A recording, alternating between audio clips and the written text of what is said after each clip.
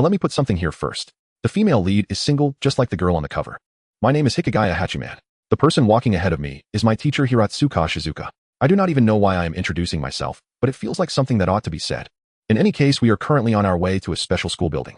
However, a certain, uninvited guest suddenly appears in front of us. Why the quotation marks, you ask? It is because the person ahead is someone she knows. He is a transfer student from a neighboring great nation, Cheng Shi. This person has already been in Neon for half a year, yet he is often nowhere to be seen for most of the time after class. As for what he goes off to do, no one has any idea. Thus, there are actually quite a lot of rumors about him in the class. As I ponder this, the distance between the three of us grows shorter and shorter. Cheng Shi, what are you doing here? Cheng Shi does not respond. Only after quite a while does he finally come back to his senses. Hiratsuka. Sensei, when did you get behind me? Cheng Shi looks slightly dazed and reflexively asks back. Seeing him like this, Hiratsuka Shizuka cannot help but knit her brows. Cheng Shi, did you stay up late again? No. Cheng Shi denies it at once. He has just crossed over into this world. How could he possibly have stayed up late? Yet the teacher before him clearly does not seem inclined to believe that. On second thought, it is only natural. Given the way he looks right now, his eyes are dull and ringed with dark circles. Anyone with half an eye can see how utterly drained he is. Seriously, why has no one ever mentioned that transmigrating would suck away one's vitality like this? This is absurd. Feeling the constant fatigue welling up from within his body, Cheng Shi cannot help but complain inwardly. Even so, the person before him is even more outrageous, his teacher. Ahem, Hiratsuka Shizuka coughs lightly. Do you have any proof that you did not stay up late? If you do, you had better present it. Otherwise, at this point, Hiratsuka Shizuka silently raises her hand, clenching it into a fist and slapping it into her open palm. I will make you fall asleep right here on the spot. Gulp. 2. Hearing her domineering declaration, the only two boys present cannot help but swallow hard. At the same time, both of them grumble inwardly. Hikigaya, what a violent teacher. Cheng Shi, this bizarre sense of deja vu. Wait, could this world actually be two-dimensional? With that possibility in mind, Cheng Shi immediately lifts his head to look at the boy standing beside Hiratsuka Sensei. Dead fish eyes, decent looks, and an air of pronounced listlessness. TCH. One glance, and he looks exactly like the kind of novel protagonist who once suffered some trauma, then gets dragged by a teacher into some club sports team or other such place. However, what does that have to do with him? He has not even watched the anime where this guy plays the male lead. If he has not watched it, then it means he absolutely does not need to go cozy up to him. Really now, why should he care what male lead this guy is supposed to be? But before that, Cheng Shi cannot help but feel a headache coming on as he looks at the violent teacher before him. Judging from the memories of his body's previous owner, this teacher is not easy to fool at all. Seeing that Cheng Shi keeps silent, Hiratsuka Shizuka lets out an impatient snort. Cheng Shi, have you thought of any proof yet? No. Cheng Shi decides to simply give up. But sensei, can you prove that you did not stay up late yesterday? Of course I did not, the teacher replies without even thinking. Just look at how energetic I am right now. Do I look like someone who pulled an all-nighter? Not necessarily. Hikigaya speaks up in a low voice. There are people who still look full of energy even after staying up all night. For all we know, Hiratsuka Sensei, you might be one of them. Hiratsuka Shizuka's expression freezes. She had not expected to be undercut so quickly, and by her own student no less. Hikigaya-kun. Hiratsuka Shizuka turns back with a smiling squint. Your knowledge reserves seem rather impressive. Killing intent. Hikigaya breaks out in a cold sweat. Not good. Time to fix this. Ahem. It is fine, but now does not seem like the time to be discussing this, right? Sensei, did you not say you were taking me somewhere? At his words, Hiratsuka Shizuka suddenly remembers. All right, there was that matter as well. I see. Since you still have something to do, Sensei, I will not disturb you. Goodbye. Sensing his chance, Cheng Shi immediately tries to slip away after speaking. However, the familiar ringtone of a certain green messaging app suddenly blares out, shattering his plan. Cheng Shi. He abruptly finds the sound intensely annoying. Helpless Cheng Shi can only take out his phone and answer the call in front of the other two. Hello. Chitsi, are you finished with school? Mom. You transmigrated here too. Before he can stop himself, the words slip out of Cheng Shi's mouth. What are you talking about? Transmigrated. Is that some new word you learned in Neon? At her response, Cheng Shi instantly snaps back to his senses, suppressing his surprise as he replies calmly. Oh no, I just misspoke. School's over now. What is it, Mom? His mother does not doubt his words after all. This silly boy has been spouting nonsense for years. Nothing major. I just called to tell you that until 1 month before summer vacation, do not come home. In a tone that brooks no argument, his mother announces, even if you do come back, I will not be there.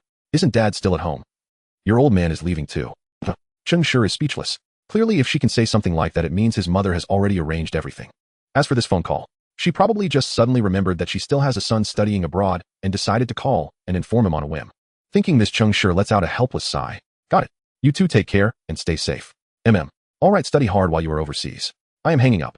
With that, his mother ends the call, leaving Cheng Shi alone with the busy tone echoing in his ear as he falls into thought. Yes, a real mother is still a real mother. Her habits and plans are exactly the same as before his transmigration. The only exception is this younger version son of hers who is studying abroad. Still, it is not a big problem. He has already grown used to it over the past 20-odd years of his previous life. With that thought, Cheng Shi's mood quickly settles. He turns around intending once again to sneak away. However, Cheng Shi, where do you think you are going? Home, sensei. Cheng Shi replies without even looking back. It is after school now, is it not? Yes, it is indeed after school, but right now I need you to come somewhere with me. Is it okay if I don't go? Cheng Shi was still trying to slip away. After all, he really had no desire to join in this commotion. First of all, he was not someone who enjoyed chasing after drama. Second, he genuinely had no memory of the anime this boy had acted in. Third, since arriving in this world, he still had not received a system. There was not even a simple mute broken panel, much less a crisp little ding. With things like this, who would still be interested in watching how this so-called plot unfolded? However, no. Hiratsuka Shizuka spoke in a tone that brooked no argument. That is an order. Oh, Cheng Shi's face remained expressionless. I refuse. Hiratsuka Shizuka was momentarily choked by his reply. Off to the side, Hikigaya silently revealed a look that clearly said, this guy is seriously bold. After all, he had never seen anyone who, after witnessing this bad-tempered violent teacher beat someone up, still dared to say such things to her. Oh right, the one who had been beaten up was him. As for Hiratsuka Sensei, after being momentarily stumped, she quickly adjusted her mindset. Why won't you go? Do you have something else to do? At her words, Cheng Shi lowered his head, thought for a moment, and replied, I'm out of money. I want to look for a part-time job. That was the original Botus idea. He did not want to keep relying on remittances from home. He could not spend freely, and if he accidentally used the money on unnecessary things, there was always a faint sense of discomfort in his heart. Yes, uncomfortable. On this point, Cheng Shi felt quite sympathetic. After all, everything he bought was for himself, and some of it was not even practical. He was probably afraid that if his parents asked, he would not know how to explain it. After listening to him, Hiratsuka Shizuka said, then what about your studies? Would he still be able to keep up with his studies if he took a job? In last month's exams, I was in the top 10 for every subject. Speaking of this, he suddenly remembered. Japan seemed to have history classes right. Was the history of this world not just as unpleasant? How had the original owner managed to memorize it all? With this in mind, Cheng Shi carefully searched through those memories. The Shinjo nation, as the greatest power of Shinjo, had been subjected to several minor incursions by neighboring small countries. What an overbearing way to introduce history. The next passage read: the Neon nation, once one of those small countries, paid a heavy price for this. Much later, as a defeated country, it must now conduct a friendly exchange with our nation every year. Impressive. If it were him, he would have been able to memorize it too. After hearing all this, Hiratsuka Shizuka fell into deep thought. Clearly, she had chosen the least effective form of exchange. But very soon she thought of a method that would make this guy behave, and it would be extremely effective. Cheng Shirkuin, I imagine you would rather your parents not find out that you stayed up all night, right? Cheng Shi fell silent. This smell. As expected, only the people of Neon played this game so purely. But I really didn't stay up late. Heh. Hiratsuka Shizuka let out a cold chuckle. Do you think looking like that you were convincing at all? Cheng Shi fell silent again. Fine, he really was not. All right then, sensei, you lead the way. Since there was no way out, he might as well go once. At worst, he simply would not go again after this. He could always use part-time work as an excuse to refuse next time. Once he had thought it through, Cheng Shi instantly felt at ease and followed the teacher, who was now leading the way because of his reluctant agreement. Beside them, Hikigaya was quietly observing his elusive desk mate in front of him. Yes, he himself was the one sitting behind this transfer student. How else did you think he had managed to observe so much? But come to think of it, this transfer student did not actually seem that withdrawn. Apart from looking a bit feeble at the moment, everything else about him seemed fairly normal. Not good. He was looking this way.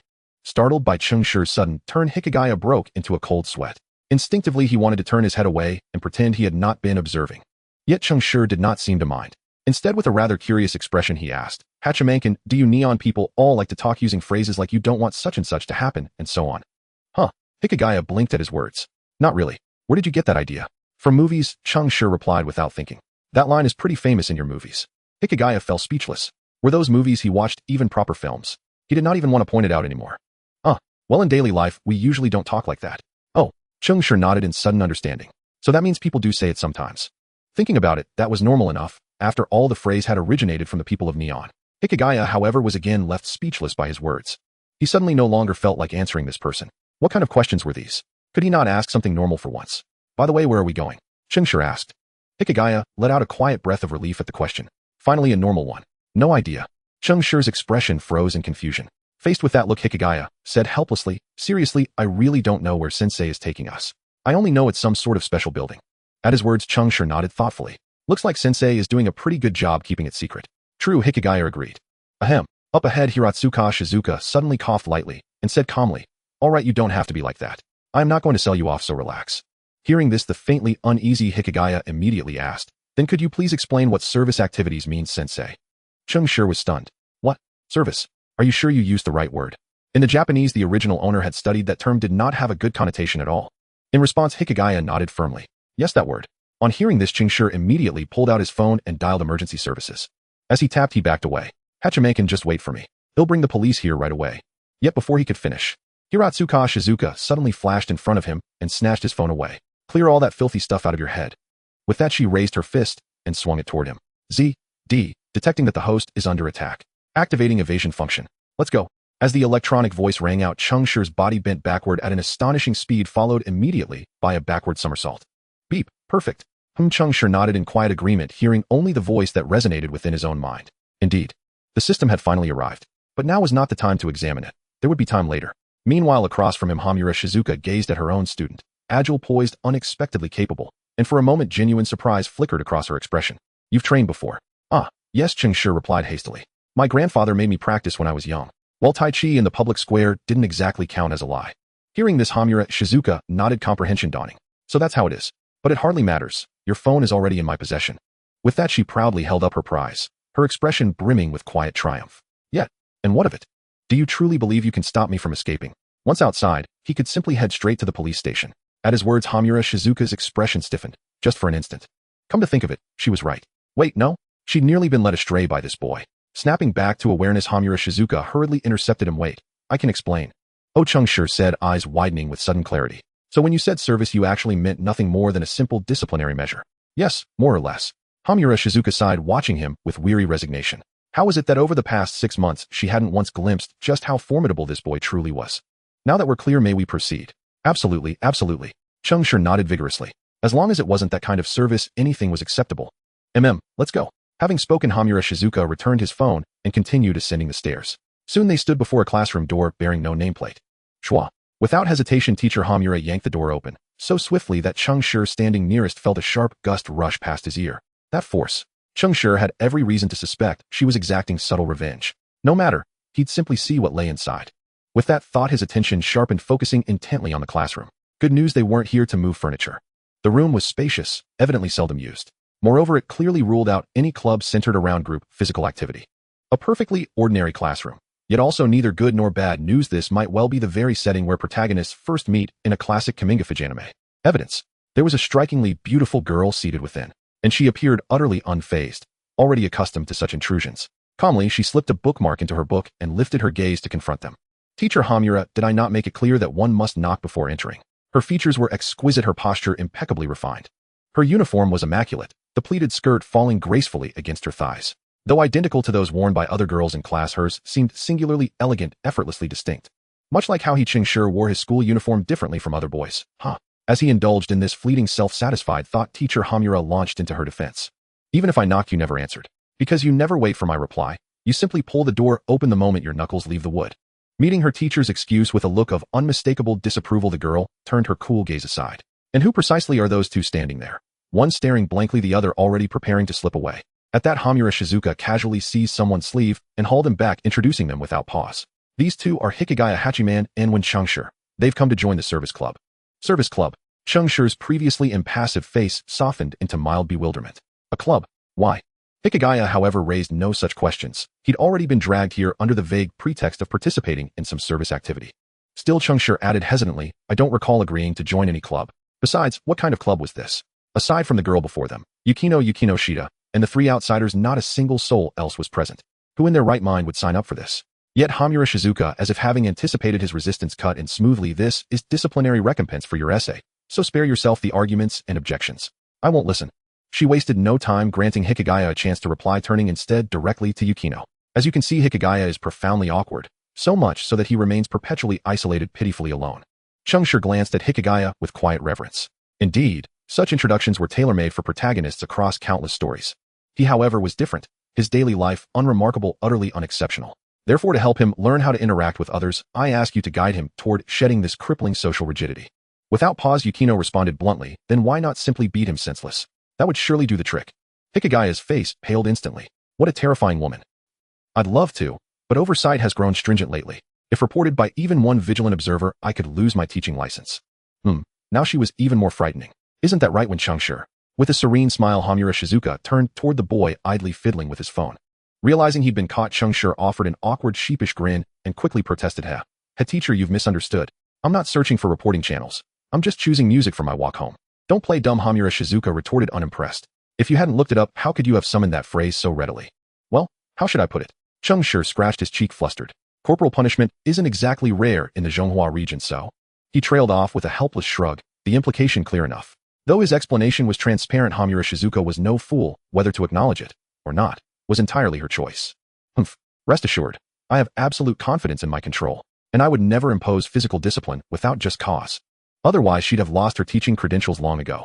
Besides, for students with even modest martial training, pursuit is simply too exhausting. Hearing the words of Hiratsuka Shizuka, Cheng Shi felt a slight sense of relief within. That's good as long as he doesn't have to face any violence. So this heavy love cannot be shared, right? Also, why doesn't mental abuse count as corporal punishment? He felt that his spirit had just endured significant violence. I want to call the police. So what reason does this student have for wanting to join the servitude department after attempting to escape just now? Hiratsuka Shizuka looked at Cheng Shi with curiosity. This person. She seemed to have never seen him on the student roster. Could he be that mysterious international student from Shenzhou? After all, only transfer and international students would not have their photos on the student list. I have no issues, so I don't need to join your club, Cheng Shi stated honestly. However, Hiratsuka did not believe his word and turned to Hiratsuka Shizuka. Seeing this, Hiratsuka Shizuka calmly said, yes, that's correct. This guy was just passing by and happened to be brought along. As for whether he should join, that depends on your decision. Upon hearing this, Hiratsuka Shizuka glanced between the two before directly looking at Cheng Shi. In that case, may I ask, when Cheng Shi, do you wish to join the servitude department? I will not join. Cheng Shi shook his head. I plan to look for a part-time job, so I have no time. I see. Hiratsuka nodded to show understanding. In that case, teacher, you can let them both go. No, Hiratsuka, among these two, only Cheng Shi is a free person. And this student Hikigaya is a mandatory option. Upon hearing this, Hiratsuka Shizuka immediately pulled up her collar and coldly refused. I must refuse. This boy's evil and lewd gaze makes me feel very threatened. In response, Cheng Shi looked bewildered. He turned to glance at Hikigaya's eyes. Seriously, from these dead fish eyes, how did you perceive his emotions? My. Hikigaya noticed the gaze from his companion. What's wrong? It's nothing. Cheng Shi shook his head. I just think your eyes have a unique character. Oh, thank you, Hikigaya replied somewhat awkwardly.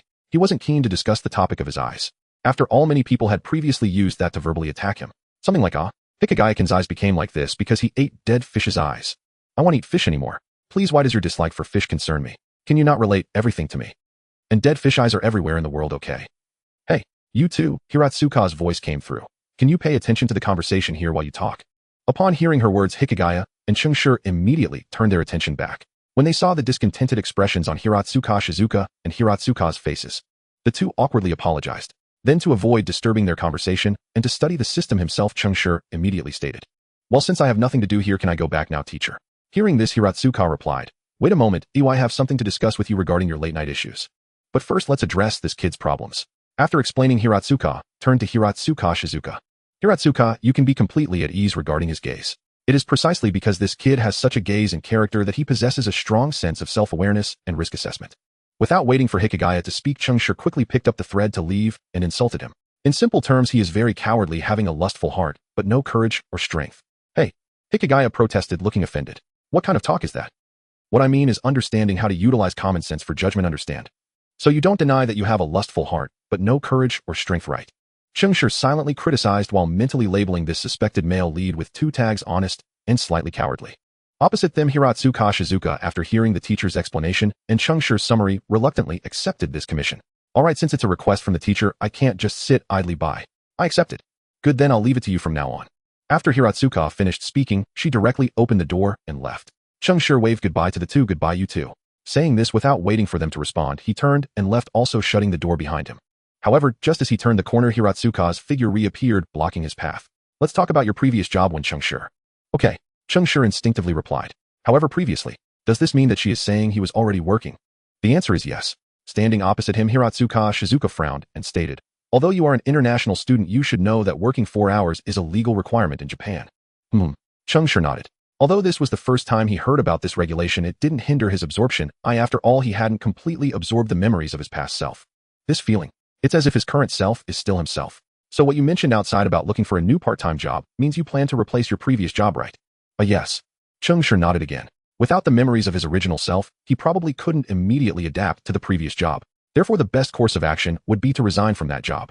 Otherwise, it would be bad if he got found out for acting strangely. Upon hearing this, Hiratsuka Shizuka nodded in satisfaction. Very good, it seems you indeed took my advice from a few days ago to heart. Yes, so can I leave now, teacher?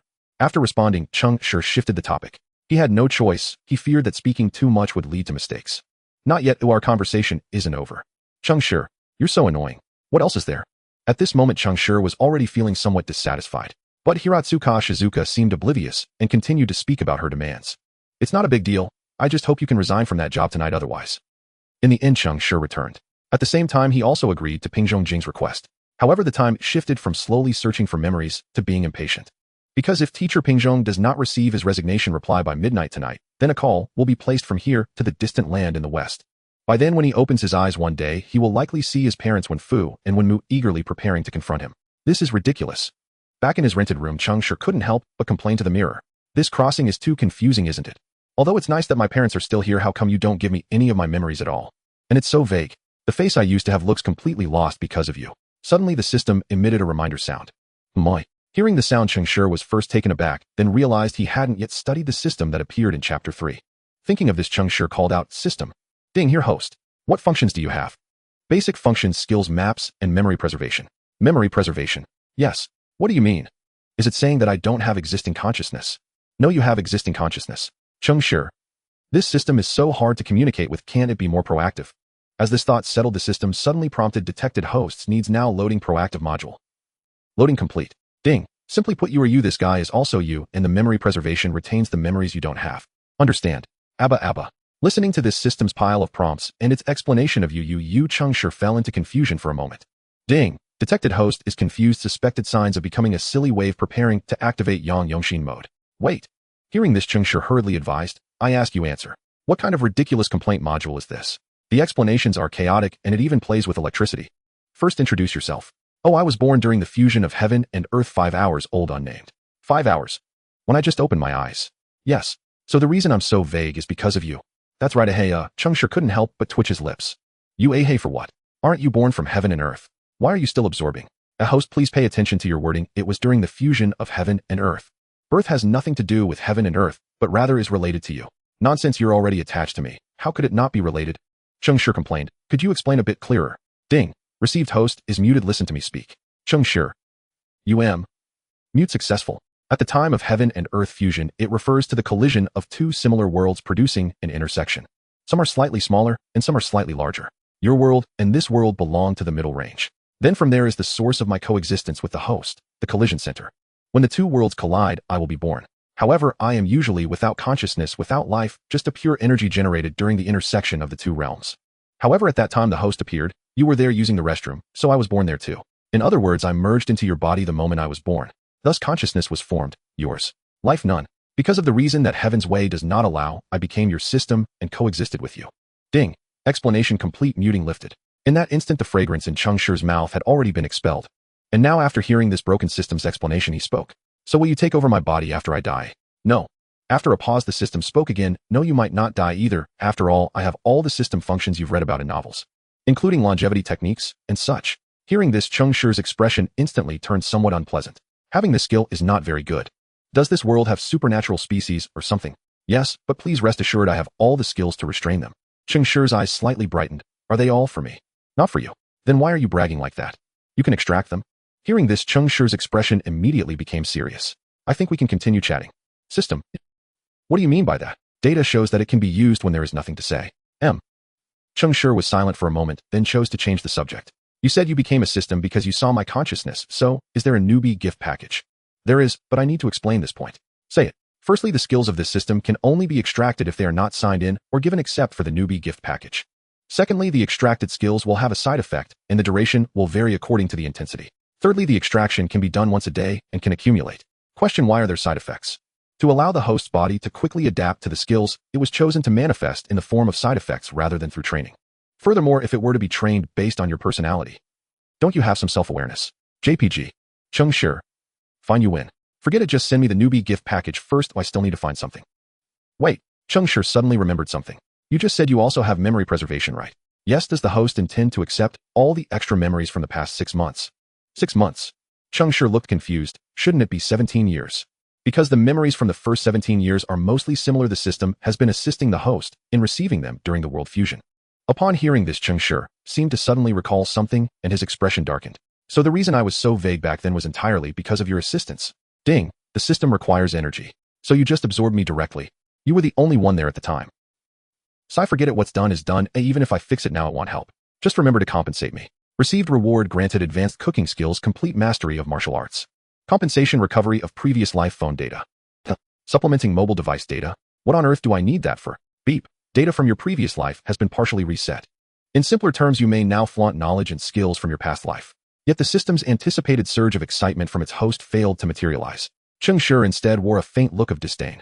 There's certainly no shortage of things from my past life one could boast about, but what good would that do? I've never cared much for fame. Moreover, notoriety inevitably invites complications. It generates income. Then consider it accepted. I'll take this compensation. Cheng Shi accepted without so much as a blink. Come on, money. He adored it.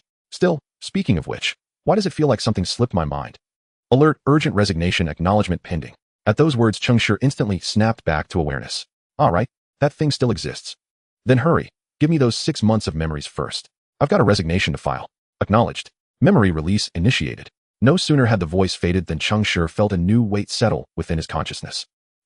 Angel Staircase Hotel. 2 months employed there, as a plating assistant. At this, Cheng Shi suddenly understood. No wonder teacher Hiratsuka remarked he'd been burning the midnight oil again. Working plating shifts at a bar. Staying up late would be inevitable. But from this moment onward, that chapter was officially closed. With that thought, Cheng Shi dialed the bar manager without hesitation. After firmly declaring his intent to resign, and politely declining the manager's earnest attempts to persuade him otherwise, a resignation acknowledgement arrived via line, mere seconds later sent from Angel Staircase. Seeing it, Cheng Shi replied with a single digit, 1, then forwarded the acknowledgement directly to teacher Hiratsuka. In return, he received a thumbs-up emoji. Okay, mission accomplished. Time to go grocery shopping. Back when he read novels, protagonists who acquired divine-tier culinary arts always rushed out to buy ingredients, and then cooked for themselves. The ensuing descriptions were invariably lavish aroma, intoxicating colors, vibrant flavors, profound, even clothes bursting off in gusts of steam. So now that he had gained such skill, surely he ought to procure fresh ingredients and savor them firsthand. After a flurry of preparation, this seems roughly on par with a hotel chef's standard, Cheng Shi mused, chewing thoughtfully. Still, the taste is excellent, and more importantly, the techniques for handling ingredients and assessing freshness are invaluable. All told, it truly lived up to its designation as an elite skill. By the way, does your skill library include titles like Divine Tier? Affirmative. Refer to Chuka Ichiban. For context, does Toriko fall short? It qualifies in theory, but reality and available ingredients do not. Understood. Concise, logical, and utterly irrefutable. Fine. Well-fed and refreshed, time for a stroll outside. The night path stretched neither long nor arduous. Before he knew it, Cheng Shi found himself before a district pulsing with neon light. Where exactly is this? Why all the flashing lights? Host, please cease feigning innocence. We're the only familiar entity here. Silence. I genuinely sense something unsettling about this place. Cheng Shi frowned, gazing warily at the red light district before him. And curiously, his predecessor's memories held no recollection of this location whatsoever. Then how did I wander here unconsciously? Possibly, the soul of a lecher. Cheng Shi raised a skeptical brow. Didn't I just tell you to shut up? Host, this system possesses no mouth. Then mute yourself. Compliance confirmed. With blessed silence restored, Cheng Shi cast one last puzzled glance toward the red light district and turned sharply away. Let whatever strangeness lingered remain just that, irrelevant to him. Yet moments after he departed, a flash of golden hair emerged from a shadowed alley deep within the district. The blond man exhaled softly, watching the retreating figure vanish into the night. Phew, thank heavens he didn't spot me. Explaining that to him would have been impossible. Come to think of it, he lives in Chiba after all. The next morning, Cheng Shi rose in unusually high spirits. His complexion had finally returned to normal. That familiar healthy glow had reappeared at last. System, initiate draw. Beep. Today's skill, animal affinity. Side effect, human catnip. Duration 1 day. Catnip. Cheng Shi's face drained of color, suddenly remembering something critical. Yesterday, he'd neglected to describe the living environment. This rented apartment housed only him, for now, and likely only him forevermore. For the original owner had voluntarily gifted it to his predecessor. Well, not quite gifted. A nominal sum was exchanged, but the amount was functionally indistinguishable from a gift. Naturally, a condition accompanied the transfer. Please make reasonable use of your abilities to aid stray animals. After all, that had been the original owner's lifelong practice. Over the past half year, his predecessor frequently witnessed the elderly man returning home with orphaned kittens and unfailingly placing food in the courtyard each evening. Occasionally, his predecessor even volunteered to help. He bore no childhood trauma from animal bites, no fear, no aversion. Thus, free opportunities to pet cats and dogs were embraced with cheerful pragmatism. Why not? Gradually, almost imperceptibly, his predecessor developed the habit of regularly replenishing food bowls for strays. Then, the original owner departed. And along with his departure, he entrusted the apartment, and that modest stipulation, to his predecessor. Oh, and one clarification, the original owner wasn't deceased. He'd simply grown too frail. His children had gently brought him home to live out his days. As for this apartment, it was merely one among many in his vast portfolio. Yes, Cheng Shi still couldn't forget the first time he'd received the keys from the elderly man, an entire bucket brimming with them. Now Cheng Shi couldn't forget it either. Yeah, this hometown truly embodies paradox. One side teems with locals perpetually broke, while the other hoards keys by the bucketful. Cheng Shi's expression crumpled entirely. The mental image of that key-filled bucket struck him like a physical blow. And, quite inconveniently, he'd completely forgotten the side effect he'd just drawn.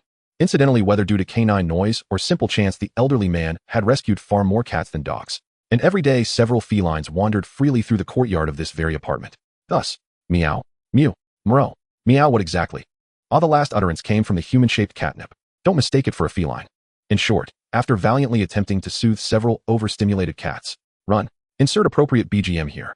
Finally, having endured trials worthy of epic legend, Cheng Shi arrived at Class 2F. Where precisely was his seat? In the end, Cheng Shi finally found his place. While credit must be given to the seating chart, thanks to this piece of paper, he was able to locate his seat so quickly. Moreover, this seat was just as he imagined. It wasn't the hometown of the king, but simply a seat near the classroom door. Disappointing, because it wasn't in the back row. Additionally, what a coincidence. Class 8, Cheng Shi remarked with a sense of emotion as he looked at the dejected boy behind him. I didn't expect you to be sitting right behind me. Yeah, quite a coincidence, Hikigaya said with a slight twitch of his mouth. This guy, did he really have no impression of me over the past 6 months? Has my presence been so diminished? Thinking of this, Hikigaya couldn't help but lift his head and glance around. Looking at the surprised expressions of most people around, Hikigaya suddenly remembered. This transfer student in front of him, due to frequently running around, had spoken to so few people in the past 6 months, let alone the fact that he had taken the initiative to start a conversation with someone. However, it seemed today had set a record, and 2 records at that. And after seeing the looks in those people's eyes, Hikigaya understood that his diminished presence had not increased. Moreover, this presence was likely to persist for the next few days. I should try to avoid eating out too much in the future, although I was already doing that. Opposite him, Cheng Shi spoke again. By the way, did you finally join that club from yesterday? How does it feel? He thought to himself he should have joined right. After all, Hiratsuka Sensei clearly seemed like a teacher very adept at utilizing her own advantages, referring to brute force. And Hikigaya's answer was completely as someone had predicted. I joined due to certain reasons. Hikigaya recalled the challenge Hiratsuka Sensei had issued to them upon returning yesterday, and that condition. However, although to allow the other party to do anything that does not violate their will was quite enticing, would anyone really seek out that terrible club? To this, Hikigaya expressed his skepticism. What does that club do? A jack of all trades. Cheng Shi tried to guess. Upon hearing this, Hikigaya's eyes widened. You can't be one of the original members, right? Speaking of which, they clearly went to the club together yesterday, but that woman hadn't targeted this guy with her verbal attacks. Could it be? No, you're overthinking it. Cheng Shi waved his hands repeatedly. This conclusion is my deduction. Host, do you have this ability? The system suddenly chimed in. Shut up, does it really need deduction? Didn't you watch enough anime when you merged into this world? Aren't they everywhere? I see. Gulu. What sound is that? Host, the system is rolling. Cheng Shi. Silenced. The system immediately quieted down. However, Hikigaya did not, still looking skeptical. Deduction also requires a basis, right? What's your basis? Upon hearing this, Cheng Shi raised an eyebrow and retorted, basis? What basis is needed? When we went there yesterday, didn't the teacher already introduce it as a club? And clubs generally have to have members, right? Then there's the matter of whether there are many or few people. Cheng Shi raised a finger to explain. If there are many, it indicates group activities, but it clearly doesn't fit. If there are few, it means individual activities. In this case, it could either be reading, going home, or psychological counseling, or help. At this point, Cheng Shi had raised all his fingers and looked at Hikigaya. What do you think? Hikigaya, you have a point. You're right. What the heck? I've been dumbfounded by what you said. Clearly there was no basis at all, yet how could everything you said be right based solely on what you saw yesterday? Hikigaya couldn't comprehend. He also couldn't agree. After all, we are all teenage boys. Why is it that when I hear the word serve, I'm thinking of something lewd, but you think of deduction? This is totally unreasonable. However, Hikigaya thought too much. Or rather, he forgot. Just yesterday when he heard the term serve, Cheng Shi's first thought was also something lewd. But it couldn't be helped. Who knew that someone's system had just happened to trigger a miss at that moment? Thus, Hiratsuka Sensei, who couldn't do anything about it, had to personally explain it. However, looking at this guy's appearance, why does it feel like he has no idea at all? Could it be he didn't listen? Of course he had listened. But Hikigaya didn't believe it right now. After all, that person hadn't stayed behind. How could he know that the servant club was of the jack-of-all-trades type? Deduction. No basis. Was he originally a member of the servant club? The likelihood of that was very high. I should ask again. Just as Hikigaya was about to continue his inquiry. Dingling, the class bell rang. The teacher also came in right on time. Seeing this, Hikigaya could only helplessly give up. It seems I'll have to wait until the afternoon. If he really is a member of the servant club, he will definitely come back. After all, even if he could take a leave, he couldn't keep taking it right. An entire class period passed. As soon as the bell rang, Cheng Shi's body instinctively stood up and walked out. But halfway there he suddenly stopped. Huh, what was I going to do? Cheng Shi fell into his memories. 3 months ago the former self discovered a pregnant cat in a corner of the school. At first seeing the collar around its neck the former self thought it belonged to someone. However, after a few days this pregnant cat was still here. But this time upon seeing the former self the cat dared to run over and rub against his legs. Seeing this the former self understood that this cat was probably unable to obtain food to provide nutrition for its kittens, so it intended to be submissive. Thus the former self intended to take it away after school that day. However, it failed. For some reason, this cat was unwilling to leave. Helpless the former self could only bring some food over every time after class. However, it wasn't this frequent a few months ago. As for these past 2 months it had given birth. Remembering this, Cheng Shi brought the items prepared by the former self here. The servant club. No way he still hadn't forgotten the side effects on him. After all, who knows whether the kittens would become instantly addicted to catnip and die. What if? Oh, that would be terrifying. With this thought, Cheng Shi reached out and knocked on the classroom door. Come in. Hearing the sound, Cheng Shi pulled open the door in response. At the same time a voice from inside expressed surprise. Cheng Shi nodded. I have a request. Noticing his swift transition to the main topic, Yukino immediately closed her book and said seriously, please go on. It's like this.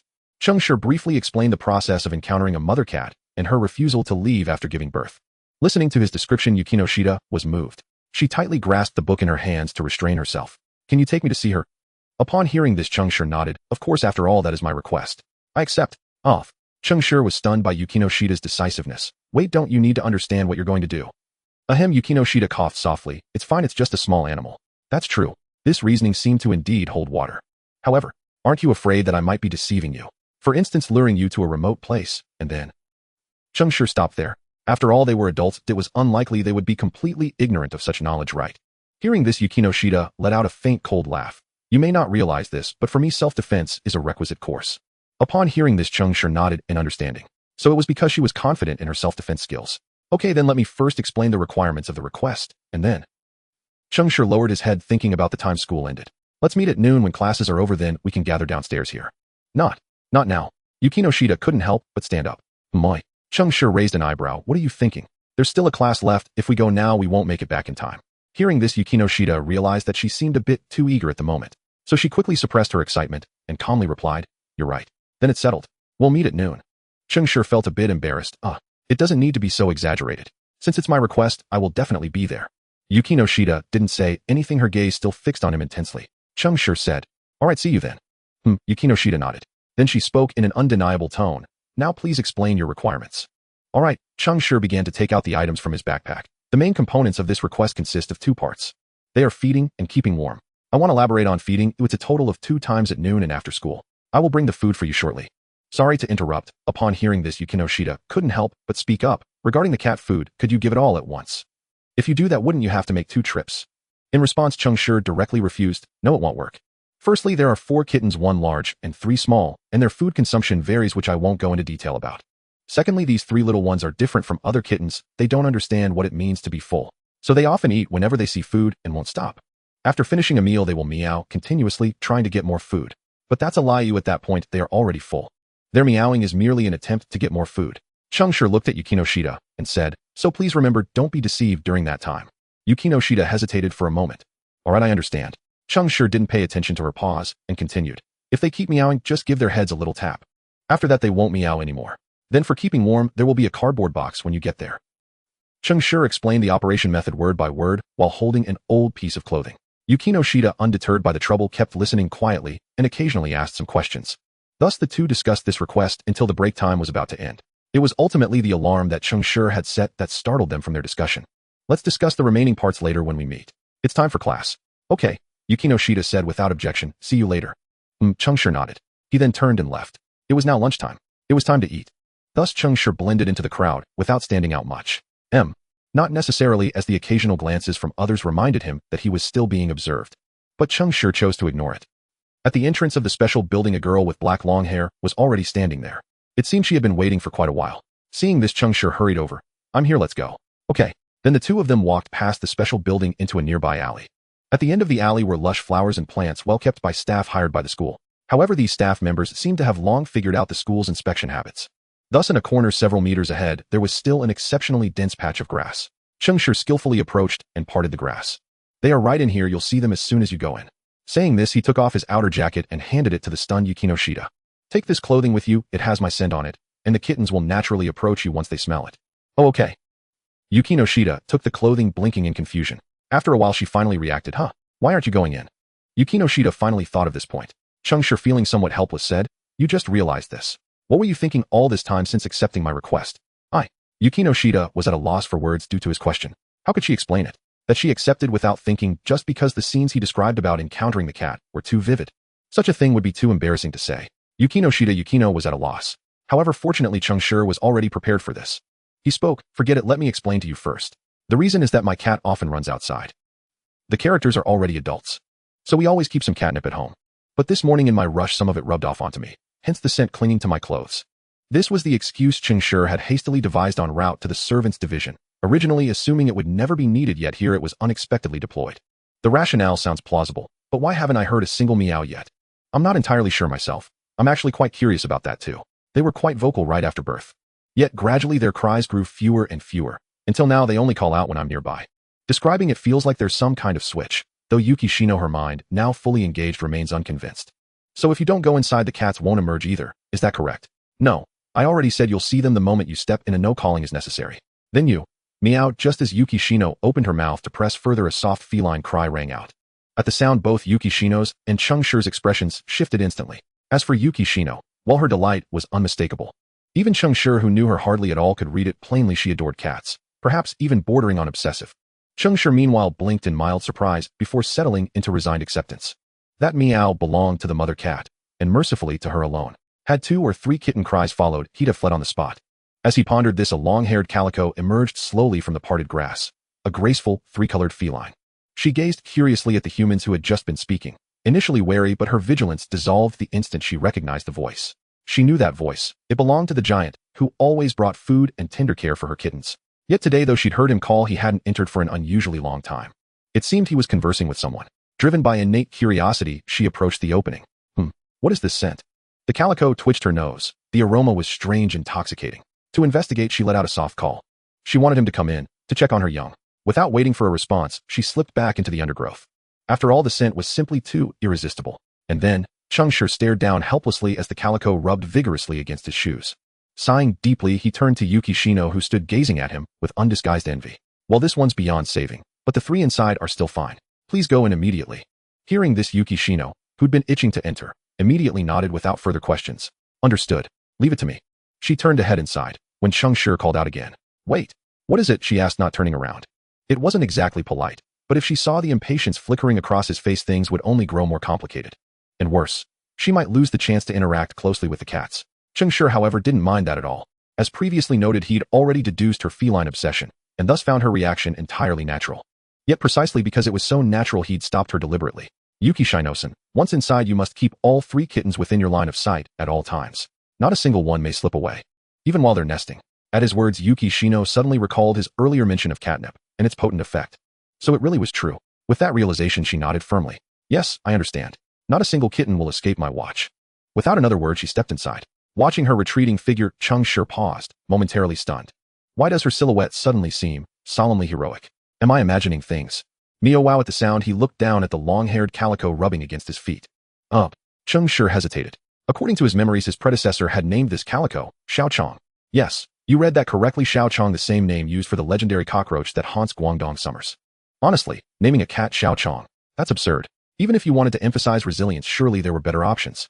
There are countless names evoking vitality, like Air Guzi, for instance. Xiao Chong, how are you holding up? Truly, uttering that name aloud made Cheng Shi feel as though he'd just tumbled into a Stephen Chow film. Meow. The calico responded, yet Cheng Shi couldn't help but flash a weary subway riding Gelder expression. No, this name absolutely must be changed, and soon. Otherwise one day I'll blurt out, "Are you insane?" without thinking. He'd slipped up, cursing aloud. There was no helping it, the name broke immersion entirely. And to make matters stranger, the calico actually responded to it. Wait, does this silly cat even grasp what that phrase means? Oh right, she doesn't. She has no idea whatsoever. Resigned, Cheng Shi reached down to gently restrain the overexcited calico. System appear. Beep. Master, how may I assist? How do I resolve this? Answer, let fate take its course. Explain clearly. The side effect activates only once, and exclusively affects cats. Cheng Shi glanced down at Xiao Chong, still dazed. Does once mean one full day? Highly unlikely. So low probability. It will. A faint twitch tugged at Cheng Shi's eyelid. What good are you then? The system remained silent. What? Hadn't it already explained this? Host, your memory may be impaired. Would you like auxiliary recalibration? No need, you're dismissed. Beep, command acknowledged. The system vanished instantly. For it nothing was more blissful than hearing those words from its host. Cheng Shi gently set Sanhua down on the ground. All things considered, not having smelled what shouldn't have been smelled was already a blessing. As for the adult mother cat, let her enjoy her joy in peace. Though whether that joy was genuine or feigned remained uncertain. Time slipped away second by second. Cheng Shi shifted from crouching beside the cat to eating quietly in the corner of the wall. Cold rice and cold dishes, truly unpalatable. Yet there was no help for it. He couldn't leave just yet. After all, Sanhua Xiaoqiang still lay here, guilty of the entire incident, and abandoning him would be unthinkable. His conscience simply wouldn't allow it. And even if he did leave, it would make little difference. His school had no microwave oven. Come to think of it, Yuki Shino had been inside for quite some time. Why hadn't she emerged yet? Could it be that she'd been bewitched by the kittens? At that thought, Cheng Shi glanced down once more at Sanhua Xiaoqiang beside him. By now the kitten showed faint signs of returning to normal. Still standing, and walking remained beyond its reach. Fortunately, Cheng Shi had earlier surveyed the surroundings. The area held no gaps leading outside the wall. Thus no stray cats could intrude to usurp the nest. Relieved, Cheng Shi left Sanhua Xiaoqiang safely where he was and crept cautiously toward the bushes to call for help. Yuki Shino. Yuki Shino. After 2 calls he paused waiting. The kittens weren't far inside. He trusted she'd heard him. Rustle, rustle. Sure enough, the bushes soon stirred. Then a girl with an expressionless face emerged before him. Gazing upon that near-featureless visage, Cheng Shi fell silent for a beat. For a fleeting moment, he felt she'd surfaced from the undergrowth like a specter stepping into the mortal world. Especially with that utterly blank countenance. It almost seemed she'd suddenly part her lips wide and shriek, "Wah!" Ahem. It was time to rein in his imagination. What is it? Yuki Shino's tone carried a trace of impatience. She'd been deep in communion with the kittens just moments ago. She'd been so close to undressing. Just a hair's breadth away. A mere whisper from slipping off someone's coat. And then with her own warmth and breath cultivating affection. And then it had all been shattered by someone. At the thought, Yuki Shino's gaze sharpened, just slightly, with frost. Whoever impedes my intimacy with kittens dislike value 1. Cheng Shi, however, noticed none of this. His attention wasn't fully fixed upon her. Likewise, his question concerned only the kittens. How are they inside? All is well. Recalling their softness, a rare, radiant smile softened Yuki Shino's features. An ice princess's smile is usually enchanting beyond measure. Yet, this man's eyes held only quiet neutrality. And the nest, has it been completed? Yes. Yuki Shino regained her composure. Rest assured, I never forget a commission I accept. Hearing this, Cheng Shi nodded satisfied. Good. Still, would you mind checking it once more? It will be the only warm shelter for these kittens over the coming days. Of course. Yuki Shino saw no objection. A return visit to soothe the kittens. Surely a gentle stroke or 2 wouldn't be amiss. Yet such a lovely notion was swiftly and mercilessly dashed. Oh, an afternoon class begins soon. Do keep track of time. He paused, then delivered another unvarnished truth. You haven't eaten yet, have you? Don't feed them anything. Understood? Understood. Yuki Shino's voice dimmed, her expression visibly fell. Cheng Shi's lips twitched, barely suppressing a smirk. What precisely was she so disheartened about? Had she overlooked one simple fact? Yuki Shino, he finally said after a moment's hesitation, from now on this place will be known only to us 2. Please ensure no one else discovers it. With that he offered no further reminder. Perhaps none was needed, because the light now gleaming in Yuki Shino's eyes. Well, how best to describe it? Cheng Shi had never seen anyone embed a light bulb directly into a stoic face. Perhaps that metaphor lacked rigor. Then again, Ultraman did do exactly that. No matter. The point stood. Yuki Shino turned and disappeared back into the bushes. When she re-emerged, her composure was fully restored. Let's go. Cheng Shi turned and strode outward without looking back. Behind him, Yuki Shino suddenly noticed the large cat lingering beside him. What about this cat? It appeared utterly entranced by the catnip scent clinging to him. Leave it be. It'll recover once I'm farther away, Cheng Shi replied, not glancing back. Besides, for now, only we know of this place. No one else will come. Yuki Shino stared blankly at his retreating back. Was this contrast perhaps a bit too stark? Did adult cats truly hold no dignity whatsoever? After all, it was rather adorable. She looked down at Sanhua, lying on her side, tongue-lolling, eyes rolled upward, then recalled the 3 tiny kittens who'd mewed so sweetly before her. Yuki Shino fell silent. A sudden unsettling sense arose, that the very image of cats as normally perceived was beginning to crumble before her eyes. She shook her head sharply and hurried away. This notion must not take root. Ahead, sensing her quickening steps, Cheng Shi lifted a faint knowing smile and spoke calmly. Does it feel as though your inner conception of cats has just been quietly dismantled? Yuki Shino froze startled. How did you know? Because I felt it too. What happened next? Yukino Shida asked curiously. To be honest, in that fleeting moment the image of the cat had indeed begun to change in her heart. But it was only temporary. After all, there were still 3 little ones behind that bush. Thus the momentary change was quickly swept away by the adorable impression of the 3 little ones.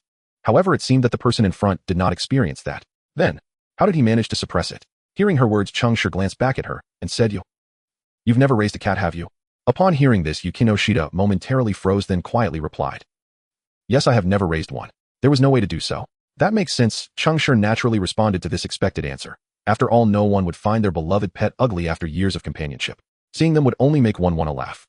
At this point, a slight smile crept onto Cheng Shi's lips. Just as he had said, compared to the name Little Cockroach, the self-satisfied expression of Sanhua made it harder for him to suppress his laughter. However, upon hearing his words, Yukinoshita fell silent. She suddenly felt reluctant to continue the discussion on this topic, because she felt that if she continued, her heart would likely be filled only with envy. Of course, it was merely envy for someone who could have a cat. In the end, the two parted ways. Before leaving, Cheng Shi reiterated, "You can visit the cats often, but please don't bring anyone unfamiliar, as Mama Cat might react." But before he could finish, Yukinoshita interrupted him. "You can rest assured about this, as I have no girls around me who could be called friends." This made Cheng Shi pause for a moment. "Oh, I see." Cheng Shi suddenly reacted again. "Doesn't this mean she has no friends? If that's the case, should he?" After thinking for a moment, Cheng Shi decided to go with the flow. After all, they had only met a few times. It would be too strange to suddenly call her a friend. Besides, this girl should be a candidate for the female lead, right?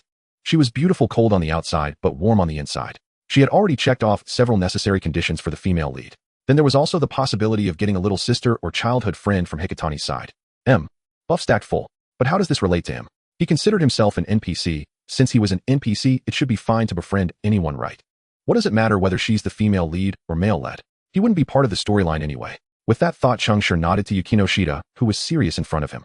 "Alright then, I'll head back to class first. If one day I take a leave or don't have time, I'll leave some cat food in the service department, and you can take care of them for me then." "No problem." Yukinoshita readily agreed.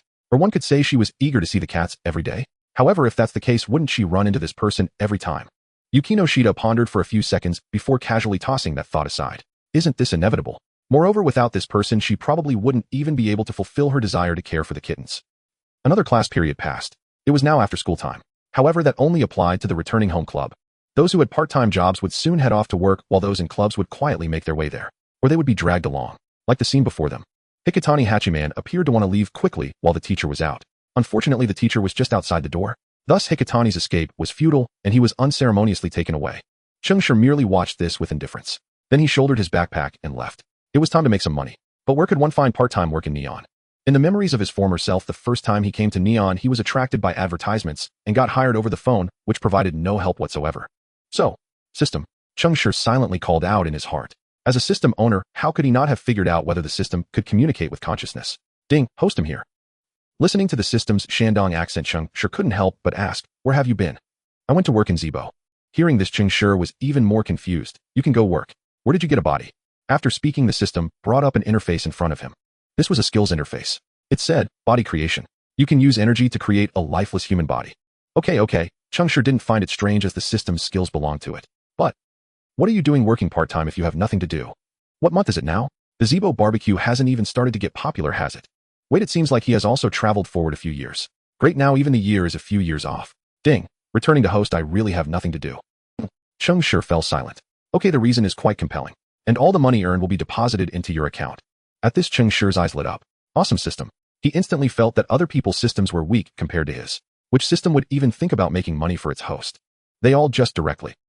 Cheng Shi suddenly thought of the wealthy system. But could he really criticize a newly born system? Perhaps the wealthy system had also accumulated its resources over thousands of years. With this thought, Cheng Shi changed his pace and turned back home. Since the source of money had been resolved, he could look for other forms of entertainment. For example, copying while making money. Should he choose to copy novels, music, or anime? Ding. Host, do you need to create an entertainment company? No need. Cheng Shi firmly refused. I have my own plans for that. Creating a company is too troublesome. He would have to hire people and pay salaries, who as a student, he wouldn't have the experience to handle that. As for the system, can you multitask? Of course I can, as I have no energy or level limits. I see. Cheng Shi pondered for a moment. Let's wait a bit. Suddenly, creating a company would attract too much attention. Upon returning home, he stealthily avoided the group of cats and dogs. He opened his phone to check. System, are these things not present in this world? Yes, host, what already exists will not be recorded on your phone. Alright. Cheng Shi understood. He then selected a familiar piece of music and pressed play. Opening his voice. Shutting down. Someone fell into deep thought. First, system, why don't you provide a reward like a vocal ability or singing talent? Ding. Host, it wasn't randomly assigned. Furthermore, at that time your heart wasn't particularly eager for such skills. Oh, next, then why has the voice of the singer from my past life now become mine? Do you understand what a nightmare it is for the version of Renai Circulation Song by Kanemoto Hisako to suddenly switch to my version? especially when the singing style and feeling are replicated one-tin. In an instant, Cheng Shi's face turned green. System. Cheng Shi gritted his teeth. Can't you at least use a female voice? Ding. The system has not recorded anything. Host, please do not make it difficult for me. So you are making it difficult for me. Because you are the host. Cheng Shi's eyes twitched. What does that mean? Just because I am your host, you can unflinchingly persecute me, eh? Ding. Cannot comprehend. I see you are playing dumb. Hurry up and change it. Otherwise I will take you down with my whole family. Ding. We'll change it immediately. After a pause, the system added, host, there is something I must remind you. At this moment you and I are symbiotic, so if you use such language against me it may. The system had automatically hidden itself at this point, because it felt it could not handle the verbal onslaught that was about to come from someone. That night, due to a certain system's error operation, the host spent 2 hours reporting grievances to it. Even the first sentence upon waking up that morning was, System, I curse you, extract skills. Yes, host. The system's voice rang out without any waves. Today's skill, lockpicking mastery. Side effect, any door in front of you will mysteriously lose its key. Cheng Shi. Upon seeing this skill for the first time, he instinctively checked all his pockets. Great, the keys were already missing. In an instant, he felt his frustration rising again. Fortunately, the system was considerate and marked the key's location just as he was about to speak. Otherwise, it would probably lead to another round of grievances. Cheng Shi glanced at the key's location, saw it was somewhere in the house, and directly grabbed his backpack to head out. Today was Friday. He didn't want to waste time over such a trivial matter as finding keys. Besides, since he was already adept at lockpicking, he at least needed a door to test it on. The boring morning at school passed in a flash. During lunch, Cheng Shi once again arrived at the cat corner, because this time there was no need to hide. So upon arriving, he directly pushed aside the grass and walked in. It still looked the same as he remembered. The cats were still there, 1 adult and 3 kittens. However, there was now a cat nest made of black clothing near the wall. Looking at the extra cat hairs, it was clear that those little rascals had a good sleep last night. Then Cheng Shi skillfully took out the cat food from his bag and poured it into the bowl he had prepared long ago. Seeing this, the mother cat dashed over, leaving the 3 timid-hold kittens in a daze. However, they were quickly attracted by their mother's chewing sounds. When they rushed to their mother's food bowl, they immediately bent down to eat. Cheng Shi quickly gathered them all together with both hands. Listening to their anxious meowing, he gently said, Don't worry, your food is right here. Saying this, he stuffed the 3 kittens into the prepared backpack with one hand, while quickly opening the water bottle to pour the milk into another large bowl. After completing all this, Cheng Shi finally released the 3 little ones from the backpack. But to prevent them from running over to their mother, he sat in between the 2 groups of cats to act as a barrier. Lastly, it was his own meal. This was the second time he complained that the Neon School had no microwave, but it seemed like there wasn't one back home either. Whatever complaining about Neon won't make it cold, and perhaps he might even gain some merit. The system bubbled up. What does this mean? Ding, agreeing with the host. Great, I like you, this red system. Thank you. The conversation ended here. However, it wasn't that Cheng Shi ignored the system, but rather the system had become busy. It was said that it found a job in the kitchen with its new body. A mature system. Soon people were full and cats were satisfied. Cheng Shi skillfully packed his belongings. Just as he was about to leave, a familiar cat's meow came from behind. My. Cheng Shi looked back in confusion. To his surprise, Xiao Chong the calico cat had followed him with her kittens. Seeing this scene, Cheng Shi took a few steps back and squatted down to scratch Xiao Chong's chin. What's this? Do you want to come back with me? Meow. Xiao Chong seemed to understand his words and immediately lay down in front of him, exposing her belly. Seeing this, Cheng Shi smiled slightly. All right, from now on you will be my cat. Next was the name. From now on you will be called Xiao Hua. Although it didn't mean much, it was still better than the name Xiao Chong from his past life. Next was that girl. He would inform her in the afternoon after school. However, it was strange, he shouldn't have misread her yesterday. The joy that flashed in the girl's eyes was clearly because of the cat. How could she not come back the next day? He just casually asked this afternoon. The boring afternoon class passed. So boring, Cheng Shi packed his bag and said, Let's go get the cats. Arriving at the familiar spot, Cheng Shi squatted down and put all 4 cats into his backpack. Then he gathered up the things he had brought and turned to leave. Except for the nest made of old clothes and the bowl, everything else could be thrown away. Then Cheng Shi turned to look at the special building behind him. The girl he had brought here yesterday was up there. He thought about what he had just told her yesterday. You can often come to see the cats here. Now he had to tell her, I'm taking the cats away. Such is life, always unpredictable. With the purpose of delivering a notification, Cheng Shi arrived at a special building with a backpack filled with cats. After looking around to ensure no one was watching, he adjusted the straps and proceeded inside. After all, the cats must not be discovered by others. They could become stressed. Humans can be stressed too. As he walked in silence, a lively voice echoed from nearby. Are you? Cheng Shi. Upon hearing this, Cheng Shi turned to look. The girl who spoke had her hair styled in a bun held up by a black headband, and several buttons on her shirt were undone. Is this? Because it was too tight. Anyway, she appears to be a rather assertive girl. But it seems she recognizes me. But why is there no impression of her in my memory? Cheng Shi furrowed his brows and thought again. Still nothing. Sorry, who are you? The girl looked surprised. You don't remember me, Cheng Shi. We're classmates, you know. Cheng Shi shook his head. With my habits, it's quite normal not to know more than half of the class, right? The girl was momentarily speechless. Clearly she recalled someone who would vanish immediately after class. In that case you have a point. Yubihama blinked, suddenly feeling it was understandable for him to say that. Then she spoke again. My name is Yubihama Yui, your classmate. Nice to meet you. Upon hearing this, Cheng Shi looked up at her. An introduction, huh? It feels a bit awkward. Perhaps it was his own habits at play. After pondering this, Cheng Shi spoke up. Hello, my name is Cheng Shi, nice to meet you. Hearing his response, the girl named Yubihama smiled brightly. Yes, nice to meet you too. Cheng Shi nodded silently. He also mentally tagged this girl named Yubihama as being overly familiar. Then he continued up the stairs. There was still one more thing he needed to do. After a few seconds, Cheng Shi found himself falling into silence while watching the girl beside him. Coincidence? Or, just as he was lost in thought, Yubihama noticed someone's gaze. Don't get the wrong idea. Yubihama quickly waved her hands in explanation. I'm not following you, I have a purpose here. Cheng Shi nodded silently. It seemed to be a coincidence. A few more seconds passed. At the familiar door of the nameless classroom in the familiar quiet environment stood a strange girl who was overly familiar. What a coincidence. Yubihama awkwardly searched for a topic. So you're a member of this club?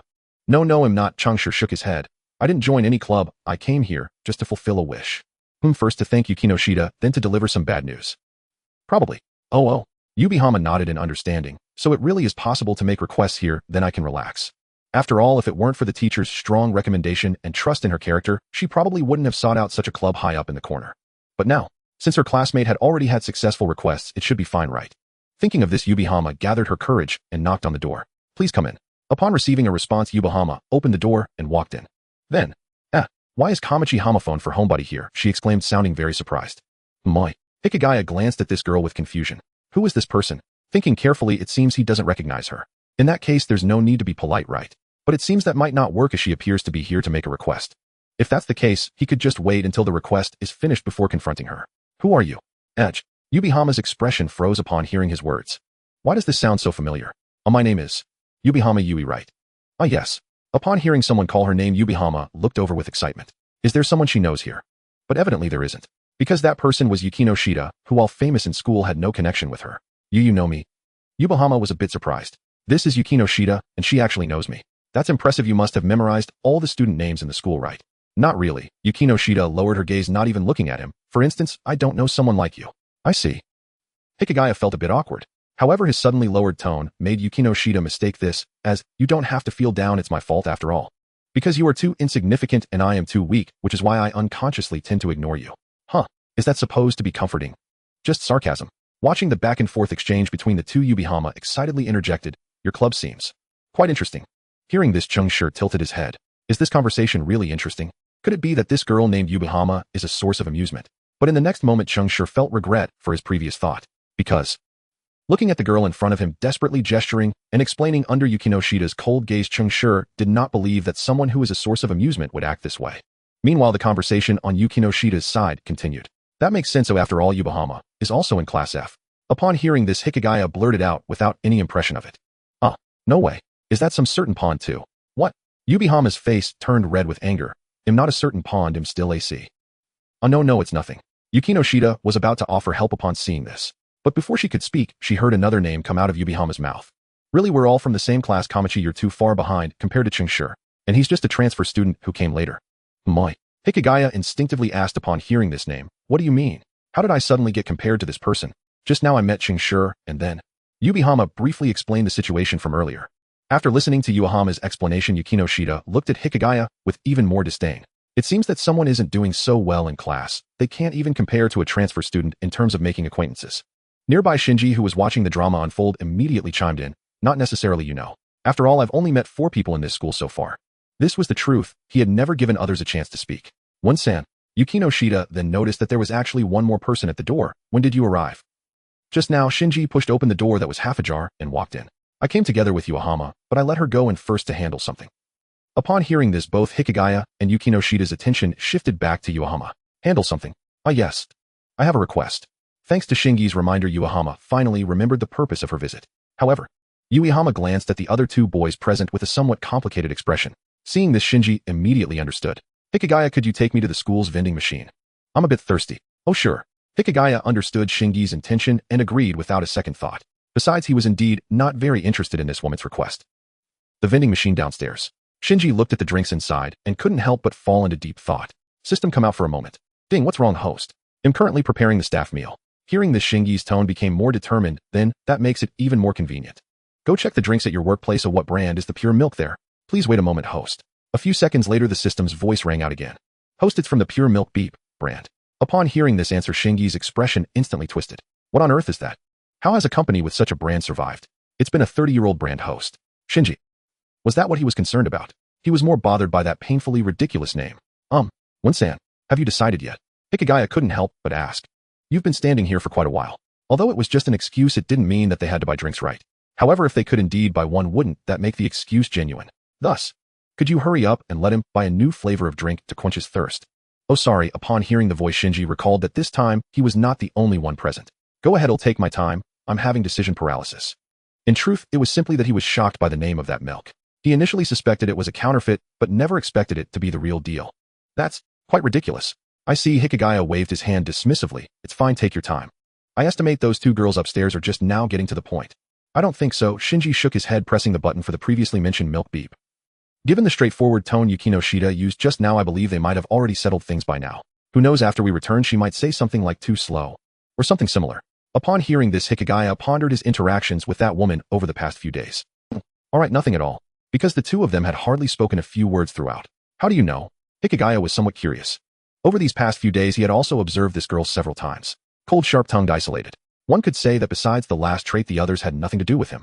Yet even so, he didn't feel he could predict what Yukino Shida would definitely say.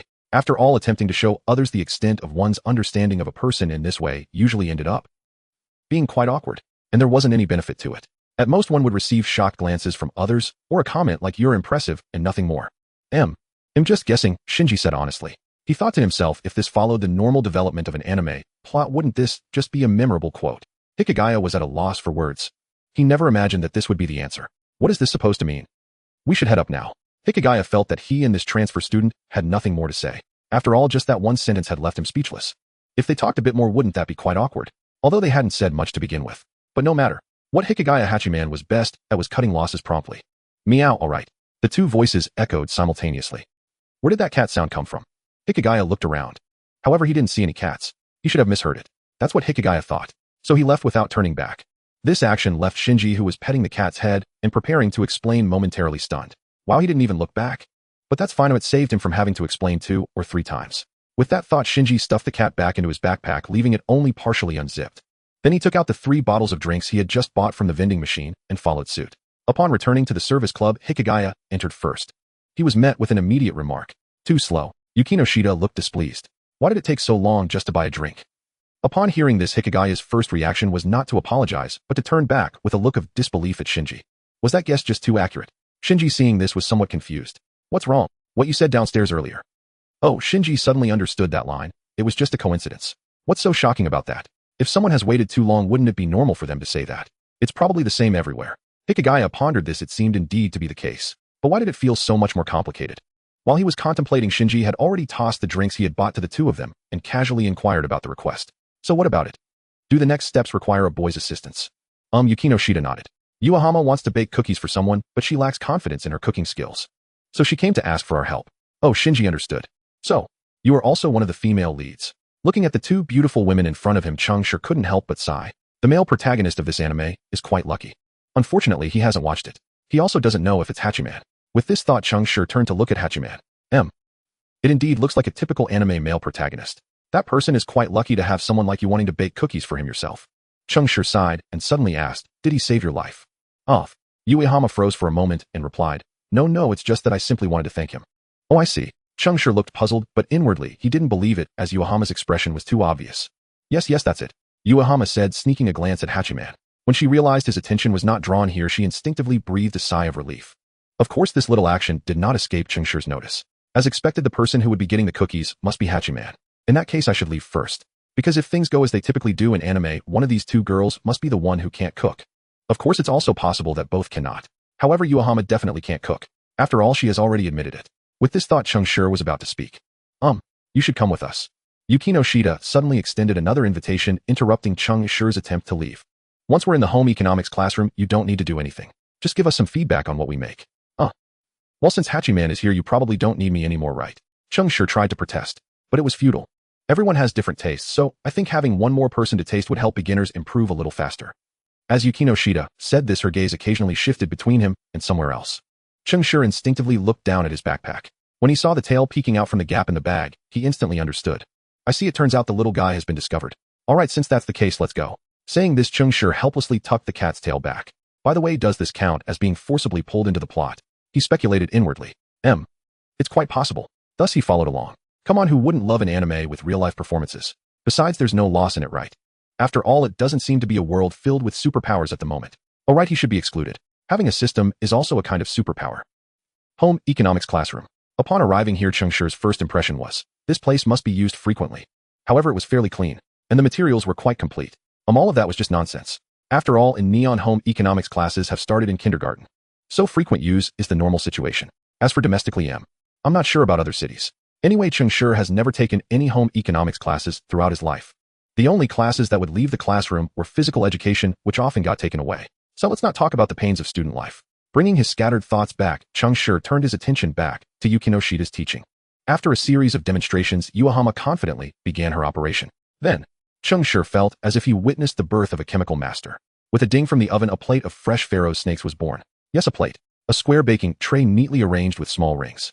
Without exception, they all became Pharaoh snakes. Looking at these indescribable black objects, who would have thought they were once a bunch of innocent and harmless dough balls? Cheng Shi pondered for a moment. I think these should win the award for best creativity at the International Chemistry Competition. Hachiman nodded in agreement. At the same time, he gave a thumbs up to someone in his heart. This guy is someone who knows how to speak. Yuahama widened her eyes, looking somewhat uncomfortable. You mean it doesn't even count as food poisoning? Yukino Shida. For a moment, it's hard to tell whether to commend you for your self-awareness or to say that guy described it very accurately. Isn't there no difference? They are all inedible. Cheng Shi shrugged. Then he casually picked up a Pharaoh snake and broke it apart to examine it for a moment. There's too little flour added, and the water wasn't mixed well. The proportions are completely off, and also, Cheng Shi squinted his eyes and pinched out a yellow shell-like object the size of a fingernail from inside. This thing must be an eggshell, right? How could such a big eggshell have been mixed in without anyone noticing? Upon seeing this shell, Hachiman felt somewhat awkward. By the way, is it still too late to run away at this moment? Yukino Shida looked at Yuahama with a face full of disbelief, issuing a soul-searching question. When you were learning to cook at home, did you get kicked out for some reason? Yuahama nodded awkwardly. I got kicked out because I accidentally broke 3 plates at home. Upon hearing this, Cheng Shi couldn't help but raise an eyebrow. Just that little? It can't be just that, right? Yuahama looked guilty. No, really, that's all. The 3 of them stared. Yuahama couldn't take it anymore under their gazes and finally admitted, alright. I also added half a bag of salt, a box of monosodium glutamate, and 3 spoons of sugar. Upon hearing this, the 3 of them suddenly felt embarrassed. This is practically the same as what was added before. Cheng Shi couldn't help but complain. Just don't know if it turned into a Pharaoh snake. Hachiman and Yukino Shida nodded in agreement. And Yuahama was immediately left speechless upon seeing their actions. It seems I really have no talent in this area. Maybe I should just give up. You were ready to give up after just one try? You didn't even make an effort to try, did you? What can you gain by pushing all your weakness and incompetence onto talent in one go? Is it easy? Yukino Shida looked at Yuahama and said lightly, if your thoughts are like this, then it just shows that your foolishness is beyond redemption. Silence. Due to the remarks of a certain girl, the air in the home economics classroom seemed to come to a standstill. However, at least the statement was correct. But aren't you going to help out? Yukino Shida looks quite terrifying right now. Hikagaya's gaze secretly glanced at Shingaki as if trying to convey this thought to him. However, he failed. Because Shingaki had no idea what Hikagaya was trying to express with his look. Seeing him squinting at him, Shingaki even thought this guy might be out of his mind. How long have they known each other? How could they possibly learn to communicate through glances in just a few seconds? And just as the two were exchanging disdainful looks at each other, Yuahama broke the awkwardness. Wow, so cool. 3. The 3 of them were stunned. Just when they thought they might have misheard, Yuahama looked up, her eyes sparkling. Yukino Shida, the way you can say that without caring about what others think is really cool. Seeing her like this, Yukino Shida instinctively took a step back. Did you understand what I meant? Of course. But that's why I think you're so cool, Yukino Shida. Yuahama said earnestly, fists clenched. So from now on, I will definitely work hard. Upon hearing this, Yukino Shida averted her gaze somewhat unnaturally. It seemed she wasn't good at handling such situations. So the next should be. Shingaki turned to Hikagaya. Oi, it's your turn. Hikagaya. Similarly, since they had only known each other for a few days, he didn't understand what Shingaki's look meant. But unlike before, upon seeing Hikagaya's bewildered expression, Shingaki instantly realized this guy definitely didn't understand. Thus, Shingaki could only let out a helpless sigh and said, I have an idea that might help you guys. Upon hearing this, the other 3 immediately focused their attention on him. What is it? Yuahama asked, her tone somewhat expectant. Could it be a mysterious quick-fix method between boys? It's strange, even though everyone is human. Why is it that most boys seem to have a knack for cooking more than girls? Not that they learn and immediately excel. but they just seem to know 1 or 2 dishes, and when they encounter the right ingredients they can associate them with the dish. For example, tomato. Ahem, anyway that's the situation. Thus Yokohama naively thought there might be some secret behind it. But go ahead, Yukino Shida said. Her thoughts were much simpler, just by looking at the burnt pancake. The pharaoh snake looks like someone who can say so much without being a culinary expert, must at least be someone who cooks often. Since that's the case his idea must have some merit. Shingaki nodded. I noticed that Yokohama was always eager to add her own ideas during the process of making it. So my suggestion is to only provide her with the necessary ingredients and be as precise as possible with the measurements. By doing this the ratio of water to flour won't have errors and they won't have to open a new packet if they can't see some ingredient. Moreover, 2 more important points. First, this batch of cookies absolutely cannot contain coffee powder. I don't know what Yokohama was thinking to add it into the baked cookies.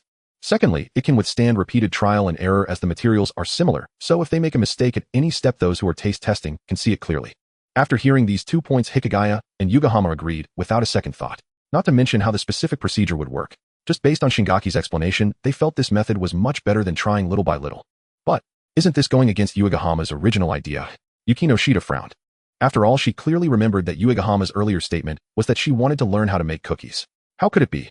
Shingaki shrugged nonchalantly. If we try this way, won't Yokohama be able to make cookies quickly? But she wants to learn how to do it. Yukino Shida countered. Isn't this learning? It is. But this is just a one-time thing, but what if this so-called measurement runs out?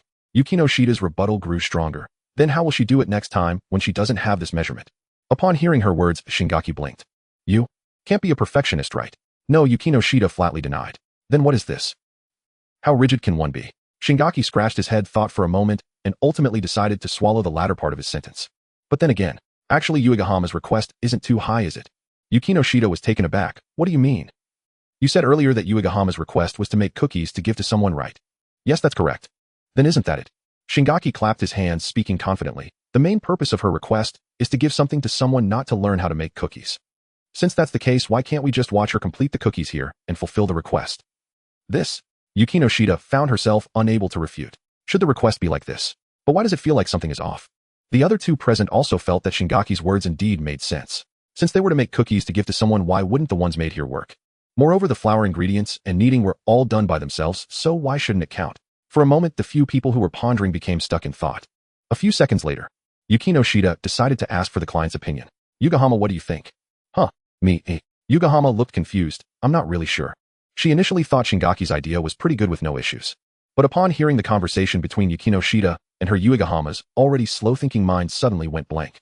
Sigh. Seeing this, Yukino Shida helplessly sighed and explained, to put it simply, my method allows you to permanently learn how to make cookies.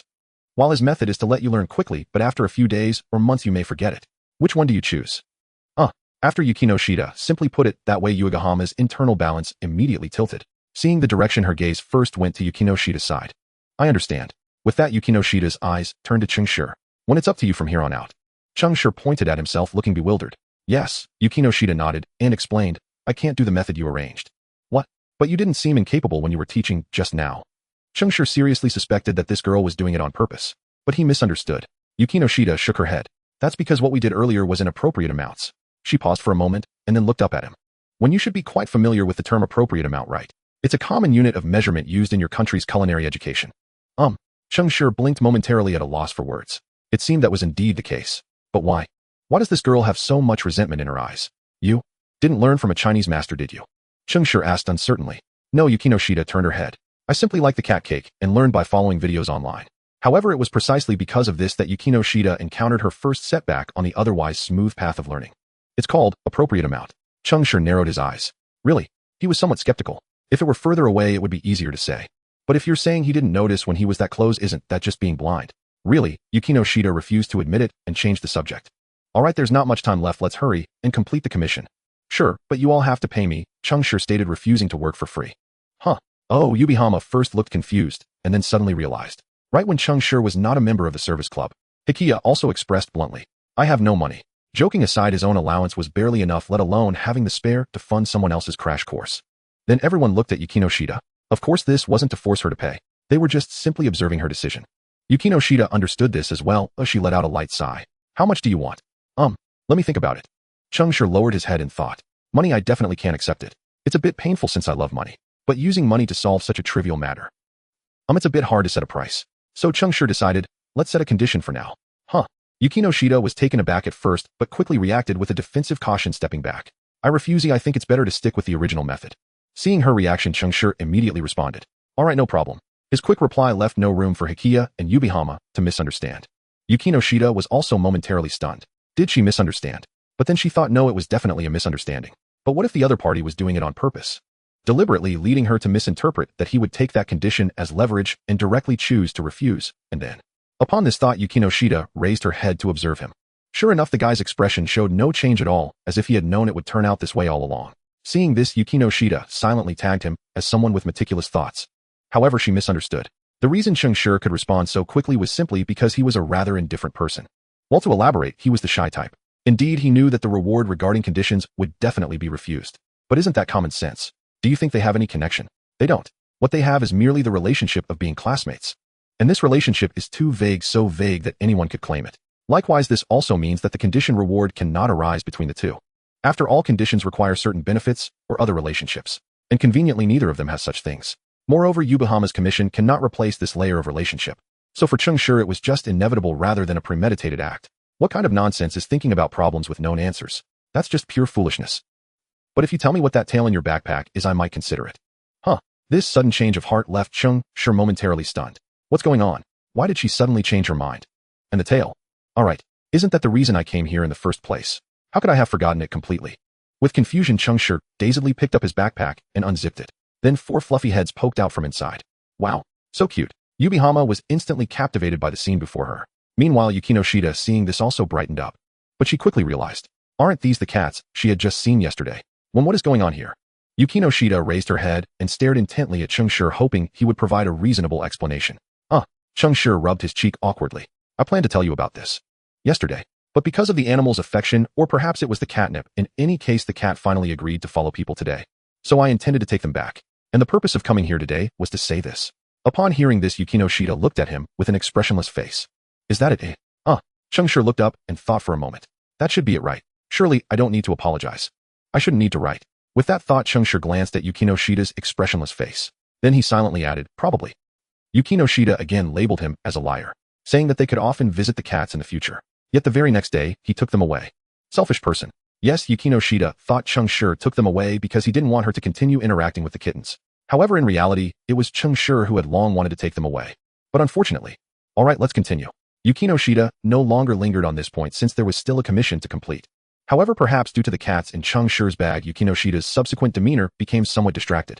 Because of this, Yubihama's second attempt at cookie making once again ended in disaster. Although the appearance of the cookies this time was unappealing, their high completion rate suggested that tasting them might be necessary. Thus, everyone's gaze turned towards Bikia. Bikia, are you sure this thing is edible? It's so dark. Bikia looked down again at the cookies on the plate. No, I absolutely refuse to try it. With this thought, Bikia promptly chose to express rejection in a tactful manner. This looks a bit like testing poison. Can we avoid this? No way, we have to try it to find out the reason. Back to reality, Yukino Shida completely forgot what she had just taught. So to know how to improve, she had no choice but to resort to this strategy. But she glanced at the black object on the baking tray. Isn't this just the pharaoh's snake from before turned into charcoal? In that moment, Yukino Shida suddenly understood Bikia's feelings. At the same time, she felt a hint of regret for her earlier hasty words. But just a hint, after all, this was part of the necessary process of this task. Thinking of this, Yukino Shida reached out and picked up the cookies made by Yubihama. Bang! It seemed she intended to break the cookie in half, but unexpectedly, as soon as she applied force, it shattered into several pieces. Narishige, looking at the 3 shattered pieces on the baking tray and the piece in Yukino Shida's hand, he had reason to suspect that this might have been intentional, but the others didn't care about that. Bikia, as a member of the service club, inevitably had to pick up a piece. And Yubihama, being the creator, was curious about the cookie that, although black, was close to a round shape. What could it taste like? Yubihama thought curiously as she picked up one of the pieces. Then they all looked towards Narishige.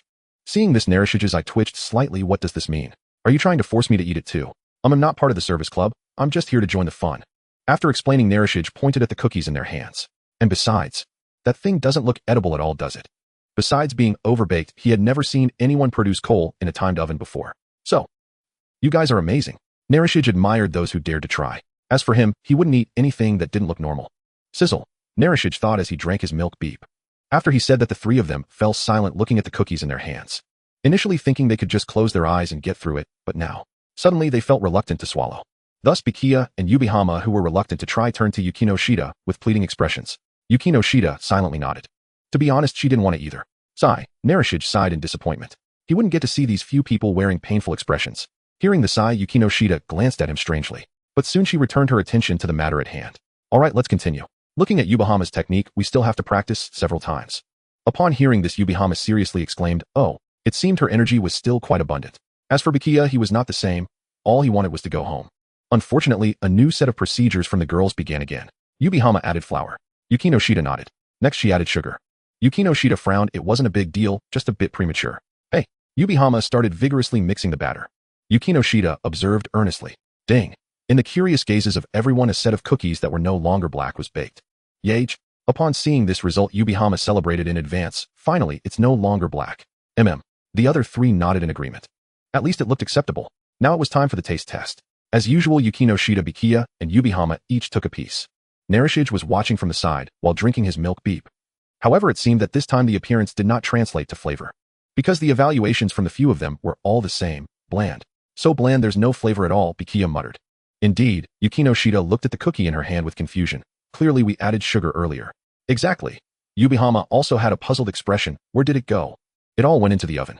Narishige retorted. How can you put so little sugar? The proportions of oil, sugar, eggs, and flour in cookies are 74310. With the amount you used earlier, you barely added a tenth of the sugar. It's no wonder the final product is bland.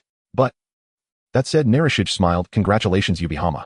Aside from not adding enough sugar, you've mastered the other procedures. Although it doesn't fit the trope of girls who can't cook, will definitely not learn any food preparation.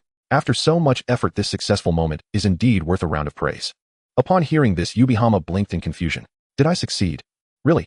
Yubihama looked eagerly at Yukino Shida. Yukino Shida nodded. Although the taste was still somewhat unsatisfactory, just as a certain fraud said, your commission is complete, Yubihama. Yeah, that's great. Yubihama exclaimed happily. Thank you, Yukino Shida. It's nothing, it's my duty. Yukino Shida's expression was flat, showing no sign of joy whatsoever. Meanwhile, Bikiya silently put down the cookie and sighed in relief. Great, finally able to go home. As for Narishige, just as he was about to take his leave, he suddenly heard a meow from under his feet. My. He looked in the direction of the sound in confusion. He found a small calico cat rubbing against his shoe. It was somewhat cute. But why does it seem a bit familiar? Isn't this one of those three little ones? Immediately Narishige looked up in horror towards the place where he had left his backpack. Oh beep, it got out. Oh no, the cat slipped out, Narishige said anxiously to the others. Can you help me find it? The three of them quickly looked down to search. I have one here. 3. At 4:30 in the afternoon, in a certain housekeeping class, a boy and two girls were each holding a cat looking at another boy. Upon seeing this, the boy who had previously appeared anxious instantly shifted to joy, followed by a moment of speechlessness. Why are these few cats being found one by one? But at least the cats didn't run away. Therefore, to prevent them from escaping again, Cheng Shi directly packed all the cats away. Cheng Shi shouldered his backpack, saying, it's definitely more stable this way. He then turned to the three of them. Thank you all, you're really good people. It's nothing at all. Calling us good people is too much praise. Yubihai quickly waved her hands, explaining that she merely picked up the cat at her feet. Beside them, Baichigu nodded. Yeah, it was just a small effort. But being praised as a good person by a guy felt a bit strange, didn't it? Yukino Shida remained expressionless and silent. It seemed that certain actions taken by someone had indeed crossed her line. Cheng Shi naturally understood this. So it was time to bring out the solution. Do you all have time later? Cheng Shi suddenly asked. Are you interested in going with me to a stray animal gathering place? Upon hearing this, Baichigu, who was eager to return home, immediately expressed his thoughts. That. Sure, I happen to have nothing to do next. Yubihai interrupted repeatedly. That. There are more cats there, Cheng Shi interjected once again while explaining. Baichigu was speechless. He opened his mouth again. Sure, Yukino Shida interrupted once more.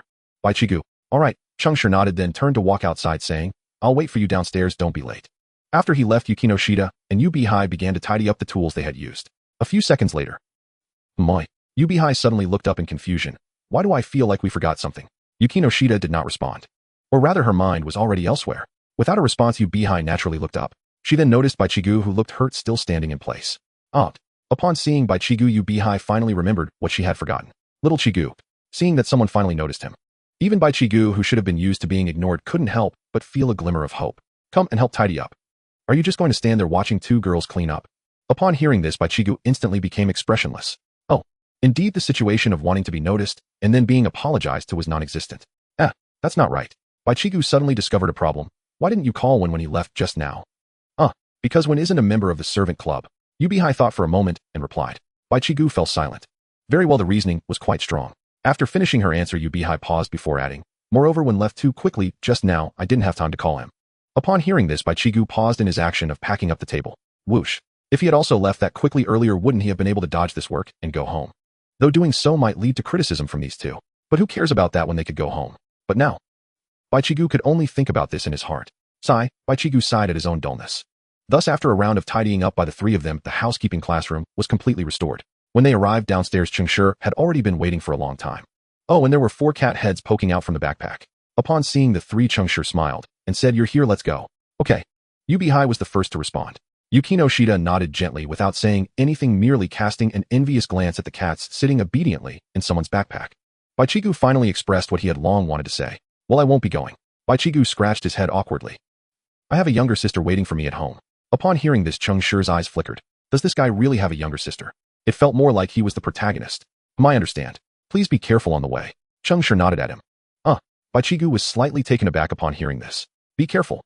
Did he know that something had happened to him? No, it should be an illusion. This guy was just a transfer student, he probably thought too much. Alright. After saying that, Baichigu turned and headed towards the school parking lot. As for Cheng Shi, then let's set off too.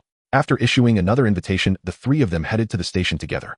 Soon the train arrived at Mahama District, and Cheng Shi led the 2 girls off the train. Upon seeing this familiar station, Yukino Shida couldn't help but pause for a moment. She instinctively glanced at someone. What's wrong? At that moment, Cheng Shi happened to turn his head back, noticing her gaze, and immediately asking, "Nothing, it's just that." Yukino Shida shook her head and did not elaborate. Hearing this, Cheng Shi looked at her with slight confusion. He then turned his head back to focus on leading the way. Although they had walked this route many times in the past few days, sometimes they almost got lost due to similar paths. But this wasn't a big problem. After all, no matter how similar it was, he still had a map, didn't he? But now it wasn't possible. Now that he was with 2 girls, what if they wandered off and were thought of as a pervert? After all, they had only known each other for a short time. Wait. Cheng Shi suddenly realized right. It seemed they really hadn't known each other for long. Thinking of this, Cheng Shi looked back at the 2 girls following him who were glancing around without any vigilance. Cheng Shi couldn't help but feel it was a bit strange. By the way, do you trust me this much? What do you mean by that one? Yubihai curiously chimed in. Cheng Shi organized his words slightly. Aren't you afraid that I'm planning to sell you to some strange place right now? Upon hearing this, Yubihai seemed to suddenly realize. It seemed that was indeed the case. However, when do you believe what you just said yourself? Cheng Shi looked at them, pondering for a moment. It's not that I can't be trusted, you know. Uegahama's expression froze. This answer was decidedly unfavorable. Uffed. Seeing her reaction, Cheng Shi couldn't help but burst into laughter. Truly worthy of being one of the heroine's candidates. Yet her everyday intellect remained at times astonishingly unreliable. Yukino Shida sighed softly beside her. Yugahama-san, please don't be nervous. This person would never do such a thing. And if he truly intended to, we would already have met our end long ago in that deserted street just moments earlier. Indeed, Cheng Shi would never resort to such actions. Moreover, he knew no human traffickers whatsoever. Though were he acquainted with one, that trafficker would likely be the first to suffer. As their conversation continued, their footsteps never faltered. Just as Yugahama grasped Yukino Shida's implication, that Cheng Shi had merely teased her, and began to bristle with indignation. They arrived. Well then, we're here. Hearing this, both young women tilted their heads curiously, when they beheld nothing more than an ordinary 2-story residential building. They both paused, startled. Here. Yugahama glanced left and right. Xiaoshi, are you certain you haven't led us astray? No, I'm certain. This is the place. Cheng Shi answered her first. Then, realizing what she'd just called him a question mark seemed to materialize above his brow. Xiaoshi, what on earth is that? Yugahama blinked innocently. That's your name, Xiaoshi. Isn't it fine to call you that? Not at all objectionable, Cheng Shi replied, calmly shaking his head. I simply hadn't expected you to address me so familiarly so soon. This differs somewhat from what I saw in the video. What video? Yugahama asked, eyes bright with curiosity. Something like Japanese language instruction teacher. That's what it was called if memory served. Cheng Shi mused aloud. They say Japanese people place extraordinary importance on forms of address, but judging by today, that's not true at all. Yugahama interjected. Yes, we do value proper address, but only with strangers, really. As if seeking validation, she turned earnestly toward Yukino Shida. Right, Xiaoshi? Yukino Shida remained unmoved by Yugahama's pleading gaze. Yugahama-san, we've only just met today. Yugahama pouted playfully. But I was hoping to invite Xiaoshi to dinner tomorrow. I hardly consider sharing a meal anything extraordinary, and please refrain from calling me Xiaoshi. Then what about a promise? Yugahama pressed on, undeterred. Can we make it a promise, just between Xiaoshi and me? Dinner together tomorrow. She added gently. I truly wish to dine and converse with Xiaoshi. Yukino Shida. Gazing into Yugahama's sincere eyes, she exhaled inwardly. Dinner is acceptable, but conversation is unnecessary. As the ancient adage goes, no speech during meals, no talk before sleep. Yay, wonderful. Yugahama beamed with delight at the reply, though the latter half of Yukino Shida's proverb sailed entirely over her head. Meanwhile, Cheng Shi observed the sudden effervescent warmth blooming between them, and fell into quiet contemplation. So, This wasn't a harem narrative after all, but rather a blossoming Yuri romance. No wonder. Cheng Shi suddenly understood that explained why Hikigaya hadn't followed them. He'd known precisely where this was headed. Wait, hold on. Then what exactly was his role here? Yet before he could dwell further, a realization struck him like lightning. He was utterly superfluous, the outsider in this citrus-scented drama. Should he slip away quietly then? While still pondering his exit strategy, a voice pierced the air. When Tongshiwa. Snapping back to awareness, Cheng Shi found both young women now gazing directly at him, having seemingly concluded their private exchange. Instinctively he asked, "Have you finished talking?"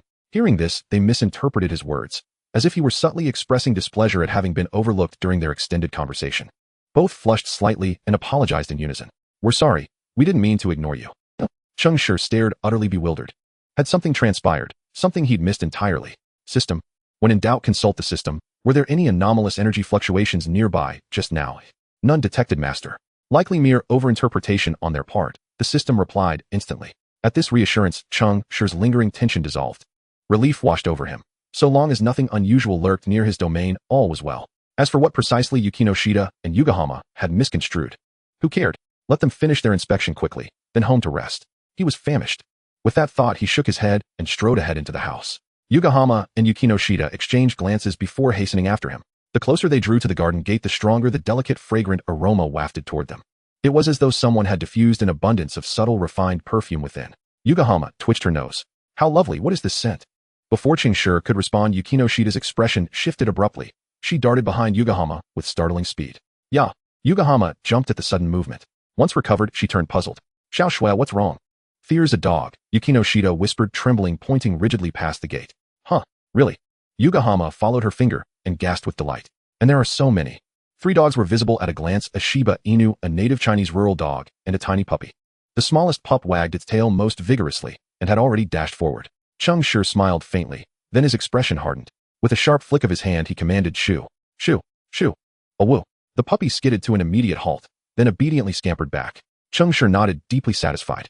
Excellent. Of the 5, this little one was by far the most easily persuaded. Behind him, the 2 young women stood momentarily stunned. "Xiao Shi, you dislike dogs?" Yugahama asked. Cheng Shi arched a brow. "What an odd assumption. Would I have brought you here if I disliked dogs?" "Is that so?" Yugahama remained skeptical. "Absolutely true. I hold no prejudice against cats or dogs," Cheng Shi declared, utterly nonchalant. Indeed, his tolerance extended further, to chickens, ducks, fish, and meat alike. Yet neither young woman appeared convinced. After all, the tone he'd just used bore unmistakable traces of someone who very much held opinions about canines. Regarding this, Cheng Shi did not provide further explanation, but simply pointed at the door where 2 dog tails had just appeared. "Look at those 5. If I weren't familiar with them, why would their tails be wagging so happily?" Upon hearing this, Yukino Shida and Yuabin turned to glance. Indeed, the tails of the 5 dogs were wagging vigorously, yet they did not come out. "Why aren't they coming out?" Yuabin asked in confusion. "Well, that's a rule set by the owner of this house," Cheng Shi explained. "Since this yard doesn't have a gate, sometimes we worry they might run out or jump on people. Thus, this training to prevent them from going outside was established." Cheng Shi paused, stepped forward, and unzipped his backpack. "However, if the owner is present, or if they have a leash, they can still go out." After saying that, he took a few steps back to his original position. His actions left the 2 girls behind him looking puzzled. Just as they were about to ask, they suddenly heard a few cat meows from inside. Meow. Then Yukino Shida's eyes sparkled, as if she had seen paradise. It was due to the group of cats ahead. So far, 8 had appeared. Among them, tabby and orange cats made up 80%, while the remaining 2 were cow cats. Cheng Shi, seeing this, immediately became serious. Although the cats were willing to come back, they still needed to pay respect to the doc. After all, as a former stray cat mother, going outside was an essential habit. However, to go outside, they had to pass through the yard. The yard was filled with cats that the previous owner had collected, totaling around 12. As for why it was around that number, it was because several cats frequently went outside, and only these 12 often stayed at home. Well, perhaps it was because these 12 had all been neutered. However, if this calico were to join in, wouldn't that mean they could form the legendary 13 protectors? Cheng Shi's thoughts began to drift. At that moment, the future 13 protectors began to speak. Meow. Upon hearing the sound, Cheng Shi immediately snapped back to reality. Meow. The long-haired calico started to respond. Meow. The second one spoke. Meow. The long-haired calico responded. Meow. The third one inquired. Meow. The long-haired calico responded once more. Then, the long-haired calico led her kittens out of Cheng Shi's bag. Cheng Shi was left in a daze at the back. Wait, is that it? Was the doc already paid respect to? When did these 3 calico big shots become so agreeable? It's worth noting that the 11 and 12 protectors brought back by the former owner had endured several beatings before settling down.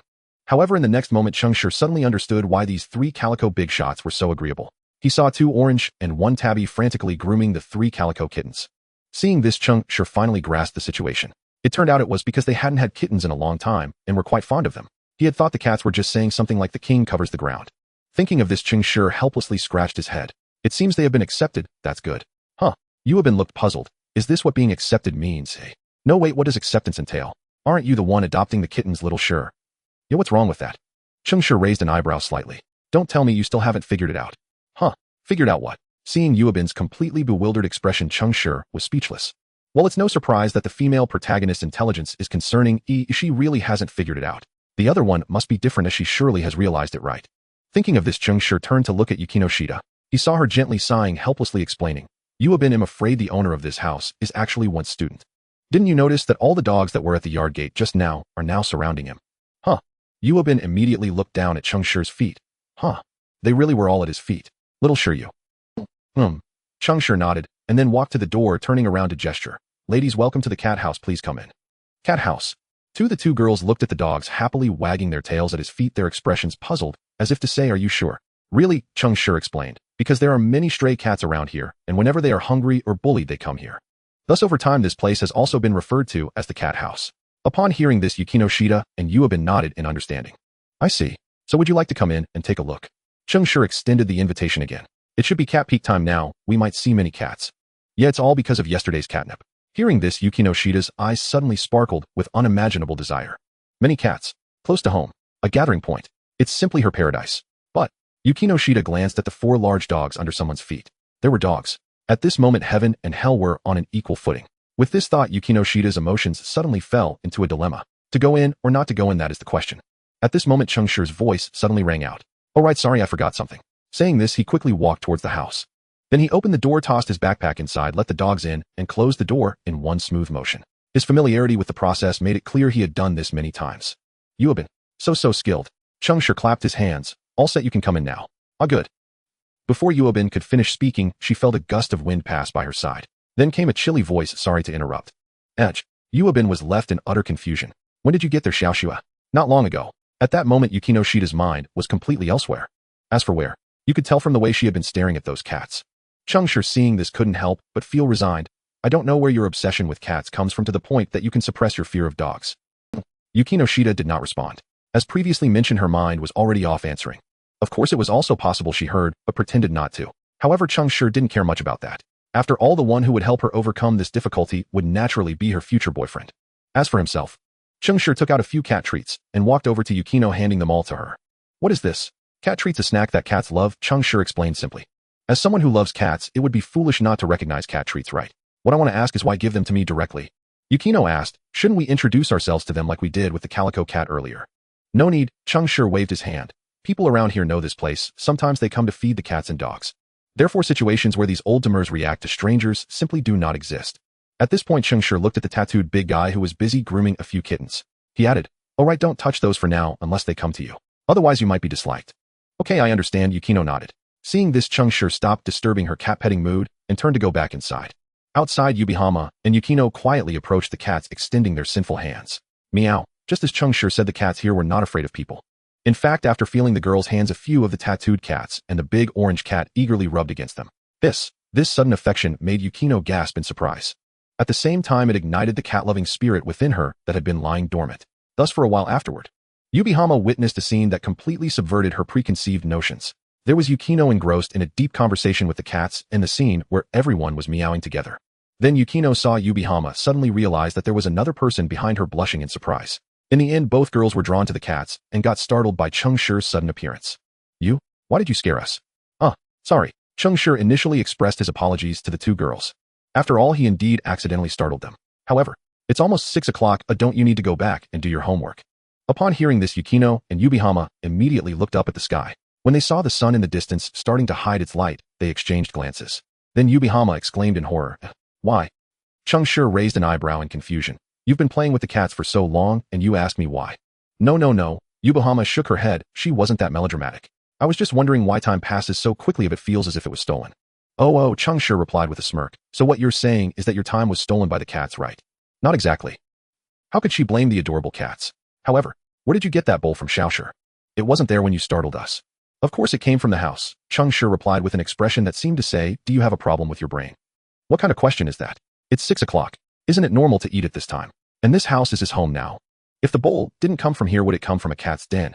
Yubihama realized she had asked a silly question and hurriedly explained. No, I didn't mean that. Oh, I meant, how should I put it? Yubihama fell into a spiral of thought. This is probably the consequence of not using her brain often. Cheng Shi then turned to Yukino. What about you? Are you planning to go back? Hearing his question, Yukino was about to respond, but Yubihama, who was struggling with her thoughts, suddenly realized.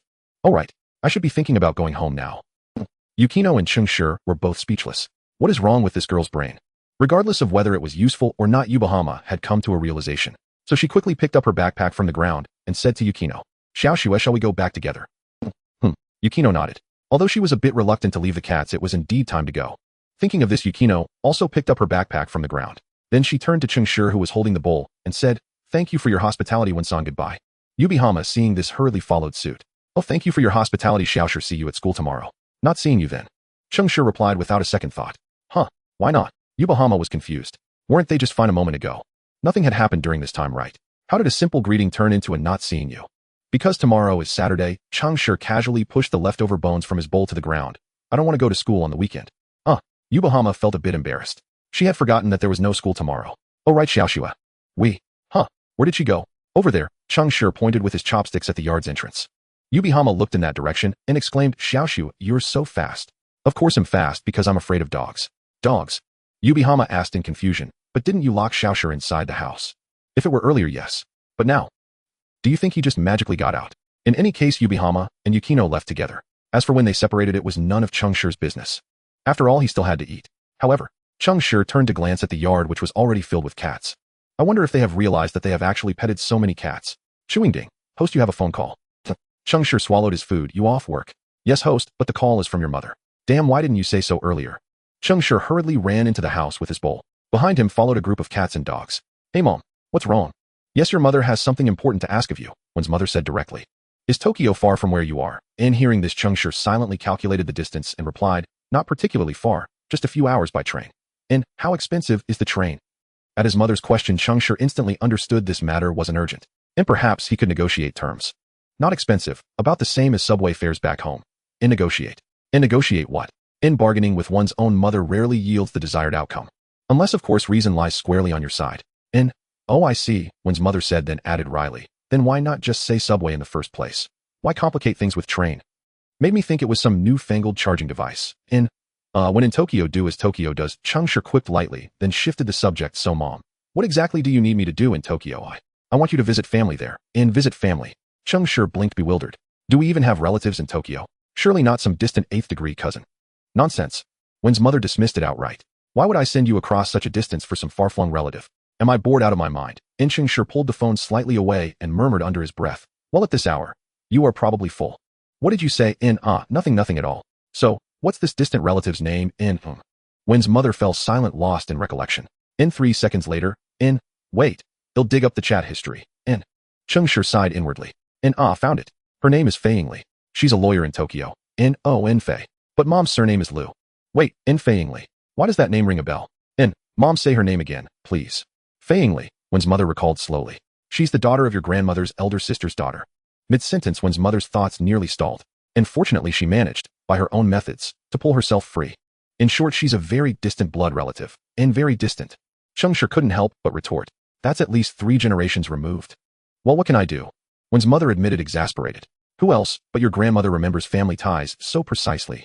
She lowered her voice. She heard you'd gone to Japan alone and dug the genealogy scroll straight out of the ancestral residence. What are you telling Shitsi? Hakka dialect. Nothing, just an ordinary chat. Hakin, right. Hurry up and tell him to go find his elder sister immediately. Hakka. All right. I'm telling him now. After listening to the 2 elders converse, Cheng Shi cautiously cleared his throat. Hello. Mom, why are you at grandma's? And who exactly is this elder sister? Because grandma called saying she missed me, Wen's mother replied dryly. Though turns out, it was you she really missed. Cheng Shi dared not respond. Years of experience taught him agreeing or disagreeing with his mother alike usually ended in a scolding. Either way, her mood improved, so Cheng Shi wisely sidestepped the topic altogether. After a nervous chuckle, he changed the subject. So, what's next? Do I really have to go? Fei Yingli. Was she truly the Fei Yingli he imagined? Sigh. Go ahead, Wen's mother said resignedly. Grandma's already placed the call. Cheng Shi instinctively twitched at the corner of his mouth. Ni's grandmother truly moved fast. But, Wouldn't showing up unannounced feel intrusive, and after all a long-lost relative suddenly phoning, and then arriving uninvited, would raise eyebrows. Any reasonable person would assume something was amiss. And chances were the reception wouldn't be warm. Perhaps. Wen's mother acknowledged the concern. But what choice do we have? Grandma worries about you, deeply. And, afraid you'd be adrift overseas without support, she enlisted my help, and together we searched for over half a month. Her voice trailed off, and Cheng Shi instantly zeroed in on the key word. Together. Cheng Shi raised an eyebrow. So you were part of this operation too, in ahem. Wen's mother sounded flustered. What else could I do? A mother's heart travels 1,000 miles with her child. I worried about you even more than Grandma did. Then why did you mock Grandma so convincingly just now, eh? Cheng Shi teased. And silence followed, embarrassment hanging thick in the air. Cheng Shi didn't press further, instead he continued smoothly. All right, Mom. No more pretense. You did speak with her, didn't you? And huh? How did you know? Wen's mother sounded genuinely astonished. She had revealed nothing about that exchange. In the chat history, Mom. You gave yourself away.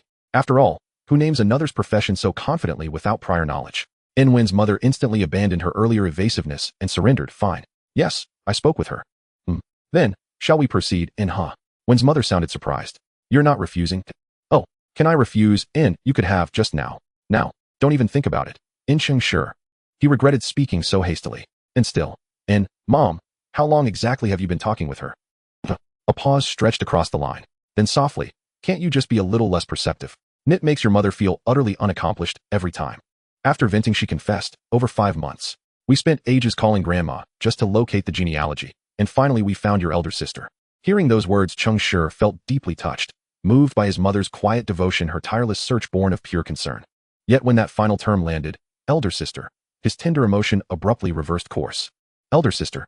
What on earth is that? I don't know, but according to the genealogy, extremely long and detailed, that's her exact relation to you. Cheng Shi was speechless. He felt quite at a loss. Remember to go tomorrow. Your mother and your grandmother have already spoken to her. But, why? Cheng Shi still had some doubts.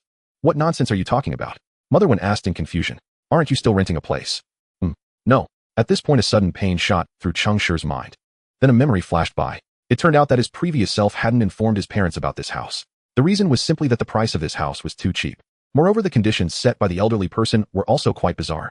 Additionally, this house would definitely need to find another tenant later. At that time, whether this house would be rented out or sold cheaply would ultimately be his own decision.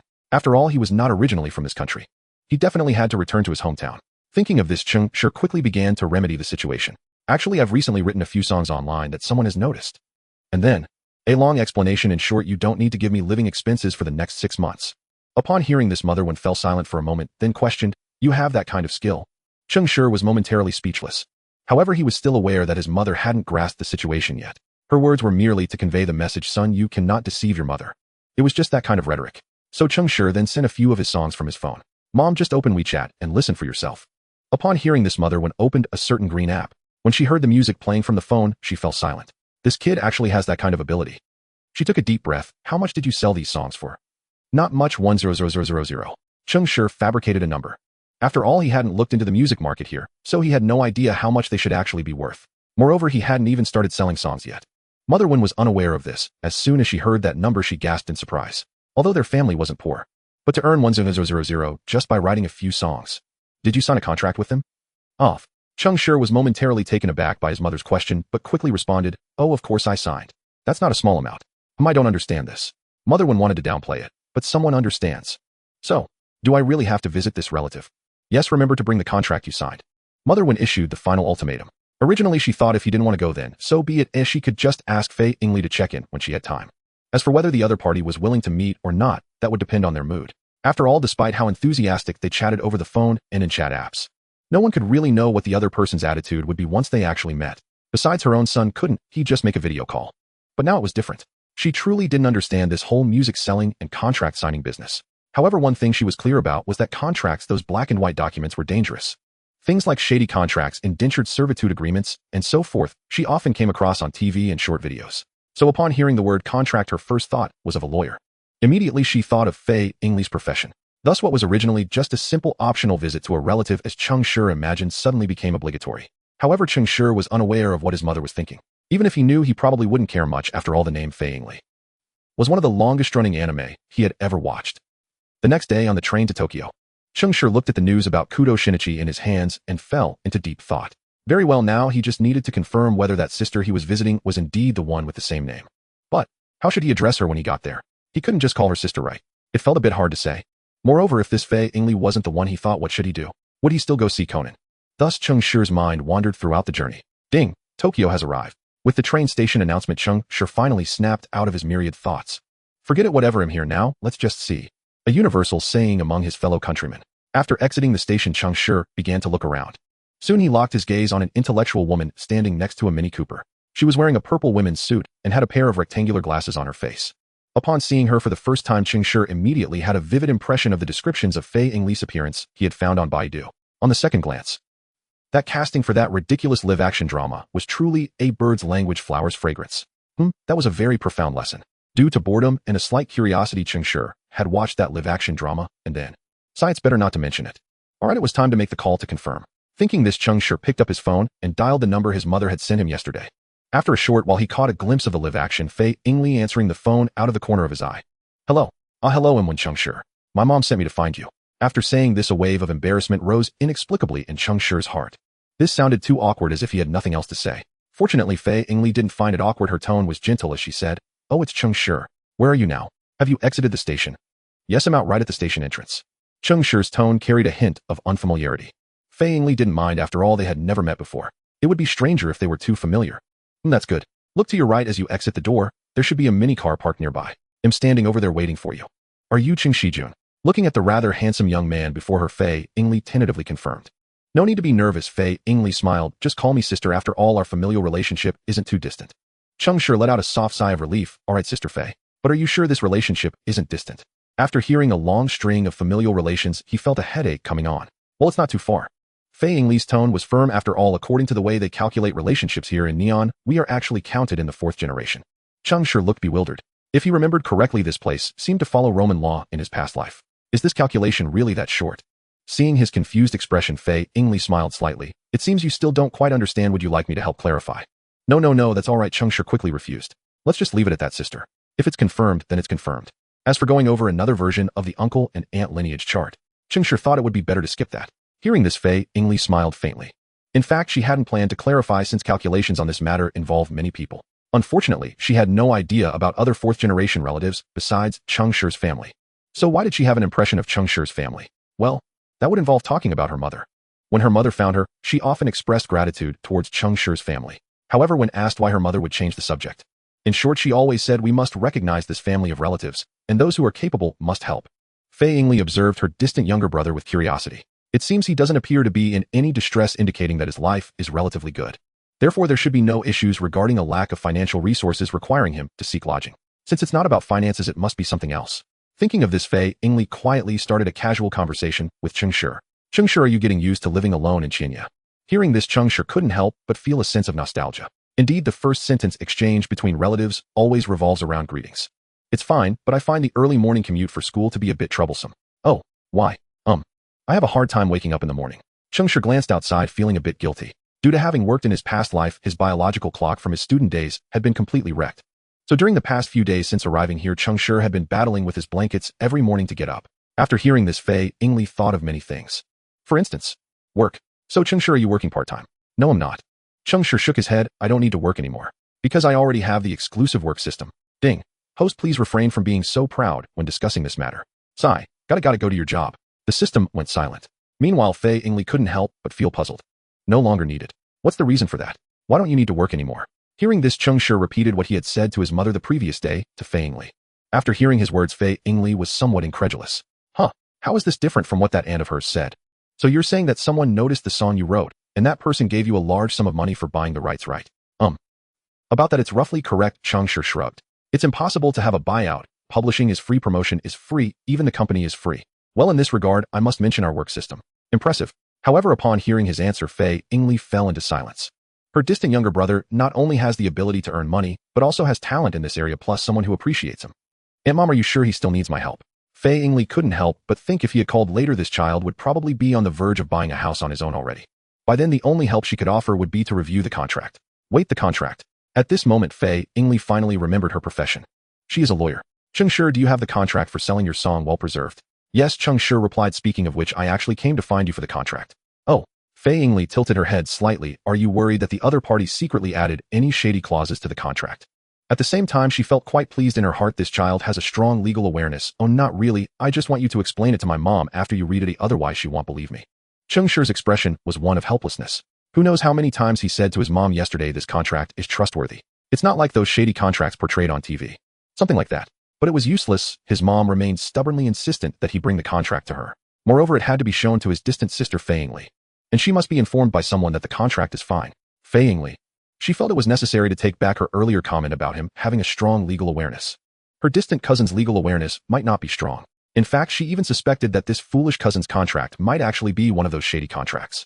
Thinking of this, Fei Yingli silently pressed down on the accelerator to speed up. At the same time, she kept asking Cheng Shi about the various details when he signed the contract. But it was easy to imagine that Cheng Shi certainly had no idea about such details. Thus, an image of a talented young musician being deceived by a rogue company into signing a contract of servitude formed in Fei Yingli's mind. Cheng Shi, you can just give me your contract later, I'll help you check it. All right, Cheng Shi nodded lightly. Internally, he couldn't help but marvel this family in the anime is really kind. However, since Fei Yingli and I are considered cousins, then Xiaolan would be my niece. Because she feared Cheng Shi might have signed a servitude contract, Fei Yingli kept the car pinned at the top of the speed limit. Thus, barely 10 minutes after she picked Cheng Shi up, they had already arrived in front of a law firm. After they went inside, Cheng Shi's eyes instinctively flicked to the nameplate. Mao Yingli. Remarkable. Exactly as depicted in the anime. Cheng Shi, let me see your contract, she said. Oh sure. Cheng Shi obliged, casually pulling the signed agreement from his bag. He had the system fabricate this contract on short notice just yesterday. Whether it would hold up legally depended on how fast the system acted today. Fei Yingli flipped through the pages in silence, her brow contracting and relaxing in turns. Good news, it was not a servitude contract. On the contrary, the compensation was outrageously generous. Bad news, the outrageousness lay precisely in how lavish the salary and benefits were. Music equity. Revenue split 50-50. And for every song written, the company would pay at least 500 yuan for promotion. After reading these terms, Fei Yingli's gaze drifted down the page. Party B must compose at least one song for the company each month during the contract term. If that quota was not met, the company could fine 300 yuan or dismiss the employee. As for breach clauses, none were listed. At that point, Fei Yingli's eyes widened and moved to the signature line. Both party as in Cheng Shi's names had already been signed. She hurriedly checked the company seal. Shenzhou Huneo Entertainment Studio. Fei Yingli fell silent for a moment, struck by a sensation that was both absurd and oddly perfectly plausible. But business came first. Fei Yingli opened the Industrial and Commercial Bureau website for Shenzhou and began to investigate. To her surprise, the studio actually showed up. She fell quiet. Had times truly changed so much that an entertainment studio with money to burn would cross oceans to sign a single person? And the signee was an underage boy. This was preposterous. Yet faced with that sight, some of her suspicions began unwillingly to ease. Only a little, however. A competent lawyer probes for the tiniest thread of evidence and then uses it to mount a reasonable rebuttal. That was her method. So Fei Yingli turned her attention to the distant cousin sitting before her, the party B in the Huneo contract, the prodigious young musician. How beautiful, she wondered, must his songs be to convince someone to invest so much and expect great returns. With that in mind, Fei Yingli asked the youth earnestly, Cheng Shi, may I hear the song you wrote for them? No problem, he replied. Cheng Shi had no objections. It was a small matter. Better to cooperate quickly and dispel any lingering doubts. And the sooner the better. After all, in Conan's world, many cases seem to be resolved simply because of time. Detectives need time to think and to gather evidence. Time is often decisive. Meanwhile, Fei Yingli, after listening to Cheng Shi's music, began to search the internet quietly. The song is quite good, she thought. Oh, I should add it to my favorites. Why isn't it there? Seeing this, Fei Yingli's expression hardened with resolve. A pang of unease rose in Cheng Shi. Is this what's wrong? Nothing, Fei Yingli said with a confident smile. I've merely found a loophole in your contract. At those words, Cheng Shi was taken aback. What loophole? Could the system have failed? The system piped up, beep. Host, this is your problem. What do you mean? Came another prompt. Because. The system continued, host, you signed with this company have not released any music. Fei Yingli and the system answered in near unison. Cheng Shi raised a brow. About this he began. I think I can explain. Oh. Fei Yingli looked at him with curiosity. Tell me, she invited. Well, he hesitated. Isn't it possible, he ventured, that their company simply hasn't set a release date for the song yet? Fei Yingli fell silent once more. It did seem plausible. That would mean the song she had just heard could be found online at a later date. At the thought, Fei Yingli felt a mix of amusement and exasperation. No matter how one looked at it, the whole affair radiated an air of absurdity. Yet the most absurd thing was how reasonable that absurdity felt. Who, she wondered, could she even argue this with? She sighed softly. Cheng Shi, your contract is fine. Everything appears normal. Hearing that, Cheng Shi nodded lightly. That's wonderful, thank you, sis. No need, Fei Yingli waved him off. Just don't sign any deceitful contracts. But I must warn you, if you encounter an unfamiliar company again, do not sign hastily, understand? This time you might have run into a wealthy, appreciative heir or some other capable person, but what about next time? Cheng Shi nodded repeatedly and said seriously, I understand. Inner thought, please. Why would I sign someone else's employment contract? Signing theirs is selling oneself. Only by signing one's own can one truly earn money. As for that 50-50 split written on the contract, it's all for show. Haha. As Cheng Shi drifted into fanciful thoughts, a phone suddenly began to ring. The two of them instinctively glanced toward the table.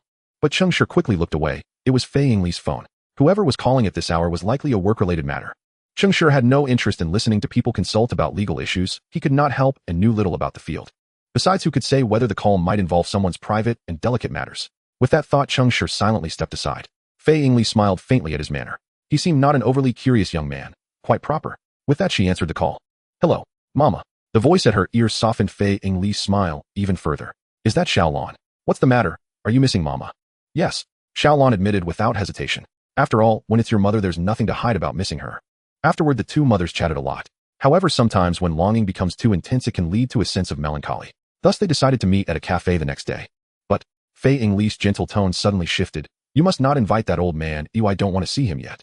Mom, Xiaolon pouted in dissatisfaction. She was still thinking of bringing these two together. However, now that Ms. Fei said this, her plans would all come to nothing. Thus, Xiaolon tried to persuade her. But Fei Yingli remained unmoved and analyzed. You see, when have I ever been with him without arguing? Do you still want to chat with your mother for a little while longer? Well, Xiaolon hesitated, recalling their past meetings. Arguments, mutual taunts, and one side storming off. Fine. Xiaolon compromised. Then Mom, you must come tomorrow. Definitely. After saying that, Fei Yingli actively hung up the phone.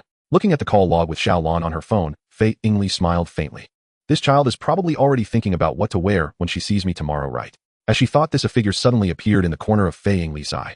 It was Cheng Shi, who was silently sitting on the sofa scrolling through his phone without saying a word. Oh right, there's this child too. Cheng Shi, don't go back tonight. Sister will take you out for dinner tomorrow and also let you meet your niece. Oh, Cheng Shi nodded first, then suddenly realized, you and your daughter. But don't you live together? That was close. He almost revealed the fact that Fei Yingli and Maori were separated. You see, he currently had no idea about Fei Yingli's family situation.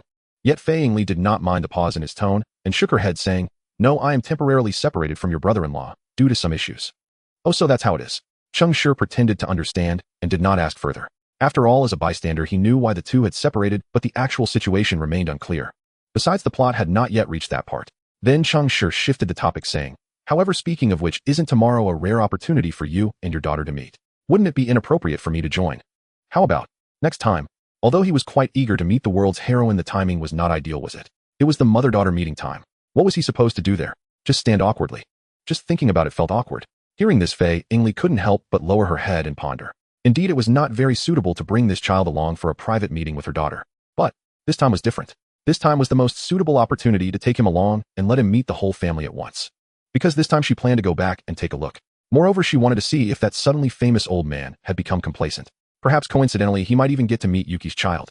Thinking this way, Fei Yingli immediately expressed, It's fine, let's go together tomorrow. After all, it's quite a hassle for you to come all this way each time. And it's different for us. Your brother-in-law and I both have cars, so after we meet, we can see each other often. Hearing this, Cheng Shi finally understood that Fei Yingli had such a plan. With this, his initial desire to refuse diminished by half. Come on, he'd be meeting three main characters at once. Moreover, after this meeting, perhaps he could participate in the plot like those protagonists in fan fiction from time to time. Thinking of this, Cheng Shi nodded in agreement. However, he still had to avoid any awkwardness. Thus, Cheng Shi suggested that he should sit in another place or a corner and only introduce himself after Fei Yingli and Xiaolon finished talking. After hearing his request, Fei Yingli couldn't help but frown. Are you sure you're okay with that? Being alone can be quite boring. I'll be fine, Cheng Shi assured her. I'm quite good at passing time. Are you kidding me? Do you even know what it's like to be alone playing with a phone all day? Besides, it's just a few hours. That's nothing. Seeing his confident expression, Fei Yingli was momentarily unsure how to respond. After thinking for a moment, she could only nod in agreement. After all, in a situation where he was entirely unfamiliar with her relatives, this method of keeping distance was indeed acceptable. A plain and uneventful day passed. The next day, the second day of the holiday, Cheng Shi opened his eyes. An unfamiliar ceiling. Such an old joke. I wonder if I will lose money. System extract skills. Ding. Today's skill: smell discrimination. Side effect: supersensitive smell. Supersensitive smell. What kind of side effect is this? Just as Cheng Shi felt puzzled and wanted to ask the system, he suddenly sensed an overwhelming array of strange odors. Ugh. Upon smelling it, Cheng Shi immediately covered his nose to prevent the odors from invading. At this point, he finally understood why supersensitive smell could be called a side effect. Because those smells were truly unbearable. Supersensitive, as the name implies, meant extraordinarily keen. Just now, with one breath, he detected an overwhelming variety of scents. In this one room, he could smell wood bugs, the shampoo on his head, and the lingering scent of sweat on his feet. Wow, he had just used shower gel all over his body yesterday. Now with this side effect added to the skill, it was all in vain. Fortunately, these smells were only perceptible to him. Yet even so, Cheng Shi still felt extremely uncomfortable. Because of the odors, he would involuntarily believe that they were very strong, as if everyone could smell them. However, it was precisely this that was an illusion. Consequently, the sense of discomfort intensified. At the same time, Cheng Shi's breathing unconsciously became a bit hurried. Then, cough, cough, cough. He breathed too hard and ended up choking. Sigh, this is really absurd. However, compared to the benefits, this little side effect didn't seem to count for much. Of course, that was assuming he didn't go anywhere. Outside a cafe in downtown Tokyo, a Mini Cooper parked not far away. Inside, Cheng Shi, wearing a mask, displayed an expression of utter despair. Damn, this hypersensitive sense of smell, why am I detecting so many foul odors? Beside him, Fei Yingli looked at him with evident concern. Cheng Shi, are you really okay? His expression seemed to indicate he was in great discomfort. No, I'm fine. Cheng Shi shook his head. This is just an old issue of mine, but will pass after today. Saying this, Cheng Shi pretended to be very uncomfortable and sneezed several times in succession. Well, actually, only the sneezing was feigned. The discomfort, however, was genuine. Really? Fei Yingli hesitated. After all, this situation was quite strange. Sneezing at irregular intervals throughout the day, yet having no other symptoms. He had been to the hospital for an examination, but nothing was found. The condition was temporary. After a day, there would be nothing wrong. Yes, this was the excuse Cheng Shi concocted for his suddenly clear nose today. Though absurd, it could at least be considered a reason. As for verification, he thought it would probably be unprovable. After all, sometimes one doesn't need their parents to accompany them to the hospital, right? Moreover, he was someone brave enough to travel abroad alone.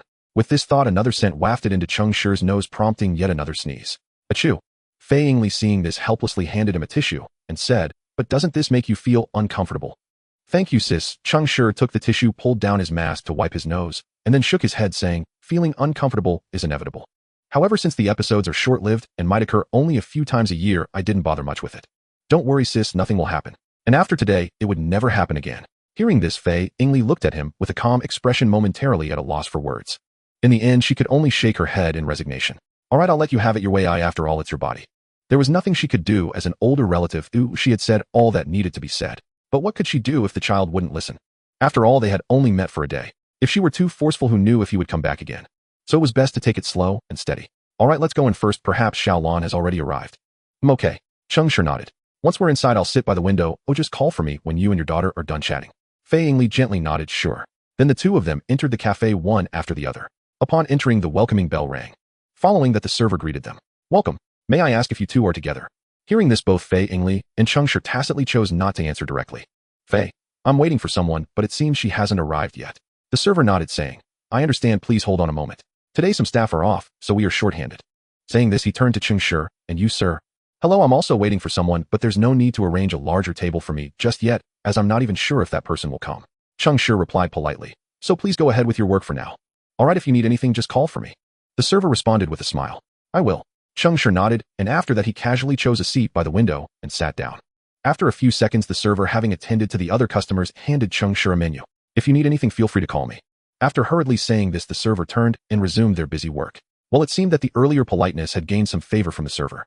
Otherwise, he wouldn't have proactively brought over a menu despite the several promotional images already displayed here. With this thought, Cheng Shi quietly picked up the menu and began to browse. Meanwhile, behind him, a bespectacled child with a large head was carefully observing him. Yes, this person was Conan. He was currently on a stakeout, a cough, to observe Xiaolan's date. Damn it. What kind of person could make Xiaolan dress up like this and even sneak away to go on a date? Conan had yet to find a target he could fully lock onto and was starting to feel a bit anxious. However, fortunately, among the guests here, there were only two younger male figures who had explicitly stated they were waiting for someone. So he just needed to carefully observe these two individuals. Something's up. Conan noticed that the first young man who entered with a ponytail took out his phone. It seemed someone was calling him. So Conan immediately decided to sneak over to eavesdrop. And upon listening, he was instantly furious. Damn scumbag. It's one thing to flirt with girls at the TV station, but to mess with him too. And he nonchalantly said, "Just playing around." "You wait. If I don't kick you to death with this one kick, I won't call myself Shinichi Kudo. Is Mr. Conan here? Here's a call from Miss Ranmuri looking for you." Conan, hearing this, remained unfazed. "Conan? Who? Never mind, first kick this guy." Wait. I'm Conan right now." Realizing this, Conan hurriedly turned off the switch on his foot and stood up, shouting, "I'm here. Please wait a moment, I'm coming right over." The server, seeing this, originally somewhat annoyed as to why the other person didn't just call their mobile phone, immediately lost that mood. It turned out this Mr. Conan was still a child, which explained why he received that call.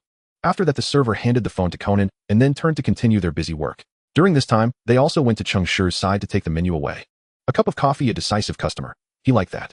While waiting for the coffee, Cheng Shi didn't idle either. He quietly directed his curious gaze towards Conan.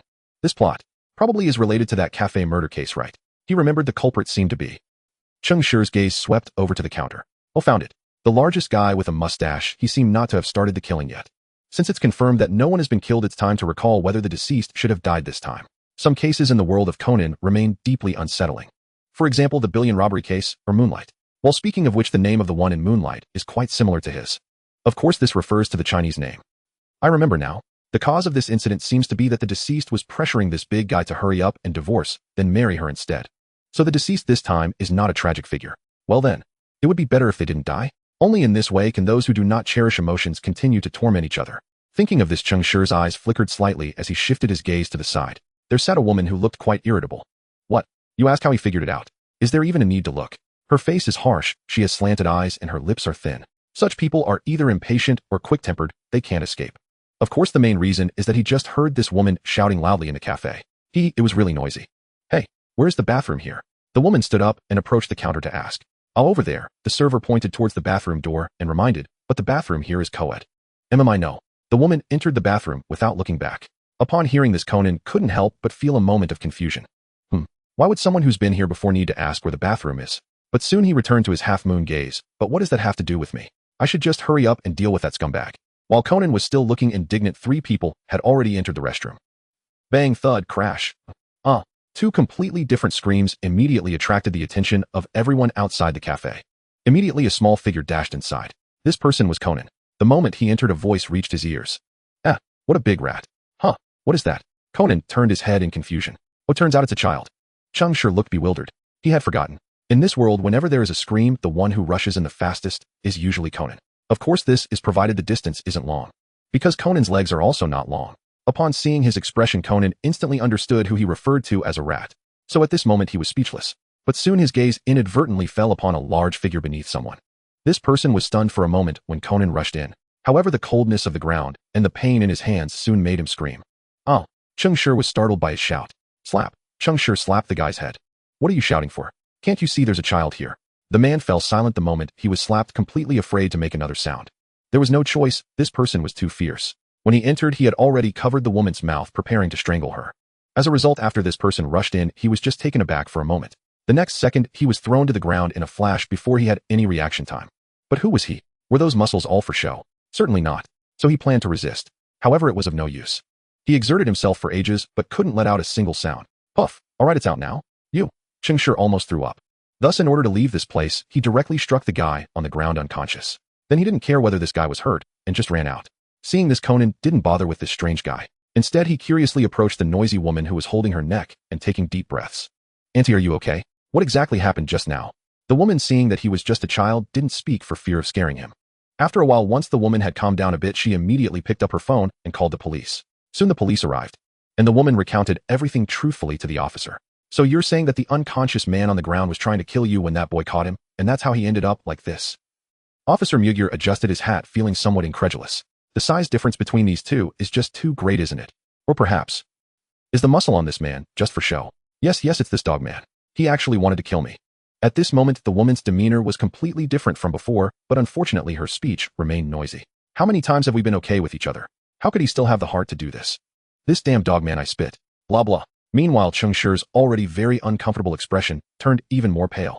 That damn beep. Little brat, how dare he beep. Fart at me. And beep. At this moment. He really is a beep. Disgraced, damn it. Cheng Shi felt that he had been too gentle earlier. He should have broken his legs too.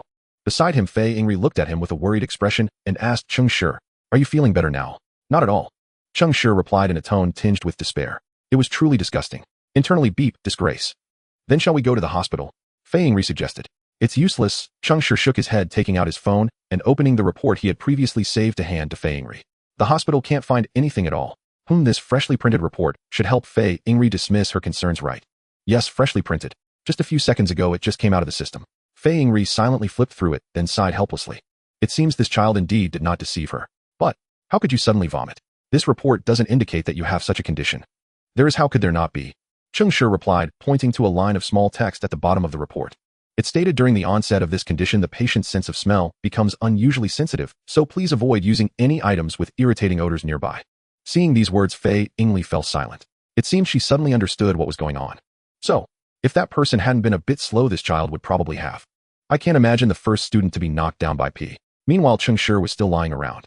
On the other side, after confirming there were no issues with the case, Inspector Mumu was also walking towards them. After all, there was still a heroic boy who needed to give a statement. However, seeing Cheng Shi like this, Inspector Mumu couldn't help but show concern. Is this because he was injured while saving someone? Instinctively, he wanted to turn to ask the lady next to the boy. As a result, upon looking, "Oh, Lawyer Fei, you're here too." "Yes, Inspector Mumu, long time no see. I didn't expect you to be a chief now." Fei Yingli smiled at the familiar face before her. "Ahaha, indeed, it's been a long time." Inspector Mumu scratched his head, awkwardly unsure of how to respond. But then he turned to the boy beside her to change the subject. "By the way, this is the young man who just saved someone, right? What about him now?" Upon hearing this, Fei Yingli's expression froze for a moment, then she lowered her head and thought for a moment before replying. "He should be considered injured, right? Is he okay?" Inspector Mumu asked this without any doubt. After all, anyone who saw the two of them would think Cheng Shi would definitely lose, right? However, who would have known that the reality was exactly the opposite? "Don't worry, this child is fine. He has only suffered a little emotional trauma." Yes, because he was too sensitive during the illness. As a result, he vomited due to what he smelled, which was indeed very traumatic. Moreover, if he were to speak about it, the emotional damage would be even greater. Therefore, Fei Yingli chose to set this secret aside. As for when it would be useful, it probably won't be, as she is not that kind of person. But this... Inspector Mumu pointed at Cheng Shi, who was still lying down confused. "Are you sure he's really okay?" "He's really fine, Inspector Mumu." To convince Inspector Mumu, Fei Yingli turned to Cheng Shi and said, "Cheng Shi, prove it." Hearing this, Cheng Shi got up, sat down, and gave a thumbs up. All in one go. Inspector Mumu. Conan, who was curiously watching. "Very well, this proof is quite strong." However, Inspector Mumu still had one question to ask. "So Yingli, who is this young man?" If he remembered correctly, Mori and Yingli didn't seem to be divorced, right? "Oh, I almost forgot." Fei Yingli introduced him. "This is my brother, Wen Cheng Shi, a person from Shenzhou." "Oh, I see." Upon hearing this, Inspector Mumu's expression relaxed immediately. Thank goodness, it seems this couple's feelings haven't faded due to separation. "Yes, now you can rest assured, Inspector Mumu." Fei Yingli smiled as she spoke. "Aha," Inspector Mumu played dumb. "I didn't understand what you were saying." Then, without waiting for Fei Yingli to respond, he continued. "All right, since the criminal has been caught, I'll take my leave first. We can catch up next time."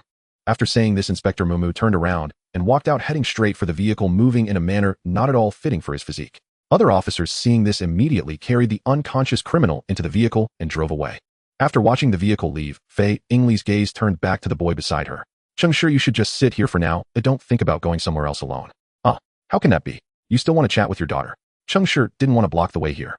"It's fine. Once she arrives, we'll go directly to your brother-in-law's house, and then we can chat for as long as we want." Upon hearing this, Cheng Shi was about to speak when a familiar yet strange voice rang out. "Mom, Xiaolon." Seeing her lovely daughter, Fei Yingli first broke into a smile. But then, "Why are you wearing these clothes again? You'll catch a cold if you get blown by the wind." "Oh, come on, Mom, we finally get to see each other, so don't keep nagging about this." Xiaolon pouted and acted cute. Although she looked very cute, unfortunately, Fei Yingli was not swayed by this. When you catch a cold, you'll realize that Mom was right." Xiaolon nodded perfunctorily. After all, she didn't do this often, and it was still the middle of summer. Where could all that wind come from? Seeing her reaction, Fei Yingli could tell that her daughter had definitely not taken her words to heart. But Fei Yingli didn't mind. After all, there was still an old man at home, so let him deal with that headache. Moreover, she indeed hadn't seen her daughter for a long time. Fei Yingli looked Xiaolon up and down. "Yes, not bad." It seems that old man didn't neglect her materially. "But, Xiaolon, you can eat cake, but don't eat too much, otherwise you'll gain weight." "Cake?" Upon hearing her mother's reminder, Xiaolon was taken aback for a moment. But soon she reacted. "Right, the cake was bought to coax Conan." "Where's Conan?" "Mom, have you seen Conan?" "Conan? That child you said was taken in at home." Yes, he's here." "I didn't see him." Fei Yingli shook her head. Speaking of which, there did seem to be a child at the cafe just now. I wonder if it was him. Thinking of this, Fei Yingli looked around. Then her gaze instantly locked onto something behind Xiaolon. There stood a child wearing black-framed glasses, looking awkward. "Xiaolon, is that him?" Upon hearing this, Xiaolon immediately turned around to take a look. "Conan, where did you go just now?" "Sister Xiaolon." Conan smiled awkwardly. "I just went to the restroom." "Really?" Xiaolon squinted at him. If it was just going to the restroom, why did he sound so guilty? "Of course it's true," Conan replied very seriously. So serious that Xiaolon thought that the guilty expression she saw earlier might be fake. Of course the truth couldn't be hidden, but it was something that couldn't be articulated. After all, mistaking someone for someone else. In the end, Xiaolon chose to believe in Conan. After all, children seldom lie, especially not someone like Conan, whom she had watched for so long.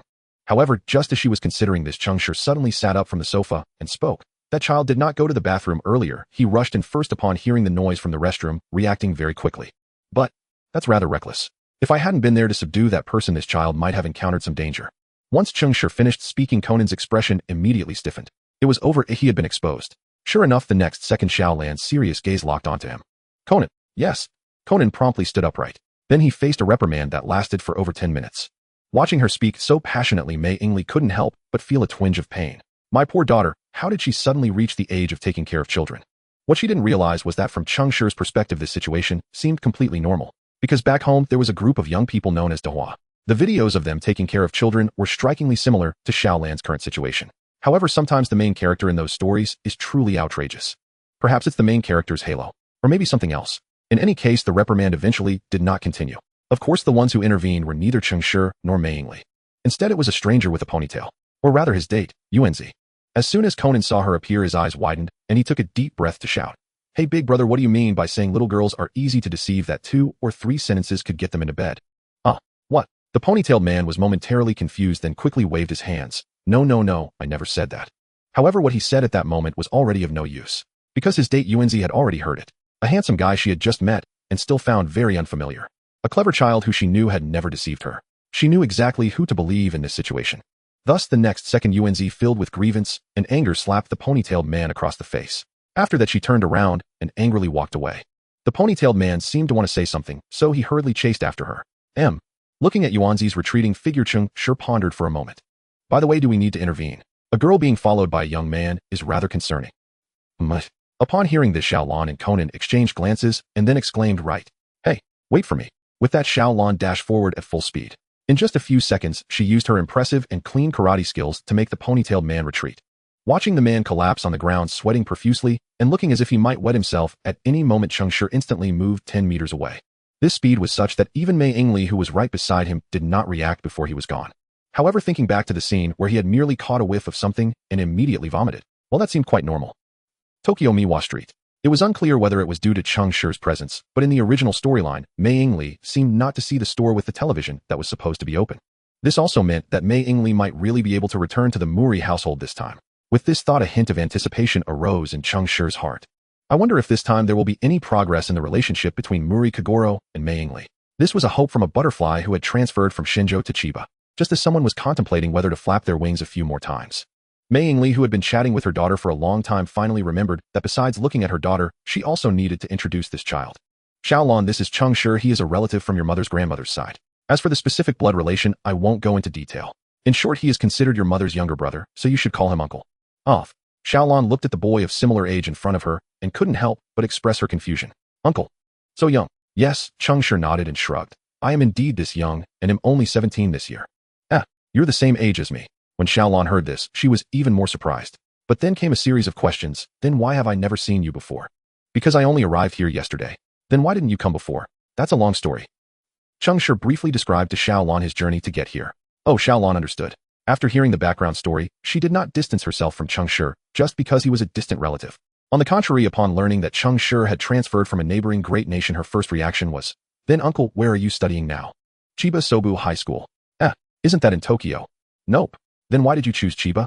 Because the rent there is a bit cheaper. Yes, it is really cheap. Because the original owner had already locked in on the target before coming here. That's right, it's this cat house I'm currently living in. I wonder who the original owner had the leasing advertisement made by. In any case, the original owner had immediately set their sights on that ad written on a square red paper with contact information and details about the rooms. For no other reason than this sense of familiarity. In short, relying on this familiar feeling and the extremely cheap rent calculated on the computer. Cheng Shi happily decided to take the entrance exam for Sobu High. Well, it was a bit hasty. Of course, that was the original plan. As for now, why not take the entrance exam for Titan in Tokyo? The rent. Upon hearing Cheng Shi's words, Xiaolan thought about the rent comparison between Chiba and here. This young uncle is right. So uncle, you came over this time just to visit family, right? Cheng Shi nodded. I didn't know before, because I was in the country, but now that I know and it's so close. In fact, even without this relationship, Cheng Shi would have come if he had known. After all, to see if Conan is here one could find out just by checking the news. Thus, amidst the back and forth of conversation, they finally arrived at their destination, the Muri Detective Agency. Looking at this familiar, yet unfamiliar building, Cheng Shi instinctively narrowed his eyes. Why does it feel like I've seen this somewhere before? He pondered for a moment. Oh, I remember it's. Just as he was about to reveal the answer, Fei Yingli suddenly coughed a few times. Forget about that dilapidated sign. Let's hurry inside. That old man has never cleaned up the place. Upon hearing this, Xiaolan, who had been somewhat curious, suddenly reacted. Oh, right, uncle's illness. With that, she hurried upstairs. Meanwhile, Conan couldn't help but feel a twinge of jealousy at this scene. After all, in his eyes, his childhood friend seemed to be accepting this newly appeared relative a bit too quickly. Sister, are you really so unwilling to forgive brother-in-law? Cheng Shi couldn't help but feel a bit helpless at Fei Yingli's interruption. You don't know the whole story, Cheng Shi. Fei Yingli shook her head without further explanation. Anyway, it's impossible for me to forgive that old man so quickly. What? No sign of remorse, yet she is expected to come back. Don't even think about it. At least not now. She needed to see his behavior first. Cheng Shi couldn't help but internally scoff at his sister's reasoning. The whole truth. This has been seen by almost 1 billion people in my past life. If we really talked about it, those netizens from my previous life could probably tell you a lot. But unfortunately, those who knew the story were no longer here. All right, then it's up to you, Sister Fei, Cheng Shi said with a sigh. I know what I'm doing. Fei Yingli lightly nodded. Cheng Shi believed her.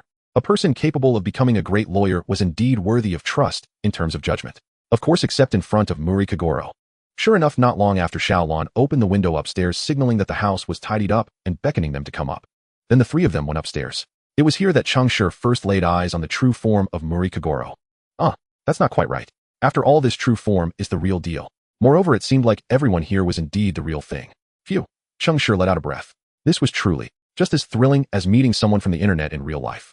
A scruffy middle-aged man, Muri Kagoro. A sophisticated lady, Fei Yingli. A youthful girl with long horns, Muri Ran. Oh, speaking of those long horns, Cheng Shi felt the need to clarify. According to Xiaolan, these horns were a genuine natural hairstyle with no harsh treatments or high-tech additions. Finally, there was the bespectacled child Conan. His head was indeed quite large.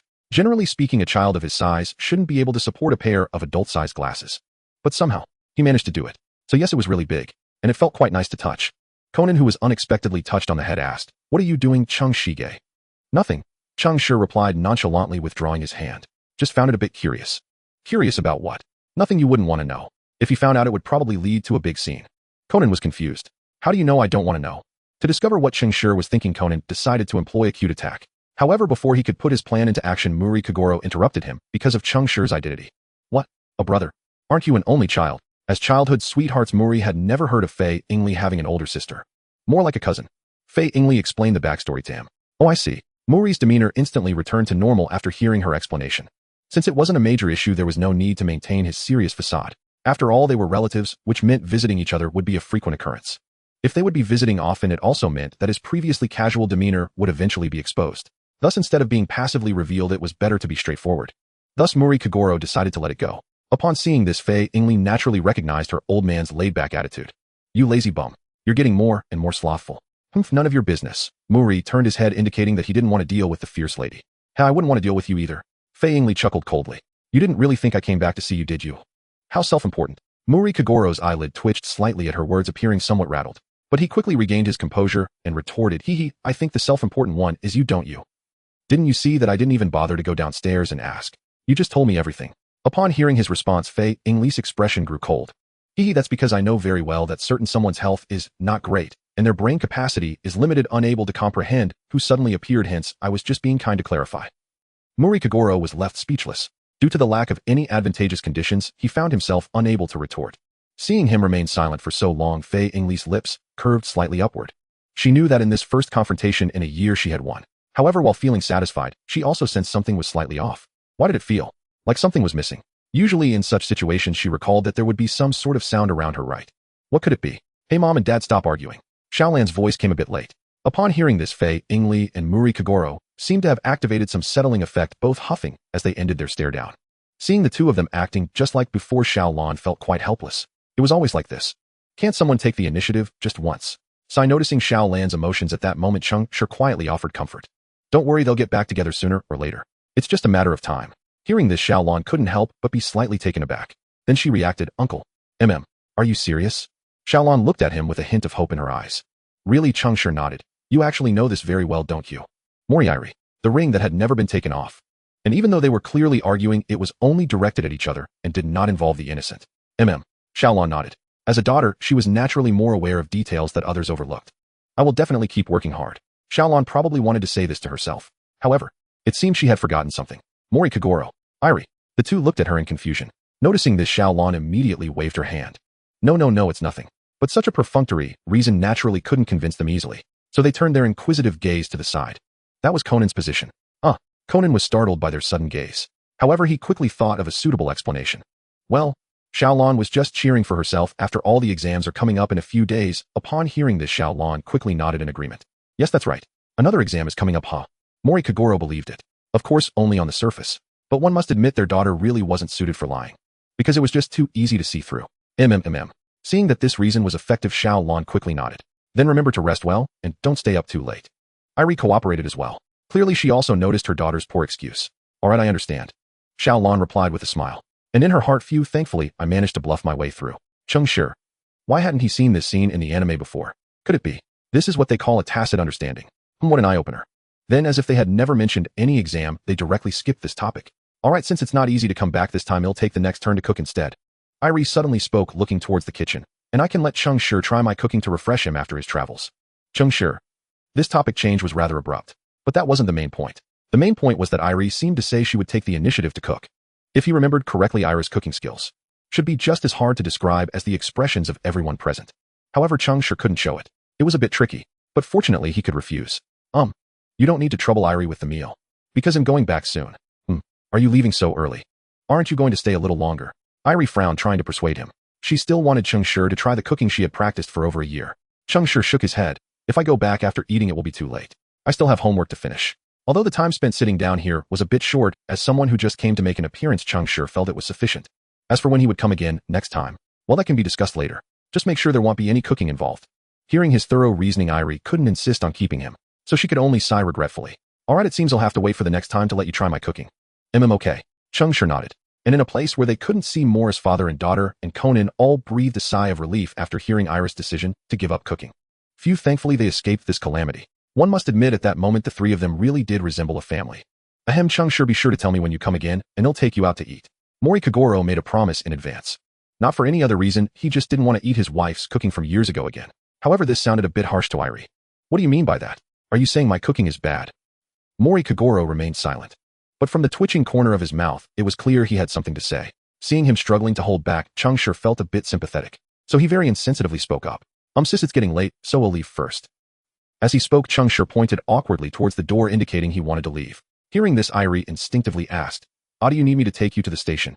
No need, sis, I'll just take the bus. As for why not a taxi? Well, those who understand, understand. Then before Irie could speak, Cheng Shi continued, sis, your family hasn't gathered in a long time, so you should take this opportunity to enjoy your time together. Don't worry about me, I'm not a child anymore. Alright, goodbye. After saying that, Cheng Shi turned and opened the door to leave. A few seconds later, they saw his running figure outside the window. Looking at his back, Mori Kagoro pondered for a few seconds. Your brother is quite independent. Yeah, otherwise he wouldn't dare to come to Neon all by himself. Irie sighed. What did his parents say? They didn't say much, just asked me to keep an eye on him when I have time. So what do you think of him? He's a decent kid who, aside from being a bit slow at times, he's quite agile. So, Mori turned his face to look at Irie. I naturally agreed. Irie lowered her gaze to meet his. As for you, just don't lead him astray, and that would be good enough. With this remark, Morris' previously serious expression instantly crumbled. Cheng Shi was unaware. After he left Kagoro, Mori and Eri Kisaki got into another argument because of him. The reason was actually unexpected. Having too much contact with Kagoro Mori would Cheng Shi be led astray. This somewhat made sense. Let's skip this topic. Back to Cheng Shi. At this moment, he had already boarded the bus home. The luck was decent. Just as he arrived at the bus stop following the navigation, the bus came. Once seated, Cheng Shi was able to calm down and think about other matters. First of all, there was nothing much to say about Conan for the time being.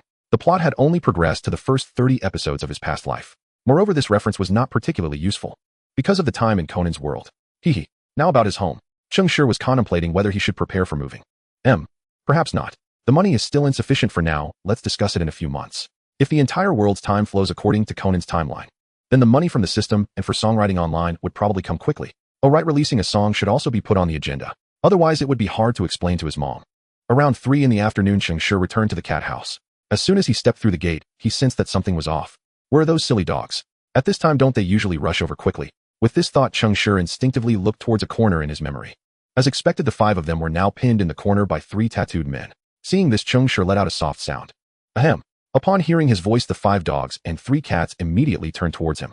Meow, 3 woof, 5. The 5 silly dogs rushed towards Cheng Shi with a look of terror on his face. Puff. Before Cheng Shi could react, the scenery before his eyes spun, and he found himself staring at the sky. Alright, there were also 5 dog heads looking down at him with their tongues out. Cheng Shi. These silly dogs. Cheng Shi slowly got up from the ground and casually brushed off the dust from his clothes. Then, he quickly reached out and grabbed the face of the fastest Labrador that had just rushed at him. You little rascal. This time it's your turn, right? As mentioned before, each time these 5 rushed towards him, when he returned they were exceedingly fast. Thus both the previous owner and he had their own ways of teaching them a lesson. And pinching their faces was his way of teaching them. Although the Labrador was frightened and lowered its head. It knew that punishment was about to come. Sure enough, with a smack, the Labrador's originally clear eyes became even clearer. Then came Cheng Shi's scolding. Every day, I keep telling you not to rush at people. Don't rush at people. Yet every time your dog brain seemed to have absorbed nothing, and you still rush at me. By this point Cheng Shi had already given all 5 dogs a round of slaps, even the smallest one was not spared. There was no other way, after all such matters must be addressed from a young age. Then Cheng Shi let go of his hand. Alright, the purpose of the lesson had been achieved, but when they would learn it was yet to be seen. After thinking this, Cheng Shi casually clapped his hands and turned to go upstairs.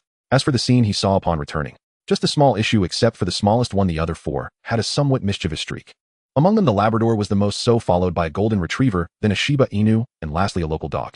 Moreover, the Labrador and Golden Retriever enjoyed pulling other animals to play with. For instance, dogs, cats, people, and so on. Therefore, basically everyone nearby knew there was a dog that loved to play with them. So the question arises, since the Labrador is such an enthusiastic dog, why do the tattooed men still attack them? The reason is simple: because they are mischievous. Yes, that's the simple reason. The Labrador, whenever it pulls dogs or cats to play, tends to provoke the tattooed men's territory. As for whether there is some obsession involved, I don't know. Anyway, from the memories Cheng Shi received, this Labrador has received the most beatings. But unfortunately, it still does not change its ways. Forget it, I won't think about this silly dog anymore. I should quickly check if the food dispenser I set yesterday is working. Meanwhile, outside shortly after Cheng Shi entered, several tattooed men once again surrounded the 5 dogs, confining their activity range. Of course, this was not them bullying the 5 dogs. Well, although it does look a bit like that. But this time it really wasn't. The reason they surrounded the dogs was entirely because of the black-haired girl behind them. It seems she is afraid of dogs and has been around for several days. It looks like she is leaving. Seeing the girl's actions, the expressions of the 5 dogs were surprisingly consistent. They all happily stuck out their tongues and wagged their tails vigorously. Because it was the same yesterday. When this girl appeared, their activity range shrank instantly. If they ventured out a little, they would get beaten. However, it was alright. As soon as this human girl left, they could run freely again. Indeed, within seconds the girl slowly walked away, turning back once after each step. And the tattooed men surrounding them immediately lay down lazily. The 5 dogs, seeing this, immediately barked, "Woof," and began to run wildly in the yard. It seemed they had been holding it in for a long time. Meanwhile, Cheng Shi inside the house was completely unaware of what was happening outside. He was currently busy catching up on his homework. Damn, why do I still have to do homework after crossing over? Ding, host, you didn't. Shut up. Alright. The next day marked the beginning of a new week. Upon entering the classroom, the lively atmosphere inside remained unchanged. But none of this concerned Cheng Shi and Hachiman. After all, no one would talk to the 2 of them unless there was an announcement from the class. Gugum. A strange sound seemed to come from behind. Filled with curiosity, Cheng Shi turned around to take a look. Whoa, did you stay up late last night? No. Are you sure? Cheng Shi didn't believe him. The obvious dark circles under his eyes looked like something only someone who stayed up late would have. Well, maybe he even killed a few million people in the process. Beaky Valley had no idea what the person in front of him was thinking. He also had no mind to ponder it, as his stomach was still hurting. Then what about these? Cheng Shi pointed at the dark circles under Beaky Valley's eyes. Beaky Valley thought about his experiences from yesterday. I suppose it counts as staying up late. Seeing Cheng Shi's curious gaze, Beaky Valley felt there was nothing to be embarrassed about, so he briefly explained what happened yesterday. He got kicked by the family cat, and it just happened to hit his stomach. Cheng Shi was still waiting for more. But Beaky Valley fell silent. Seeing this, Cheng Shi blinked. That's it. Is that all? Yeah. Beaky Valley hesitantly nodded. What else could he say? Did he need to make up a story? That would be too boring, wouldn't it? Upon hearing his response, Cheng Shi felt a wave of boredom wash over him. After saying, alright then, he turned back expressionlessly. Beaky Valley was left in confusion. No way could this person be ill. It turned out he really was. Because today's skill side effect was facial paralysis. And the skill related to the face was observing facial features. When Cheng Shi saw that this was the skill, his expression was blank. Observe facial features. Is this broken system making me a fortune teller? The system replied, not at all, host. Daily skills are all random. Unless you particularly looked forward to something yesterday, it will be like this. In response, Cheng Shi felt quite speechless. But it didn't matter.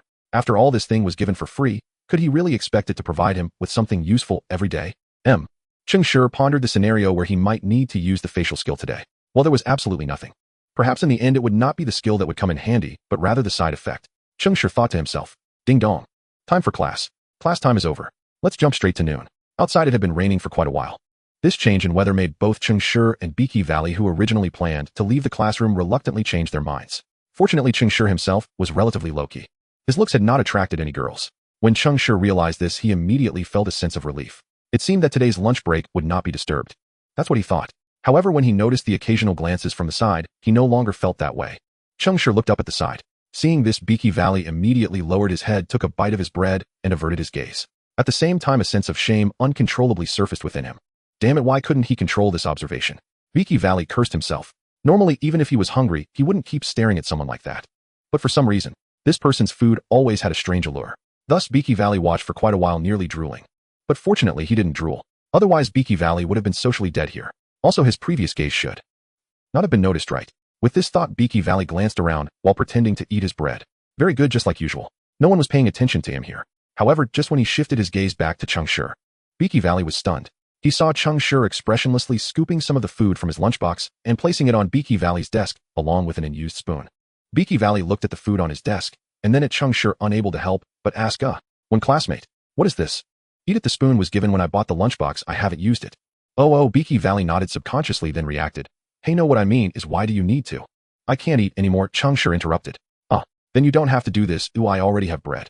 Biki Valley still chose to refuse. He felt that the relationship between him and Cheng Shi had not reached that level yet. "A single piece of bread. Is that enough?" "It's enough," Biki Valley replied firmly. "However, what sound is that?" Cheng Shi squinted at him and deliberately asked. "Biki Valley, don't ask. If you ask, I won't know." "That, someone's stomach protested again." "Thanks," Biki Valley felt defeated. He reached out and shakily picked up the food that had been offered to him on the table. Eat. Just eat this waste of a stomach to death." At this moment, Biki Valley felt utterly embarrassed while also harboring a hint of anger. Naturally, it was directed at himself. After all, he had never done this before. But the next moment, delicious. This was Biki Valley's remark after taking his first bite. The moment he swallowed it, Biki Valley suddenly thought, hey, this time it seemed his body had chosen correctly. If it weren't for its two noises, he wouldn't have tasted such delicious food. Thinking this, Biki Valley took another bite with the spoon. Meanwhile, his desk mate, Cheng Shi, watched Biki Valley, who was squinting his eyes and seemed to be really enjoying himself. For some reason, he suddenly found it a bit hard to eat his own food. This misunderstanding was not because Biki Valley disgusted him. Rather, he was suspicious, suspecting whether he had added something terrible while cooking. After all, he had eaten it every day and never felt like Biki Valley did. Thus, Cheng Shi once again began to rummage through his lunchbox. A few seconds later, he stopped his actions. Nothing was wrong. But Biki Valley had something to say. "So did you find anything?" Cheng Shi cast a puzzled glance at him. I saw you suddenly stop eating then." At this point, Biki Valley imitated Cheng Shi's earlier action and stopped speaking. He believed that when classmates should understand what he meant, right? Cheng Shi certainly understood, so he didn't explain, but immediately sent food into his mouth. After all, no answer was more reassuring than this action. After swallowing, Cheng Shi finally spoke expressionlessly. "Don't worry, the food I'm eating, how could I possibly poison it?" Upon hearing his response, Biki Valley instantly understood. This guy seemed to have misunderstood. "Actually, I wanted to ask if you accidentally brought your favorite dish to my side." Biki weakly pointed to the lid of his lunchbox. "I haven't touched half of it here." Upon hearing this, Cheng Shi suddenly realized. "Oh, you should have said so earlier, I thought it was something else. Just eat comfortably, or do you think I would cook something I don't like myself?" Biki was taken aback by this response. "It makes sense. Then what were you doing just now?" "I was just suspicious because you were enjoying it so much that I wondered if something was misplaced." "Oh," Biki nodded in understanding. "Then, something misplaced? Does your home have some strange things that could cause this?" "No way," Biki replied. "Then why were you suspicious?" "Alright, let's continue eating." Biki did not question Cheng Shi's change of subject, because the food this person made was indeed too delicious. Truly the authentic craftsmanship from the land of Shenzhou. So fragrant. Biki exclaimed once more. "It's alright." Cheng Shi remained expressionless. Actually, due to the side effects of his facial paralysis, he couldn't even move if he wanted to. Soon both of them quickly finished the food in front of them. Phew, this meal was truly satisfying. After taking a short break, Biki took Cheng Shi's lunchbox away. He expressed to show gratitude he would help wash the lunchbox clean. But soon when Biki returned, he found he had another drink in hand. Clearly this was for Cheng Shi. However, looking down at the awesome milk in his hand, and then back up at Biki, Cheng Shi fell into contemplation. This guy, is he trying to get back at me? But then he thought this brand seems normal in the perception of people in this world. For a moment, Cheng Shi didn't know how to respond. Meanwhile, Biki failed to notice the inner turmoil of the person in front of him. He scratched his head, feeling a bit guilty. "Well, you can drink this beverage first then. Tomorrow you shouldn't bring a lunchbox, I'll treat you to a meal." "Alright." Cheng Shi had no objections. It's just a meal, and he could take it easy for a bit. Yes, feeling full and satisfied, he picked up his phone to watch videos. However, it seemed that these neon people did not have such habits. Biki and Yubihama were the exceptions. Not to mention that he knew these two. Looking at their actions now. One was staring with dead fish eyes lying on the table, observing around. The other, with a pink package in her left hand, looked tense, and her right hand was clenched, moving up and down. It seemed like she was trying to encourage herself. Why? With this, Cheng Shi began to observe quietly. Meanwhile, Yubihama carefully approached a small group, hands behind her back. At this moment, they seemed to be discussing some ice cream brand. But that wasn't important. What mattered was what Yubihama wanted to say. That Yumi. Yama said, don't eat too much or you'll upset your stomach. Of course not. Miura waved her hand dismissively. Didn't I say before that no matter how much I eat, I won't gain weight? Right, Yui? Yubihama nodded in agreement. Yumi has a great figure and her legs are beautiful, but today. However, Miura did not hear what Yubihama said next and continued speaking to herself. Huh, is that so? But doesn't that Yukino Shida seem more popular? Yubihama instinctively chimed in. Ah, indeed, Yukino is definitely more. Yukino? Miura furrowed her brow. It seemed she had heard something significant. Oh, no, actually I think Yumi is more glamorous. Yubihama immediately tried to correct herself. However, her attempt to rescue the situation came a bit too late. From Cheng Shi and Bakiya's perspective, the girl named Yumi already looked a bit unhappy. Well, if you wait until my club activity ends we can go together. The boy named Yama spoke up at just the right moment. It was clear that he was trying to help Yubihama out. Upon hearing this, Miura immediately smiled. Okay, then I'll message you later. Watching Yubihama let out a sigh of relief, Cheng Shi and Bakiya couldn't help but comment, this guy must be living too tough a life. Bakiya nodded, but the next second he couldn't help but be taken aback. Did I accidentally let my thoughts slip out? No, if it was my thoughts then why did I nod? So that voice definitely couldn't have been my thoughts. Thus Bakiya turned to look beside him. Sure enough, Cheng Shi's face, which seemed to never change, came into view. Bakiya silently turned back. To be honest, it was a bit creepy. Just think about it, you're a guy. When you turned your head, a man with an expressionless face was staring at you, intently saying nothing. How would you feel? In any case, he was scared. At that moment, he didn't even want to ask if this guy had spoken. Meanwhile, progress on Yubihama's side continued. At this moment, Yubihama finally gathered the courage to request to go to a certain place. Yes, a request. Like a wage slave who has worked for many years, asking a heartless boss for half a day's leave, fearful of being denied. Tisk. Cheng Shi couldn't help but click his tongue. To be honest, Yubihama's demeanor was stirring up shadows of his past as a wage slave. He felt a bit rebellious. But soon he suppressed that thought. Calm down. They are still just students. On Yubihama's side, upon hearing Miura's request for her to bring back drinks, she quietly said, I might not be back all afternoon, so it might be a bit.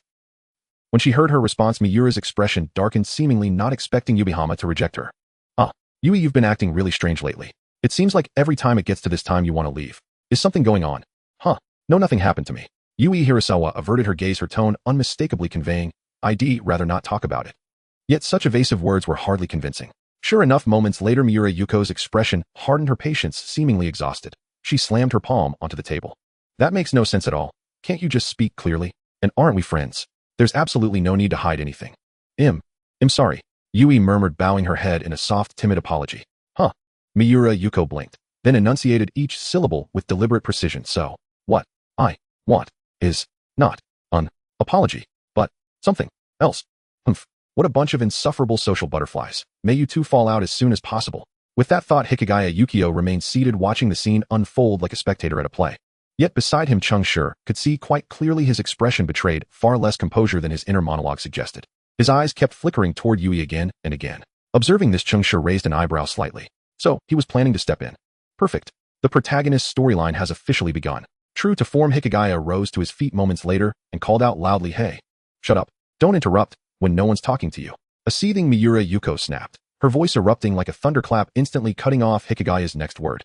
In that instant, Hikigaya fancied he glimpsed a wrathful Rakshasi looming behind her. Time for a drink. Though on second thought, never mind. Cheng Shi stared silently, watching Hikigaya rise with resolve, only to deflate within seconds. Cheng Shi couldn't decide whether to scorn him or mock him. But the next moment, a voice from Yui's direction caught his attention, and reality snapped back into focus. Right, that was the actual matter at hand. At once, Cheng Shi stood and spoke. Hey, you're making quite a racket over there.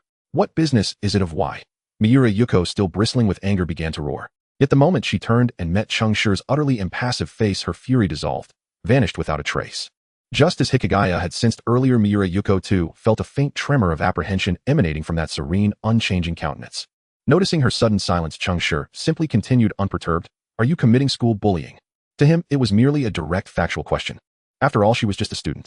Unless afflicted with profound irrationality or malice, any reasonable person, however defiant, would at least soften their stance under such straightforward scrutiny. That was his assumption, until he heard her reply, trembling on the verge of tears, I didn't. Cheng Shi realized then this girl who'd seemed so fiercely assertive was now crying. But why? He hadn't done anything at all. Puzzled, he asked calmly, Then what exactly were you doing just now? See, perfectly neutral, entirely reasonable. Yet in Miura Yuko's eyes, those words transformed into a silent ultimatum. If your explanation isn't satisfactory, I won't hesitate. She stammered, flustered. I was just trying to. No, Yui. Wah, honestly, I didn't do anything. Cheng Shi. Wait, ma'am, why are you crying? He hadn't done anything either. Yet even as his inner turmoil surged, his expression remained perfectly still.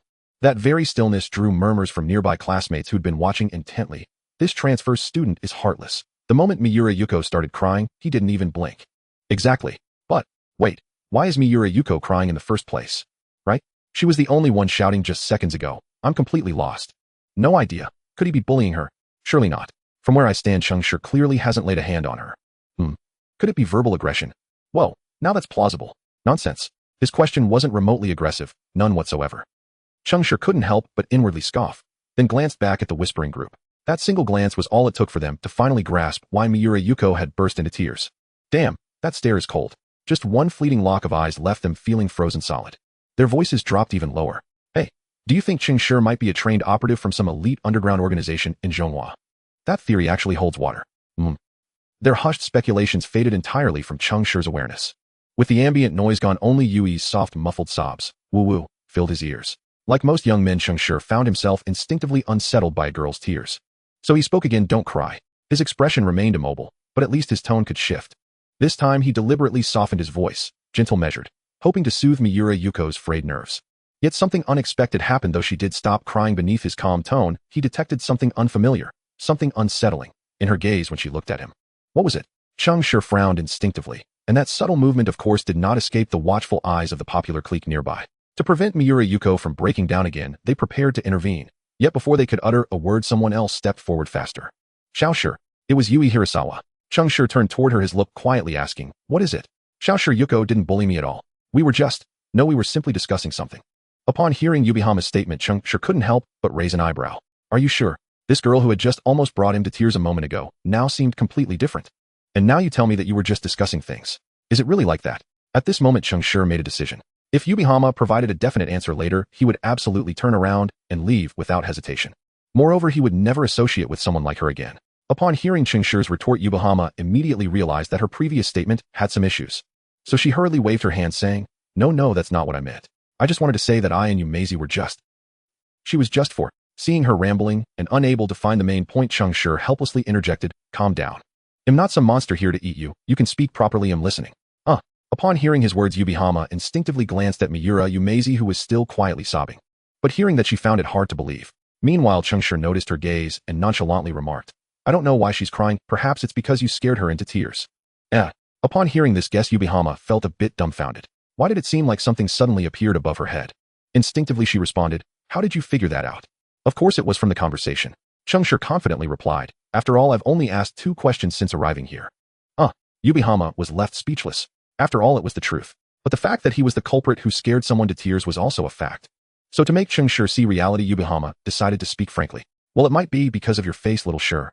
Oh, and what's the reason? Cheng Shi swore that his tone was filled with curiosity. But for some reason, as soon as he finished speaking, Yubihama took 2 steps back. Cheng Shi. This made him recall the lyrics of a song. At the same time, it also made him realize that what Yubihama had just said was indeed a fact. However, one could say it was a self-fulfilling prophecy. Is my face that scary right now? Yubihama remained silent, merely pointing silently at the group of popular students nearby. Cheng Shi turned to look. Upon doing so, he saw them nodding furiously. Cheng Shi. To be honest, it was a bit of a blow to his self-esteem. But thankfully it wasn't a big deal. Just as he was about to explain, a familiar voice suddenly came from the back door of the classroom. Yubihama, has your matter been resolved? I've been waiting for you in the clubroom for a long time. The speaker was Yukino Shida. Just as she mentioned, she had been waiting in the clubroom for Yubihama since noon. So she thought, could it be that Yubihama was delayed by something? Then to find out the reason, she came here. As soon as she reached the back door of the classroom, she heard a loud bang on the table. Then a girl's voice yelled out strongly. But soon after, the classroom that had quieted down due to the angry girl's voice was once again filled with the voices of 2 boys. As for what they said, Yukino Shida did not catch it clearly. But this was likely because the 2 boys weren't speaking loudly. As her thoughts settled, she suddenly heard crying. Upon hearing the sound, she hurried over, fearing that it was Yubihama who was bullied into tears. However, the scene in the classroom was quite the opposite. The one crying was a girl dressed in a rather flamboyant manner. Meanwhile, Yubihama and Cheng Shi were standing on either side. Then Cheng Shi coldly said, Stop crying, while Yubihama was desperately explaining in front of the girl. To be honest, if she hadn't arrived early and happened to hear the girl yelling, she might have thought that Yubihama was bravely standing in front of the school tyrant to protect her classmate. However, compared to this, Yukino Shida was more concerned about when Yubihama would be able to resolve these matters. Because to her ears, this girl crying was simply what she deserved. After all, who told her to speak to people like she was from a primitive society yelling at them? One should know that such behavior had already been eliminated from society hundreds of years ago. Little Yukino, upon seeing the suddenly appearing girl Yubihama, felt very happy. But soon she realized that showing a happy smile at this moment seemed inappropriate, so she quickly suppressed her smile. However, her tone, clearly filled with surprise at seeing a good friend, could not be hidden. Sorry, I was held up by something and couldn't make it in time. If that's the case, then you should have sent me a message or called to inform me that you would be late. Yubihama awkwardly scratched her cheek. I don't have your email, Yukino. Is that so? Then I can't blame you entirely. Let's just forget about this time. Yukino Shida completely ignored the situation around her and continued her conversation with Yubihama. Only after finishing did she turn her attention to Cheng Shi standing nearby. May I ask what happened when Kun? Although Cheng Shi really wanted to fire back with something like, isn't that a stupid question? He had to face the gazes around him along with the platform thrown out by Yukino Shida. Cheng Shi shrugged. It's nothing, I just accidentally scared a strange female student to tears because of my facial paralysis. Facial paralysis. Yukino Shida tilted her head, looking puzzled. She instinctively studied Cheng Shi's face closely. The other students who heard this also did the same. It seemed like it really was. The popular group of students exchanged glances. So does this mean? They had previously thought that the transfer student was angry, which was actually a misunderstanding. Yes, Cheng Shi looked at Yukino Shida and explained, perhaps because I didn't do something right yesterday, my face is still paralyzed now. As he spoke, he made an effort to twitch his lips, trying to prove that he was not lying. Though somewhat impolite, Shui Jixia could not contain herself when she watched a poker-faced boy struggling to contort his features into an expression only to fail utterly. Cheng Shi, however, looked bewildered. He could not fathom what exactly this girl found amusing. Is this supposed to be funny? Cheng Shi turned and asked the few people beside him. Yishan shook her head. The two-bit players, unwilling to look up names for the moment, shook their heads as well. As for SNAFU Yamizi, she had stopped crying, yet she could not bear to show her face. Cheng Shi's earlier explanation had revealed the truth to her. At the same time, she felt a crushing embarrassment, as if socially mortified. To be frightened into tears by a poker-faced boy and seen by the entire class was utterly humiliating. Yubai Bin murmured, I don't know, but it was pretty scary. When you walked over like that, I almost thought you'd pull something out and, bang, start bashing someone. The three nearby nodded in agreement upon hearing that, and Cheng Shi could not help the faint twitch at the corner of his mouth. So it was all because of his expression. Ridiculous. All right. Sorry, I truly didn't realize this would happen, so please forgive me. Okay, no problem. One extra stammered in reply. At that, the other extra elbowed him, and beneath his puzzled stare used a look to indicate SNAFU. The first extra immediately understood. Of course, that remark had not been directed at him. SNAFU Yamizi merely rested in someone's arms and nodded slightly. Rude as it was, there was nothing to be done. To be frightened into tears and seen by the whole class, either alone would be mortifying. So SNAFU Yamizi dared not lift her head. Cheng Shi paid it little mind, or rather he had no time to concern himself with it. He was not the only one feeling social mortification. He felt it too, being regarded by the whole class with strange, curious eyes. There were even whispers about him making a girl cry.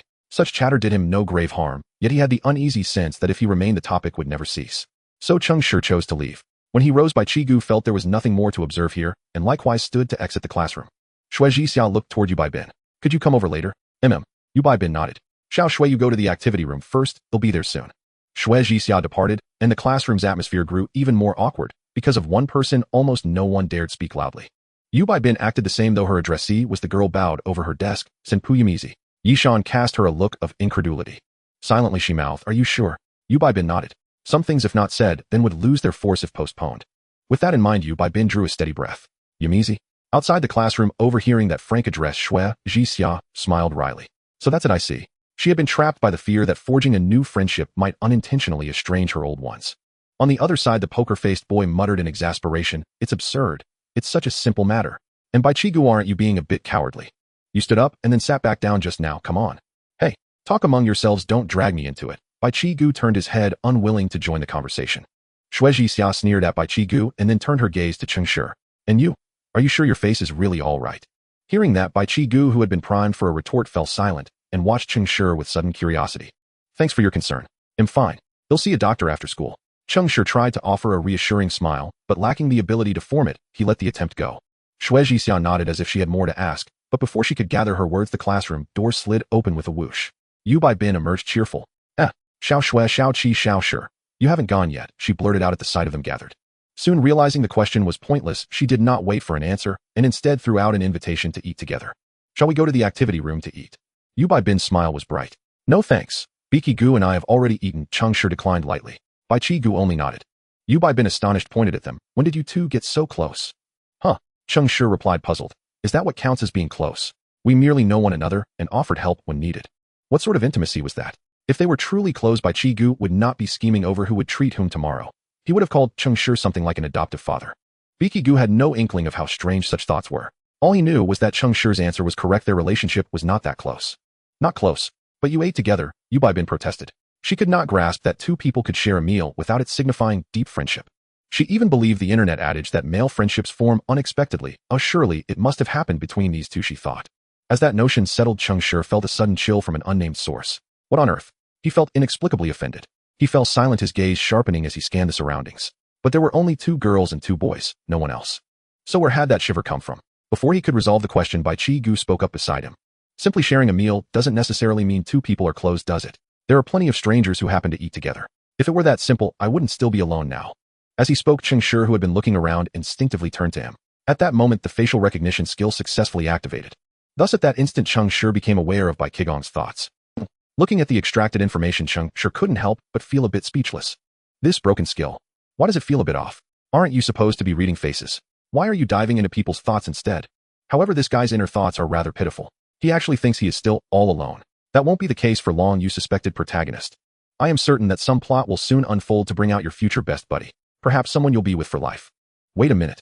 Cheng Shi suddenly thought of a possibility. Male lead, male second, female, lead female second.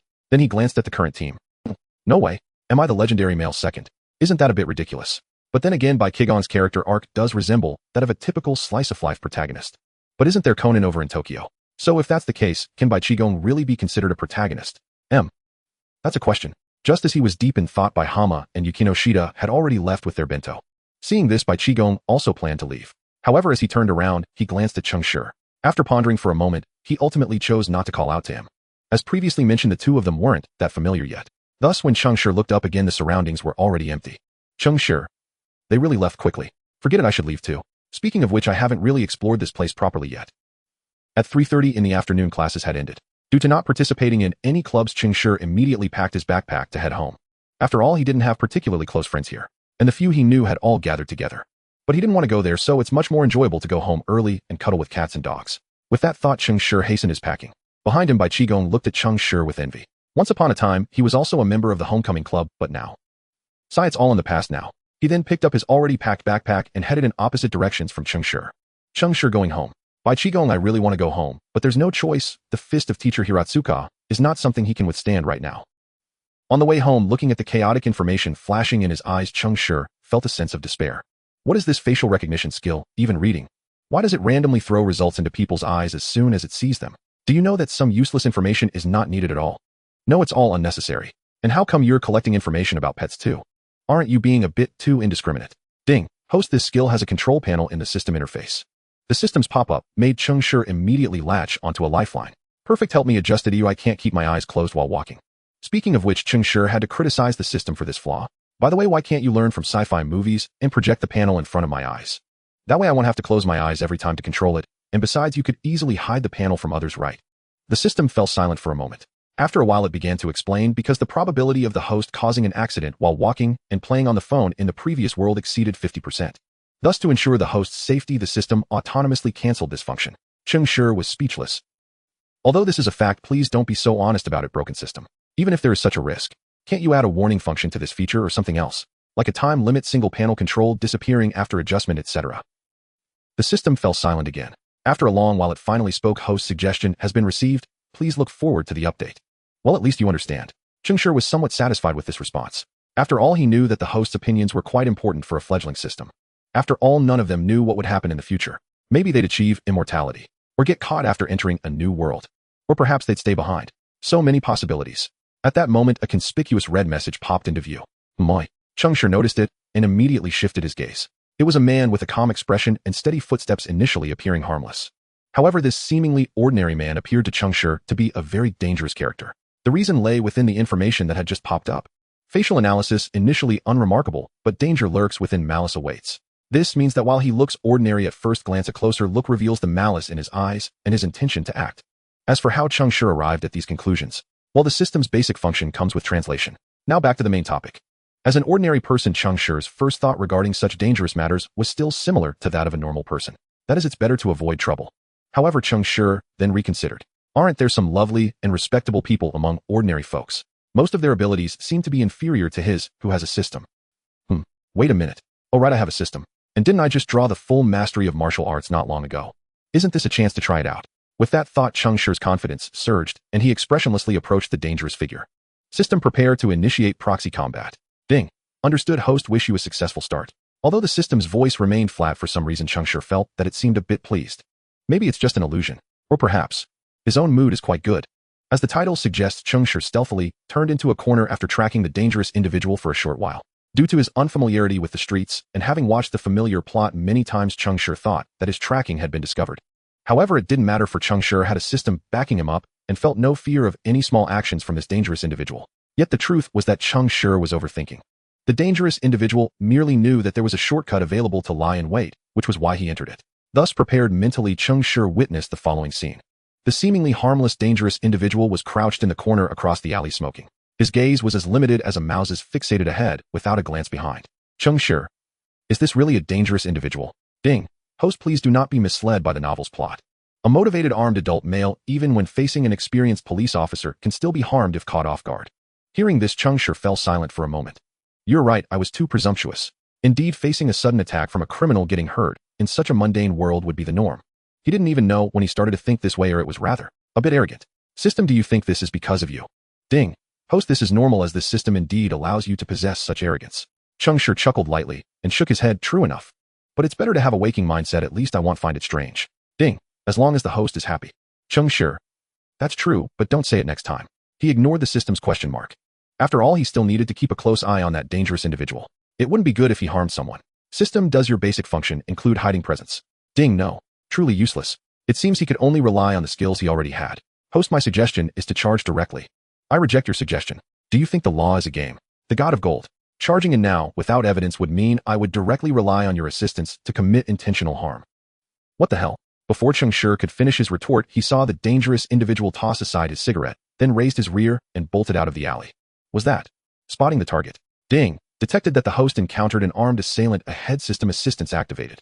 With this prompt, Cheng Shi could only exclaim, what? Then he watched helplessly as his body swiftly maneuvered and dashed out of the alley. What followed was bang, a left kick, crack, a dislocation, ugh, a joint twist. The assailant could no longer rise. To be precise, he was suppressed by Cheng Shi and could not get up. Opposite him, a cute girl stood utterly bewildered. What just happened? In confusion, she caught a glimpse of a small knife on the ground. Hiss, she immediately took a sharp breath. So I was saved. Understanding this, the girl immediately expressed her gratitude to Cheng Shi. Thank you so much for your help, stranger brother. Let's not talk about that for now. If you have a phone, could you please call the police? Cheng Shi interrupted. It's better to send this criminal in first, and I don't have the stamina or time to keep him pinned down. Oh, right. The girl finally reacted and hurriedly took out her phone to call. Meanwhile, the subdued criminal seethed with rage. Damn it. Cheng Shi had no interest in what he was saying.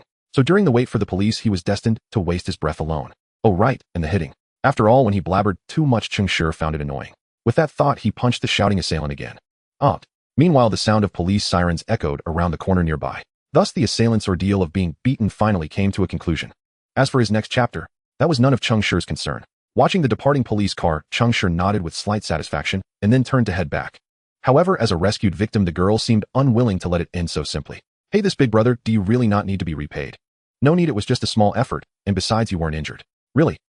Cheng Shi nodded somewhat impatiently. I've heard that the character of Neon People is very stubborn, but I didn't expect this stubbornness to be so ridiculous. Doesn't she feel tired asking like this? But big brother, you saved me. If it weren't for you, I might have been killed back then. The girl looked fearful. No, not necessarily. Perhaps he just wanted to rob me. Or something else. The girl was momentarily taken aback by Cheng Shi's reply and took a while to respond. What you said is not without reason. However, even if that criminal wanted to rob me, didn't you still stop it, big brother? The girl blinked at Cheng Shi, seeming to want him to say something. Cheng Shi somewhat understood, sighed slightly. Sigh, alright, go buy me a bottle of drink, and we can consider it even okay. The girl appeared hesitant at this suggestion. Wouldn't that be a bit unequal? Such gratitude seems a bit too, how should I put it? A bit stingy. But Cheng Shi didn't care about that, he just wanted to go home as soon as possible. Therefore, regarding the girl's remarks about inequality, he casually fabricated, it's already equal. After all, that person couldn't have taken you hostage, could he? Besides, you just happened to pass by here, didn't you? I think if I had arrived here first, I might have been the one being robbed too. It seemed. Saying it this way could indeed make sense. In the end, after a series of nonsensical ramblings from Cheng Shi, the girl obediently went to buy drinks. And generally at this time, rescuers typically choose to make a quick getaway. But Cheng Shi did not. Why? Because Big brother, to prevent you from escaping you have to come with me. Hearing this, the corner of Cheng Shi's eye twitched slightly. Is this gratitude really that important? Of course, the girl replied without a second thought. After all, if important gratitude isn't reciprocated immediately, it will definitely turn into a personal obligation later on. When that time comes, if you want to repay it, it might not just be this little bit anymore. Hearing this, Cheng Shi raised an eyebrow slightly. Did you say that, eh? That's something my brother said. The girl showed no hesitation and directly sold out her brother. And he also goes to the same school as you, but I think you probably don't know him. Perhaps. Cheng Shi had little interest in the plot of meeting new characters. After all, even if he knew the name, it would likely only linger in his ears. Then a few seconds later, he might be blown away by the winds of this world without knowing where he had gone. The girl was not surprised by Cheng Shi's response.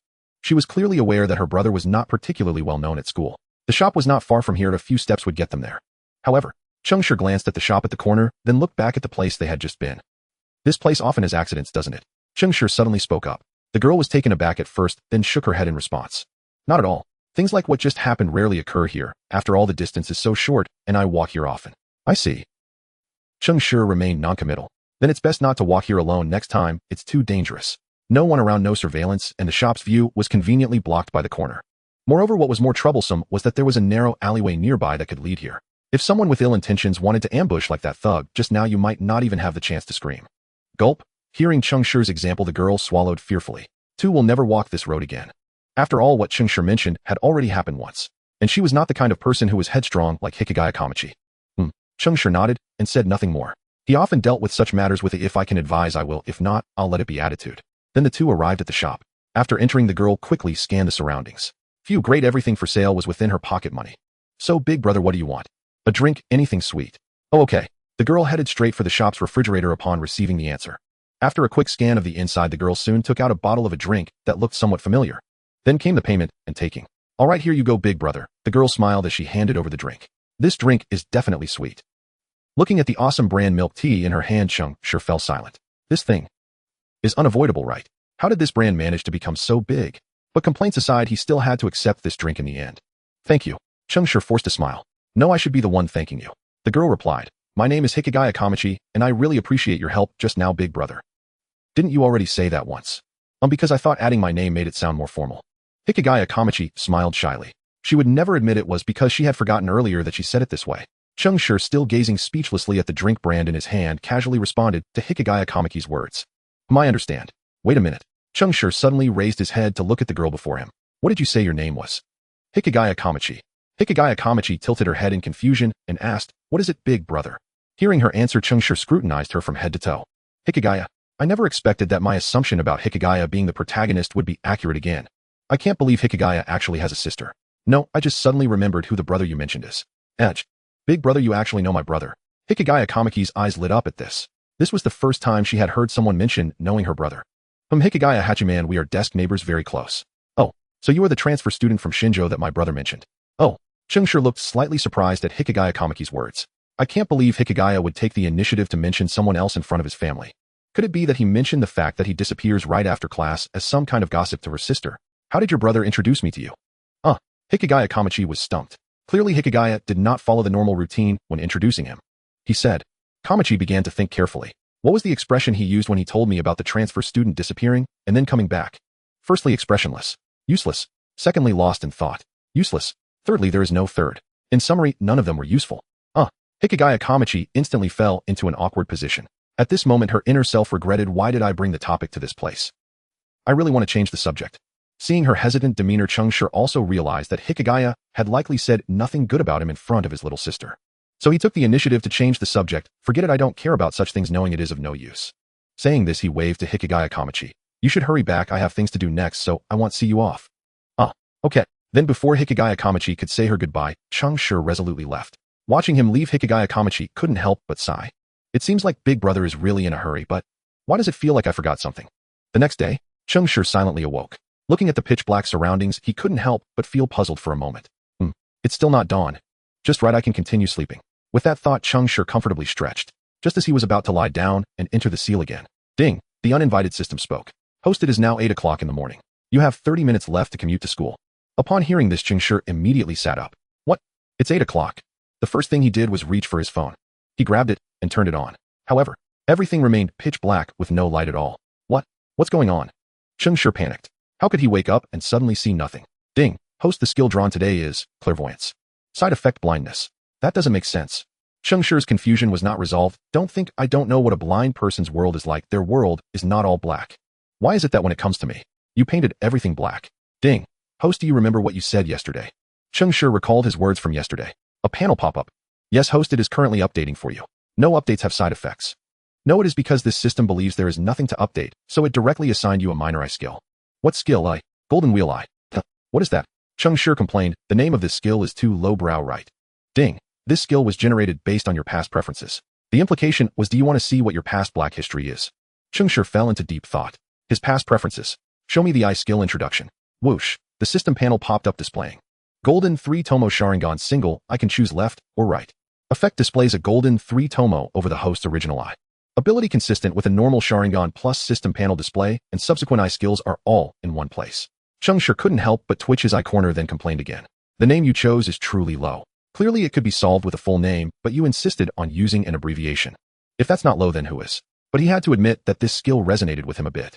After all, which boy didn't hope to awaken the Sharingan when watching Naruto as a child? It's just that he wanted more eyes later. So what's the side effect? What is it? System ding. Also blindness. So, does that mean combining these two will result in complete blindness? Yes, host. There's one more question. Cheng Shi suddenly thought, can I turn this eye off at will? Not for the time being, as it is a secondary skill. The initial use requires being active for a day. Secondary skill. It means aside from the daily draw, this is the second skill provided by the system. So you mean the skill you gave has two side effects? Yes. Cheng Shi was speechless. Sigh, is there a solution? Ding. It has been arranged. Proof and medical records have been placed in your backpack. That's good. Finally, there was something reliable. All right, activate the clairvoyance skill. Off to school.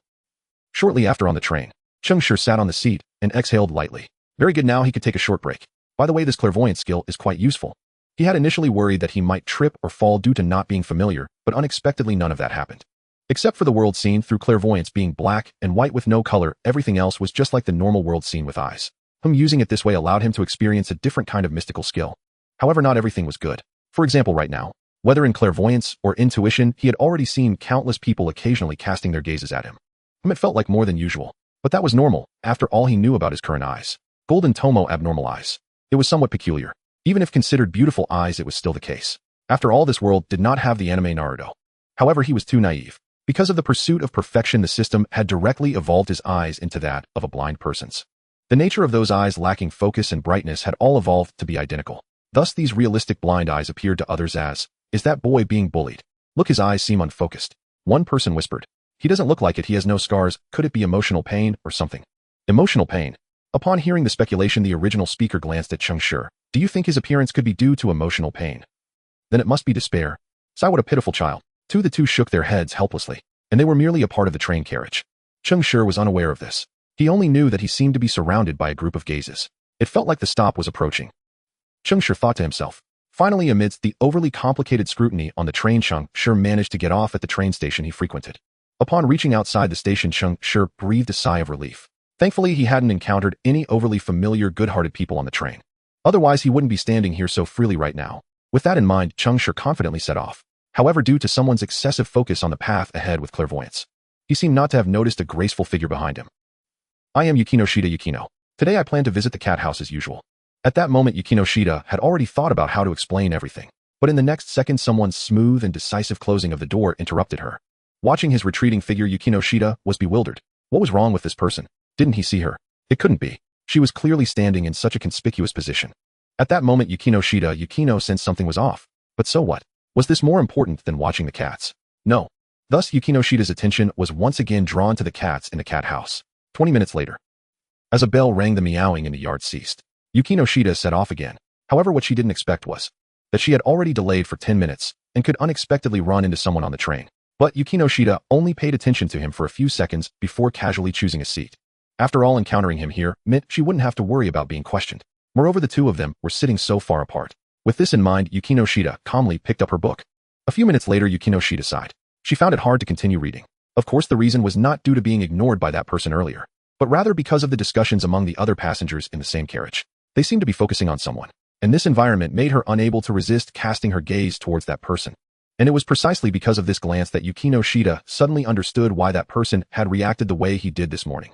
He seemed to Really not see. As for why she reached this conclusion so quickly, that was because she had talked face to face with Cheng Shi. At that time, this guy's eyes were still spirited. And now, looking at Cheng Shi's soulless eyes, Yukino Shida couldn't help but fall into deep thought. What on earth happened during this time? This thought directly led her to consider getting off the train. After getting off, Yukino Shida's gaze did not leave Cheng Shi. Of course, she wasn't staring all the time, as she also had to watch where she was going. But even so, Yukino Shida was still shocked by Cheng Shi's demeanor. Did this guy really go blind? It couldn't be fake, right? But wait, wasn't it strange? Whether in the morning or on the train, his behavior indeed seemed like he hadn't seen her at all. So now, Yukino Shida looked at the classmate in front of her who was avoiding obstacles like a normal person. Was this person truly blind? Or was he just pretending? These questions were still unknown to Yukino Shida, but ahead Cheng Shi had to stop. Because his spiritual eye skill detected the appearance of teacher Pingzong ahead. The appearance of this teacher caused him to hesitate. Should he continue forward and be seen by this teacher, then be taken away for a series of checks? Or should he turn around now or slip into a nearby alley to hide? The latter option didn't seem useful, because it seemed like there was a class with teacher Pingzong today. And as he paused, Yukino Shida passed right by him. During her passage, she glanced back at that person once again. As expected, this person's eyes lacked any focus. Not even when she walked past did he glance over. This Yukino Shida understood clearly from the movement of the beauty lens on his right eye. But the next second, Cheng Shi suddenly turned around showing a puzzled expression and said, Yukino Shida-san. What's wrong? Yukino Shida was slightly startled. You can see. Of course we met yesterday, didn't we? Cheng Shi smiled. No, we just met on the train. Yukino Shida stressed the word met. Upon hearing this, Cheng Shi's smile stiffened slightly and his tone became awkward. So you've already noticed. Cheng Shi wasn't foolish. He naturally understood the implication in Yukino Shida's words. I've been observing you for a while. Moreover, there was still teacher Pingzong approaching ahead. Thus, Cheng Shi simply couldn't be bothered to concoct other excuses. After all, hadn't the system already said it was prepared for him? As a system, it should be reliable, right? Not too sure. But it was too late to regret, as Pingzong Jing had already reached the corner ahead. Hey, you two are early. What are you doing here? Teacher Pingzong. Hearing the voice Yukino Shida, Yukino was first taken aback, then quickly explained Cheng Shi's situation to Pingzong Jing. Let me take a look. Teacher Pingzong hurriedly stepped forward. Upon discovering that Cheng Shi's eye condition was indeed as Yukino Shida described, she immediately planned to take him to the hospital. Seeing this, Cheng Shi quickly dodged away from teacher Pingzong's outstretched hand. Wait, teacher, I have a medical record. You've already been to see a doctor. How did you go? Teacher Pingzong raised an eyebrow in question. I just went like that. Cheng Shi replied flatly. After saying this, he took off his backpack and handed it to Pingzong Jing. Well, since he couldn't see, wasn't it normal not to know where the paper documents were? Moreover, the system hadn't directly handed the documents to him in the morning. But these weren't the main points. The main point was what Pingzong Jing would think of the case provided by the system. Pingzong Jing was currently reviewing it. Beside her, Yukino Shida was equally curious as she looked on with her. However, when they saw it stated due to the invasion of animal hair into the eyeball, bloodshot eyes resulted, and the blood flow caused some changes in the iris. As for the cause of the illness, both of them couldn't help but feel a bit perplexed. They looked up at the golden hook jade in that person's right eye. Can the blood flow in the eyes create such patterns? Is it real? No, wait, this doesn't seem to be the main point. Do you have a pet? Hearing the question, Cheng Shi was slightly taken aback. Weren't they reviewing the medical record? Why suddenly ask this? Though puzzled, Cheng Shi still nodded. Yes, I have one. Then do you clean up often? Yes. I keep them outside and in the living room on the first floor. I clean when I have time and I don't when I don't. Anyway, it doesn't affect the second floor and kitchen. Given that, why would you still get hurt by the hair in your eyes?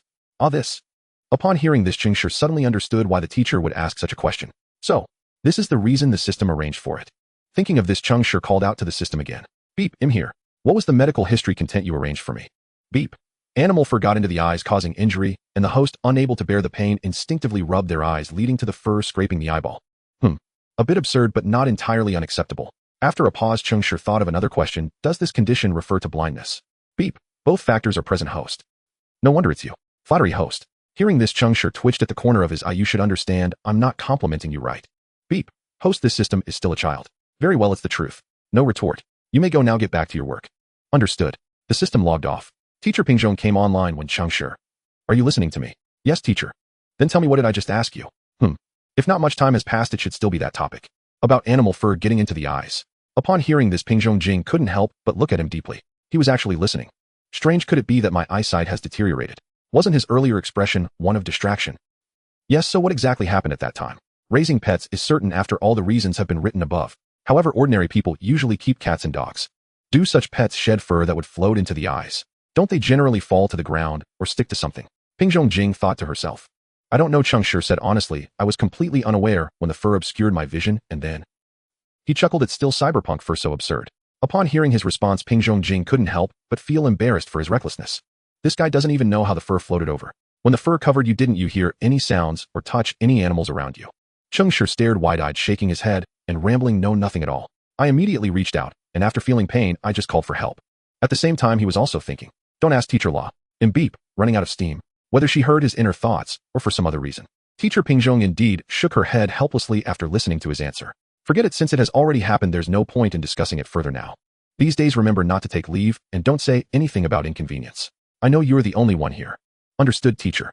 Cheng Shi felt a slight sense of relief upon hearing this. As long as she doesn't continue to ask, it's fine. Yeah. Hearing his answer, Pingjong Jing nodded in satisfaction. Now the next step is to arrange a classmate to take care of you. Who should I choose? Pingjong Jing lowered her head to ponder. Well, regarding classmates, I think I might not need that. Upon hearing this, Pingjong Jing looked up at him and then directly reached to place her hand on his ear. When Cheng Shi, where do you perceive my hand to be now? Cheng Shi, on my ear. That's right. So do you still think you need a classmate's help? No. Cheng Shi still wanted to insist for a moment. But the next second, the sound of Pingjong Jing's nasal noise and her tightening motion made Cheng Shi change his tone. I believe I still need some help. Hearing this satisfactory response, Pingjong Jing nodded with relief. Very good, you made the right choice. The teacher is very pleased. That's a direct threat of force. Who would dare to choose not to help? Though that's what he thought, he still put on a show, hastily nodding. Yeah. As long as you're pleased, as long as you're happy. Upon hearing his words, Pingjong Jing's mouth twitched slightly. You brat, don't you realize your situation is quite dire? You've temporarily lost your sight. Do you really think you can still see the road? In response, Cheng Shi fell silent for a while and quietly reminded her, then how do you think I got here? What do you mean? Pingjong Jing was stunned. She turned to Yukino. Didn't you bring him here? No, Yukino shook her head. I saw him on the train, and before coming here, he was acting alone the whole time. What? Pingjong Jing widened her eyes in disbelief. Really? Yukino nodded slightly. You still have this capability? I trained in martial arts when I was young with sound localization training. Cheng Shi answered without hesitation. Then why couldn't you dodge my hand just now? Pingjong Jing looked at him suspiciously. Because I wasn't focused. Is that so? Pingjong Jing said, suddenly reaching out again. This time Cheng Shi anticipated. Thus Pingjong Jing reached out once more, aiming at someone. Smack. With the sound, Pingjong Jing's fist was naturally blocked effortlessly by Cheng Shi's palm. Oh. Pingjong Jing was somewhat surprised. You really have undergone sound localization training. Of course I never lie. How fake that sounds. Only the two of them couldn't tell. Not bad. Pingjong Jing retracted her hand. At least I don't have to trouble a classmate to keep watching over you. So does that mean? Cheng Shi stared ahead with a hint of expectation. Pingjong Jing nodded, then looked to the side. Yukino, I have a request for you. Is it about when Cheng Shi? Yukino asked. Yes. Pingjong Jing nodded. Because I have a lot to handle today, I might not be able to send this kid back immediately. So I would like to trouble the service club to help keep an eye on him, preferably take him directly to the club office. Sure. Yukino agreed without hesitation. After all, he is now blind, and it would be quite dangerous to let him go back alone. All right, then I'll leave this matter to your service department. He'll personally come to pick him up after school. With that, Pingjong Jing bypassed them and ran into the school. As she ran, she turned back and called out, by the way, teacher, I'm going to be late for the meeting, so I trouble you to take Cheng Shi to the classroom. Yukino Shida. Yukino Shida? Cheng Shi. It seemed she was really busy today. The two then stood in place for a while. At this moment, Cheng Shi's eyes shifted. Hey, isn't this a great opportunity to leave alone? With this thought, he softly spoke up, Yukino Shida. Why don't you head back to your class first? I won't have any issues on my own. He paused, feeling that such words might not persuade her, and continued, besides, didn't you see me come here by myself? Upon hearing this, Yukino Shida calmly glanced at him, unfazed by his words. But you didn't see me on your right. Hearing this, Cheng Shi immediately glanced at his mind's eye skill. Indeed. Sometimes there are unexpected occurrences. Then wouldn't it be better if nothing unexpected happened? At least it wouldn't worry the teacher, nor would it make me feel guilty for having accepted a request while still letting you get hurt. Upon hearing this, Cheng Shi was silent for a few seconds. All right then, thank you, Yukino Shida. He would just consider this mind's eye as not yet being fully mastered. Although he really wasn't skilled and his visibility was low, it was only about a few dozen square meters. But the advantage was that walls wouldn't obstruct him. With this in mind, Cheng Shi headed directly towards the school gate, with Yukino Shida following closely behind. By the way, Yukino Shida, is your class far? Not far, you're in class F, I'm in class J. The two classes are only separated by one corridor. I see.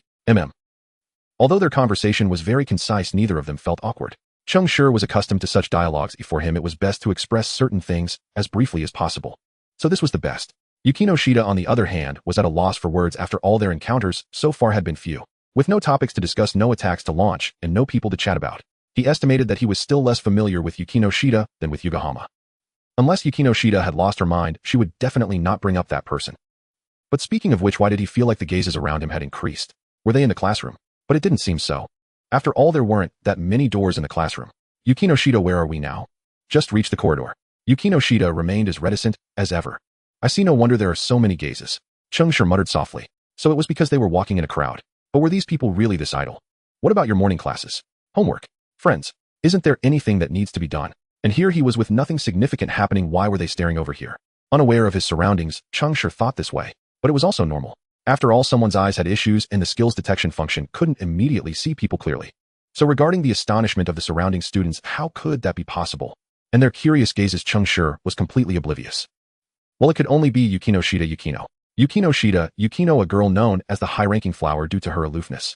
Yet this high-ranking girl was now walking alongside a boy, and not just a fleeting encounter, but rather she was genuinely walking shoulder to shoulder with a boy of the same age. After the two went upstairs, the students in the corridor immediately fell into a commotion.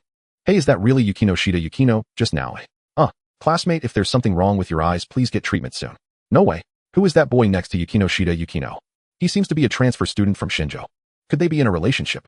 Nonsense. How could my high-ranking flower like a boy with cosmetic contact lenses and middle school syndrome? Is there a possibility that those contact lenses were actually worn by Yukino Shida Yukino for him? You rascal. You dare to disturb my Dao heart. Hey, a bunch of fools. Wasn't it just a simple walk? How could that be related to love? These students were really something.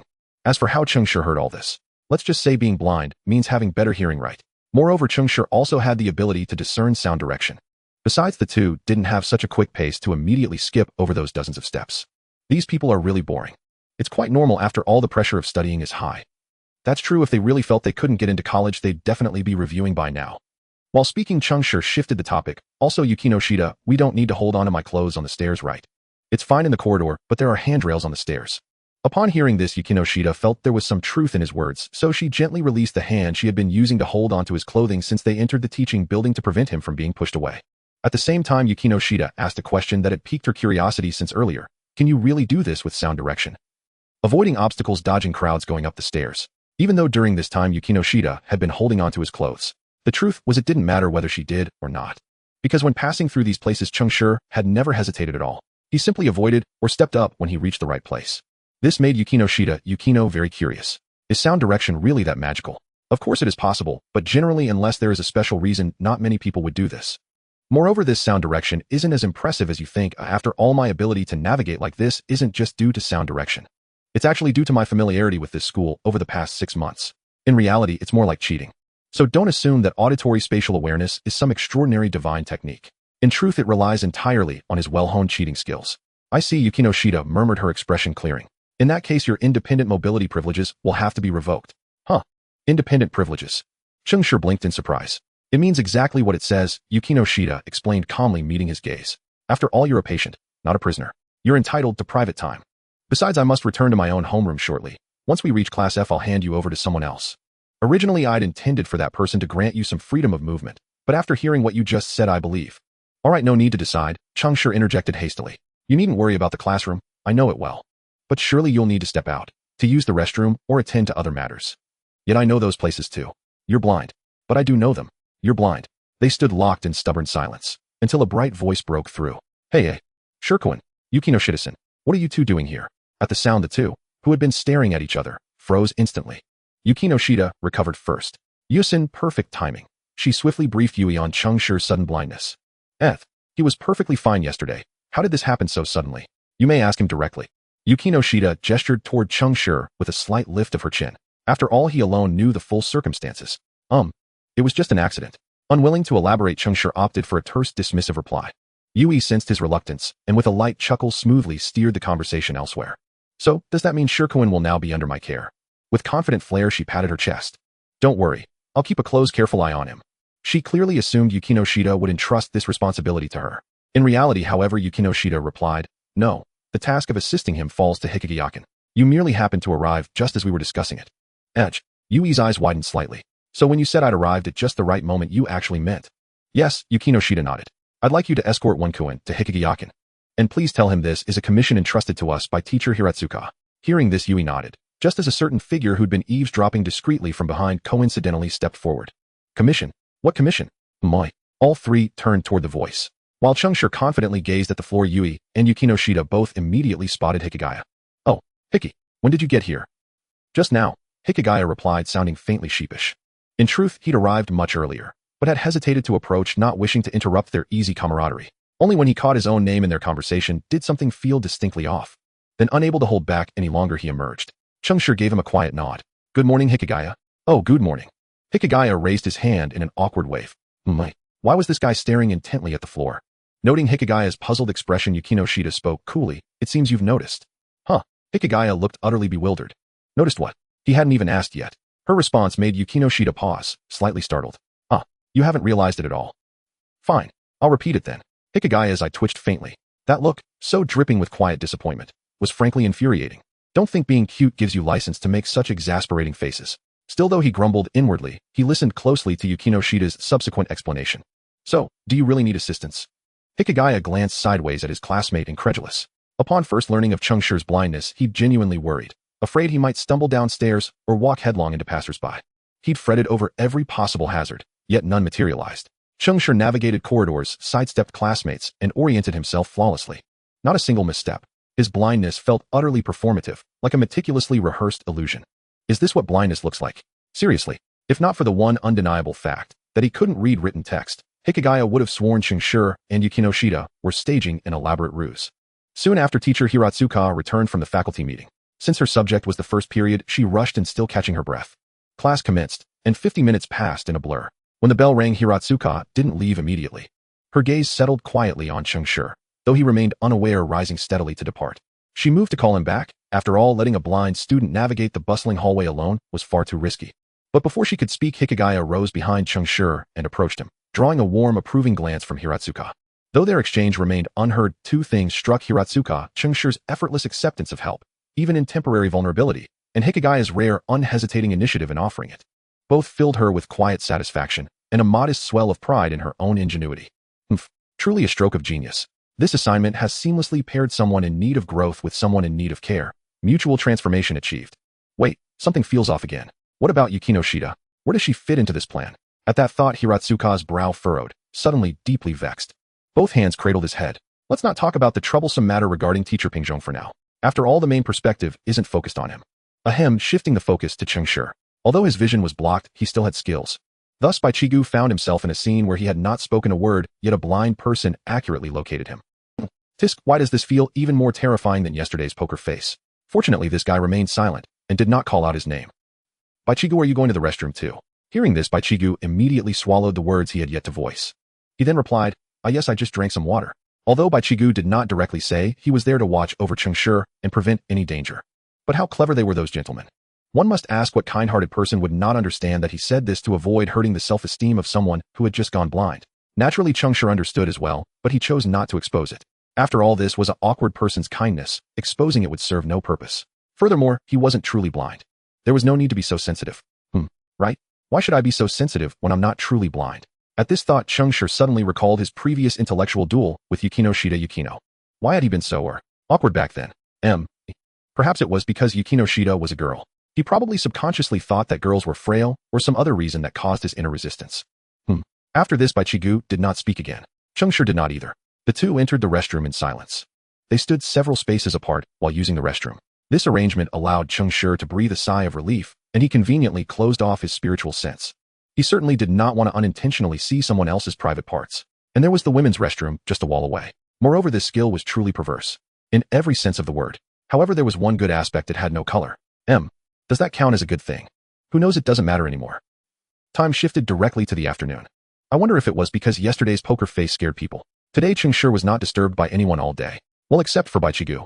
He treated Cheng Shi to a good meal at noon. Along with that, he asked a question that anyone would ask. Those colored contact lenses look nice. Implicit meaning very handsome. Where did you buy them? These aren't colored lenses, I've been bleeding. Baichigu naturally did not believe such an explanation. He thought someone did not want to say. However, that thought shattered in the next moment when someone presented a medical report. At the same time, it brought about a sense of guilt. I truly should be ashamed. How could I think of him like that? Cheng Shi, why are you silent? Oh, it's nothing, I was just surprised by your medical report. Cheng Shi smiled awkwardly in response, not saying anything. There was no choice. This ridiculous excuse was the only one that this broken system could come up with. Morning reflections over. By the way, are you going back later? Going back, of course, but I need to stay at your club for a while first. Cheng Shi explained while picking up his backpack. Teacher Pingjong is worried that I might encounter danger if I go back alone, so she asked me to stay with you for a bit, and then she will come to pick me up. Understood. Baichigu nodded. Then let's go together. No problem. Soon the two arrived at the clubroom. Baichigu made a sound of confusion and then stopped. Cheng Shi, noticing this, also immediately halted and asked, what's wrong? What happened? In his limited vision apart from Baichigu, nothing else appeared before him. It's nothing, I just found it a bit strange that those two people are standing at the door. Cheng Shi was baffled. Realizing this, Baichigu finally understood. Oh right, this person can't see. So he explained again. It's just that Yukino Shida and Uebihama haven't entered the classroom, but are watching from outside. Oh, shall we go ask them? Let's go. Baichigu accepted Cheng Shi's suggestion and then walked towards the two girls. Cheng Shi followed closely behind. As they got a bit closer, Cheng Shi's spiritual sense finally revealed the figures of three people. In the image, the positions and actions of the two outside mirrored Baichiga's description perfectly. Inside there was also a larger plump person seemingly making some kind of gesture. At this moment, two screams suddenly pulled Cheng Shi's attention back. It was Uebihama and Yukino Shida. They were startled by Baichiga's sudden call. At that moment, they were venting their dissatisfaction towards Baichigu. Could you please not shout suddenly? Yukino Shida had an unhappy expression, her tone filled with menace. This made Baichigu, who was a bit nervous, swallow hard. Sorry, but what are you doing here? Why aren't you going inside? Upon hearing the question, Yukino Shida shot him a fierce glare first. Then she explained, there's a suspicious person inside. How suspicious? I don't know, they didn't show their face. Then, should we go take a look? Sure. Yukino Shida nodded in agreement. Then she turned her gaze to Baichigu. Clearly she did not intend to be the one leading the way. Baichigu, aware of his disadvantage, said nothing and walked straight to the front of the two girls. Just as he was carefully reaching out to open the door, another hand suddenly appeared on the doorknob. Then, swish, the door was pulled open. Immediately following was a loud shout, police. Everyone get down with your hands on your head, or I'll shoot. The three outside. What just happened? What police? After a while, the bewildered three finally realized that it seemed Cheng Shi was trying to scare the suspicious person inside. So, did it work? No, please don't shoot. I'm just an ordinary student. Well, it seems like it worked. And the person inside was not suspicious at all. But instead, a plump boy trembling with fright. Seeing this, the two girls behind him, who had earlier been thoroughly startled, now stepped forward from the doorway. Who exactly are you? And why have you entered this classroom? I was told by Teacher Hiratsuka that there's a club here dedicated to helping others. I'm no suspect. Please, officer, don't arrest me. The suspiciously plump boy still believed he was being interrogated by a police officer, so he remained hunched low, too frightened to lift his head. Hearing his reply, the others finally understood why he had appeared here. Your intention is clear. I ask you to rise. Yuki said calmly. Oh, yes, of course. The boy slowly stood up. Then he turned, casting a nervous glance around the room. Where did that female officer go just now? Ahem. Perhaps you'd introduce yourself first, stranger who entered our club uninvited. At that voice, the boy instantly realized the truth. There was no officer at all. Only fellow first-year students. No more, no less. You deceived me. I never did, Yuki replied coolly. I never claimed to be an officer. Then what about that voice just now? At this, Yuki and the other two turned in unison toward Naruse. Naruse remained utterly impassive. He couldn't see them, but from their movements the plump boy deduced that the one who had spoken must be this expressionless young man. You insolent wretch. How dare you employ such foul tactics against me? It's simply ugh. The boy's vocabulary seemed to have hit its limit. He faltered mid-sentence. Naruse tilted his head, slightly puzzled. What on earth was he saying? I can't quite follow. Perhaps I should ask someone nearby. Without hesitation, Naruse turned and leaned close to the nearest person. Hey, was that Japanese spoken in cherry blossom dialect? Yes, it's standard Japanese, though his pronunciation leans heavily into regional idiom. It's perfectly natural you didn't understand. Yuki nodded. I see. Naruse murmured, enlightened. Having received his answer, he quietly returned to his place. Meanwhile, the plump boy, still wrestling with his own lexicon, remained lost in thought. But soon he feigned resignation and sighed deeply. Very well. Since fate decrees it thus, I shall graciously spare you. Uffed. Hikigaya nearly burst into laughter.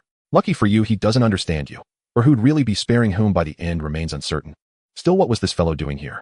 As the question crossed his mind, the plump boy, Akihisa Kayamizu, finally turned his gaze upon him. My dearest friend Hachiman. Guided by divine will I have at last found you. At those words, Hikigaya's face paled instantly. Sure enough, the next moment, every pair of eyes in the room locked onto him, including those of a certain sightless individual. Yui, Hiki, he seems to know you. Naruse, I believe I heard the word dearest friend. Yuki, glancing between them twice, concluded, birds of a feather perhaps. Hey. Hikigaya protested. If you're going to speak, at least refrain from personal attacks. What do you mean, birds of a feather? We've only ever been paired up during PE class. Doesn't it seem so? Yuki asked. Hikigaya choked, muttered something unintelligible under his breath, then swiftly changed the subject. Kayamizu, what brings you here? You've finally uttered my true name, Hachiman. Have you broken free from your seal? A hopeful smile bloomed across Kayamizu's face, as if eagerly awaiting a response worthy of his soaring expectations. But that was impossible. Come on. Being stared at by those two girls with expressions whispering how utterly nauseating is already mortifying enough. Besides, I graduated from that particular illness long before high school even began. No. I'll hear your business first. If you won't speak plainly, I'm leaving. With that, Hikigaya turned as if to walk out. When dealing with this incurable case of Chinibu, he knew precisely how to hold the reins. True to form, within a second Kiyomizu abandoned all pretense and flung out his arm in a desperate dramatic gesture. No, wait. Please. I'll tell you. I'll tell you everything. Kiyomizu handed over the manuscript he'd prepared, intended for theatrical dispersal, yet abruptly halted by an imposter officer. He then explained his purpose for coming. A novel. You wrote it. Hikigaya stared incredulously at the thick stack of papers before him. So this guy actually possessed such tenacity. Indeed. Every word is mine, Kiyomizu declared, adjusting his glasses with pride. These pages embody 8 centuries of my devotion. Therefore, Hachiman, my most cherished comrade, you would never refuse the solemn request of your commanding general, would you? Kodaware one-eyed. Humph. Why on earth should I comply? I, Hikigaya Hachiman, shall deliberately defy you, just to prove the point. Kiyomizu's expression instantly shifted. This wasn't how he'd imagined it unfolding at all. Isn't this where commissions are accepted? Yes, Yuki affirmed. It is. Then what about him?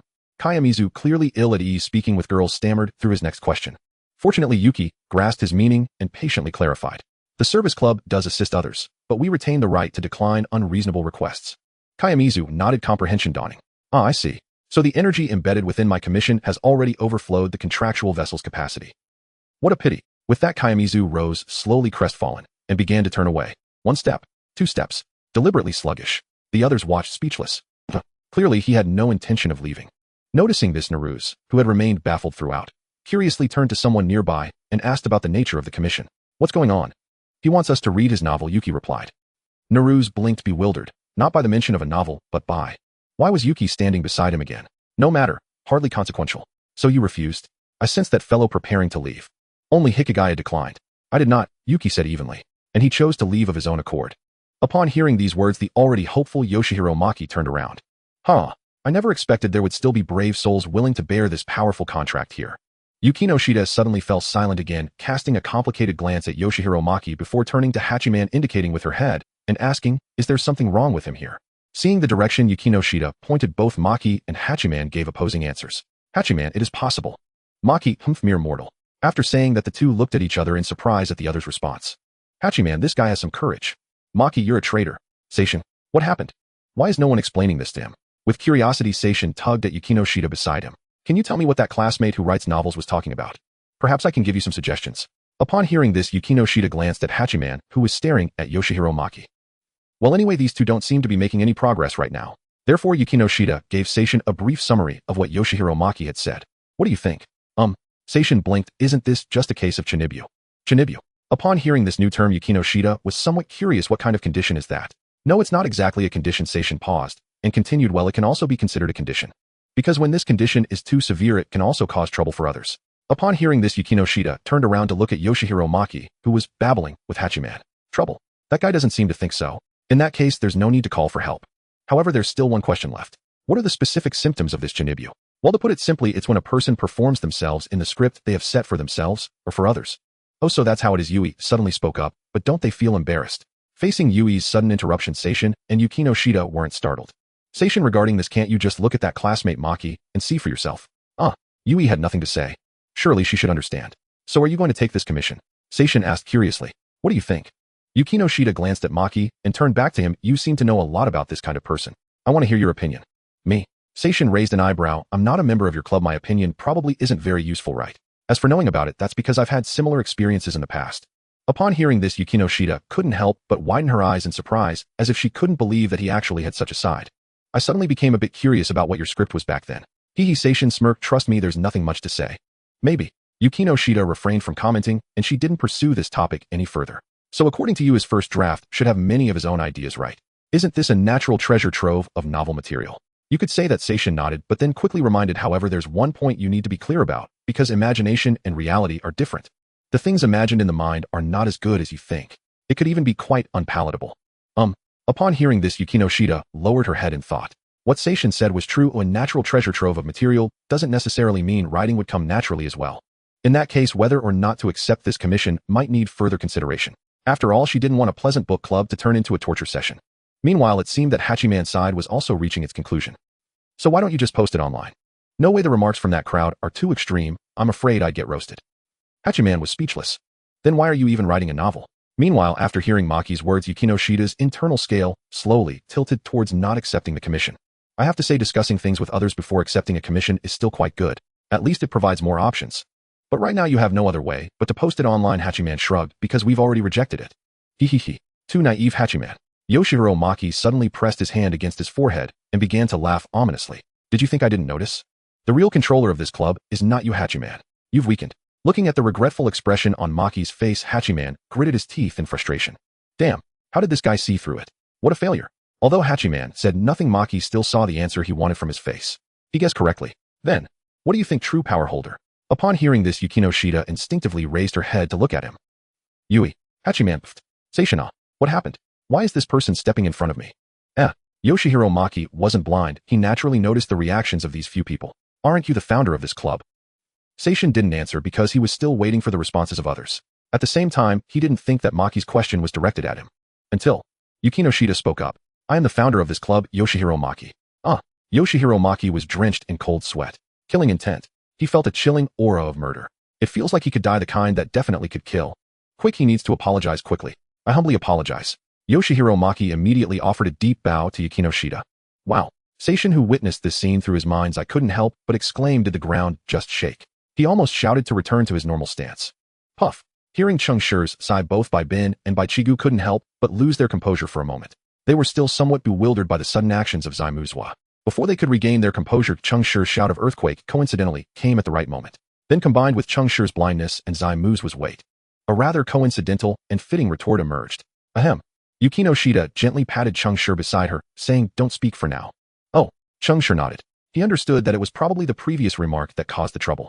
Although he didn't know what expressions the others were wearing, it was best to refrain from using overly targeted jests in front of people he was not very familiar with, especially when the subject of the jest was still a stranger, because that was impolite and could pose a slight danger. After all, he hadn't forgotten that this was the world of Conan. In his previous life, he saw a bunch of ridiculous reasons for murder. Well, it's hard to explain. While he was lost in thought, Yukino Shida had already received the original manuscript of Zai Muzwa's novel. Naturally, this act of repaying virtue with virtue also elicited a wave of gratitude from Zai Muzwa. But was he really that kind-hearted? Unknown to him, Baikiga's expression towards Zai Muzwa was one of pity. In the end, Cheng Shi went home. Teacher Pingzhu sent him back and mentioned that she would come personally tomorrow. Meanwhile, when she saw dozens of cats and 5 dogs in the cat house along with the tightly secured room upstairs, she was baffled. Where did that fur come from? I don't know, maybe I can find out once I'm better. Just remember to stay safe by yourself, Pingzhu reminded softly. Also, don't touch the kitchen. Oh, I've ordered takeout for you. Okay, thank you, teacher. They'll pay you back for the meal once it's ready. That little money is nothing, it's no big deal. Pingzhu waved her hand nonchalantly, saying, as long as you are safe, when I come tomorrow, that's the best reward. No problem. Cheng Shi smiled, not mentioning the meal cost. After all, his eyes would be fine soon, and he could settle it later. Well then, teacher, I'm leaving. If you encounter any difficulties, just give me a call. All right. Hearing Cheng Shi's response, Pingzhu nodded with satisfaction. Indeed, no wonder so many teachers liked such a well-behaved student who listened to advice. But unfortunately for the teacher, I prefer challenges. After internally releasing a queen-like 3-part laugh, Pingzhu turned and left. Buzz. Listening to the sound fading away, Cheng Shi couldn't help but sigh. What a character. While being gentle is also quite unique. The next day, staring into a pitch-black void, Cheng Shi remained silent. System come out. Beep. Host him here. So what about my vision? Cheng Shi asked calmly. He was currently in the sage mode of just waking up. Of course, if the explanation wasn't clear enough, then the sage wouldn't necessarily remain a sage. Beep. Host, it's a new skill, heavenly eye, but the side effect is still blindness. Hearing this, Cheng Shi endured a twitch at the corner of his eye for a second. Did you just mess with my eyes? Beep. It's possible, but it might also be your subconscious will. Do you think I would wish to remain blind? No, host, it might be because you subconsciously thought blindness won't recover so quickly. Cheng Shi fell into deep thought. Did he think that yesterday? Hiss, it seemed he indeed did. So, what do you mean by there's a possibility? Beep. Yesterday I wasn't here, so I entrusted it to AI. It's possible that AI detected your thoughts and arranged it automatically. Cheng Shi. This is really bizarre. The system actually requires AI. Host, some systems have had subsystems for a long time and am considered low level. You have a point. After saying this, Cheng Shi let out a slight sigh. Forget it, being blind is being blind. After all, he had already experienced it yesterday. What could happen again? Thinking this, Cheng Shi skillfully got up and went to the bathroom to wash up. After washing up, he planned to go into the kitchen to prepare lunch. After all, no one was going to treat him to a meal today. But before he could start the fire, ding dong, the doorbell rang downstairs. Hearing the sound, Cheng Shi quietly walked out to sense. It was teacher Pingzhu. At that moment, Cheng Shi remembered. Yesterday, this responsible teacher had told him she would come to pick him up. That was quick. But there was something even quicker to come. Cheng Shi walked slowly downstairs. Just as he opened the door, Pingzhu swiftly pulled him out. Immediately after, Pingzhu dashed to the second floor, grabbed the backpack that had not changed position since yesterday from the sofa, and went straight downstairs. Then door closed. Car door open, car door closed. Seatbelt on, gear engaged, accelerate. all in one go. In the passenger seat, Cheng Shi looked completely bewildered. It wasn't until a while later that he reacted and shouted, "Hey, I haven't fed my cats and dogs yet." To this, Pingzhu simply waved her hand dismissively. "Don't worry, teacher has arranged it for you." "Really? But you just left for only a few seconds?" Cheng Shi asked suspiciously. "Really, am not lying to you. I always do things absolutely reliably." Pingzhu's tone was filled with confidence. After all, the person she found could be said to be the most responsible one. All right then. Since the teacher spoke with such confidence, he wouldn't say much more. After all, he could wait until he came back after school in the afternoon to feed them. Also, those tattooed big guys didn't necessarily need to be fed. After all, they were tattooed big guys. Upon careful thought, it seemed like they were coming today. Meanwhile, at the cat house, a girl with long black hair was standing nervously at the door. What was going on? Why were there only dogs in the yard today? Where did all the cats go? Ultimately, after standing at the door for nearly half an hour without seeing any cats, Yukino Shida had to leave with a face full of regret. However, before leaving, she still left the cat food she had specially brought at a spot not far from the door. Not long after, Shui Jixia left, a paw slowly reached out from inside the door and pulled the food she left inside. Soon after, the sound of rustling paper bags and chewing food could be heard from within. It is estimated that the little creature inside will come to like her very much in the future. Meanwhile, Cheng Shi had already arrived at the school gate. This time, teacher Ping Zhong did not encounter a reliable candidate at the entrance. Therefore, she did not hand Cheng Shi over to anyone else. Thus, from just now until now, Cheng Shi remained at the entrance. Meanwhile, classmates passed by in groups one after another, and their curious glances never ceased. But Cheng Shi didn't mind, after all, he couldn't see. The hard-eye communication was something that could be turned on or off after all. At that moment, teacher Ping Zhong returned. "Sorry for making you wait, Cheng Shi. We can go now." Upon hearing this, Cheng Shi shook his head, saying, "It's all right, teacher Ping Zhong. You were just worried. How about I go ahead and you follow behind?" Cheng Shi suggested after a brief pause. Upon hearing this, teacher Ping Zhong, who had no experience in caring for blind people, immediately agreed. Okay, no problem. She was pondering how to communicate with this child. Unexpectedly, the next moment, he took the initiative to suggest it. Quite impressive. Then Cheng Shi turned and walked directly towards the stairs at the entrance. Seeing this, teacher Ping Zhong hurriedly followed. If she remembered correctly, blind individuals typically did not notice the steps beneath them. But the next moment, watching Cheng Shi ascend the stairs without any hesitation, Ping Zhong fell into deep thought. Does this kid really have blindness? With this thought, Ping Zhong quickened her pace to move in front of Cheng Shi and waved her hand in front of him. His pupils did not constrict, nor were there any signs of tracking. It seemed he had indeed not recovered yet. Just as Ping Zhong reached this conclusion, Cheng Shi suddenly spoke up. "Teacher, what are you doing?" His expression was one of confusion. Why did the teacher suddenly act like this? Was she trying to scare him? Can you see me already? Ping Zhong's face showed a hint of surprise and a trace of panic. She was surprised that his eyes could recover so quickly. Panicking because her actions had been directly seen by the person involved, she added, "Not really." Cheng Shi pointed to his ear. "I just heard some sounds because this place is quite sensitive." Additionally, even without hard-eye communication, he could sense the significant disturbance in the air ahead. After all, this teacher had not been gentle at all while probing in front. Was she waving so quickly because she was afraid he would see? "Oh, I see." Teacher Ping Zhong chuckled awkwardly. "It's just that I was worried you'd fall if you walked too fast." As she said this, a hint of guilt surged within Ping Zhong. She couldn't help but wonder, is it really okay to deceive a blind student like this? What Ping Zhong was thinking at that moment was unknown to Cheng Shi. He only knew that she was casually making things up to him. Sigh. She probably suspected something because he looked so natural walking. Cheng Shi completely understood this. After all, he was not a typical blind person. Thus, he believed teacher Ping Zhong's likely arbitrary reasoning. "Thank you, teacher. Yes, as long as you're fine, that's good." For some reason, while saying this, Ping Zhong felt as if something was burning on her face. Perhaps it was a sense of shame. In any case, under the influence of such emotions, Ping Zhong did not speak again until she returned Cheng Shi to the classroom. Looking at teacher Ping Zhong's rapidly retreating figure through heart-eye communication, Cheng Shi couldn't help but wonder. Could it be that my previous words caused her to misunderstand something? After thinking for a while, Cheng Shi decided to give up on that thought. He felt that there was no need to ponder such matters. After all, judging by teacher Ping Zhong's reaction of not speaking after this, she must have felt guilty. It was just a question of where the misunderstanding lay. However, that was the least of his concerns, because you simply cannot know what is in a woman's heart. Thus, after realizing this, Cheng Shi decisively abandoned his thoughts on the matter. Time for class. Soon 4 periods passed just like that. After hearing the school bell ring, Cheng Shi immediately stood up and left. The school shop was somewhat different. Perhaps because there were no other dining places or department stores nearby, the shop within this campus had a wide variety of goods in stock and in large quantities. For these reasons, there had never been a scene of students fighting for food here. Because of this, Cheng Shi felt he had nothing to worry about. After all, now both the time, place, and number of people were all within the controllable range of his skills. Soon Cheng Shi arrived at the school shop. Looking at the outlines of the products in front of him, Cheng Shi fell into deep thought. Very well, another downside of the heart-eye communication skill had appeared. That is, he could not view things in high definition, only in black and white. However, it allowed him to ignore obstacles and mark them. And because he could not view things in high definition, Cheng Shi still could not determine what this square object ahead was. "No, wait, it seems I can still touch it." Without hesitation, Cheng Shi reached out his hand towards the object in front of him. Why is it soft? Thinking this, Cheng Shi instinctively squeezed the item in his hand. It seemed. It was still a bit warm. What could it be? It was a hand. How long are you going to keep touching it? Hearing the voice, Cheng Shi quickly withdrew his hand in fright. What the heck? How could this square object have a hand on top of it? But it was merely a coincidence. The so-called square object was actually a piece of bread, and someone had just happened to place their hand on top of it. I'm really sorry, Shueijixia.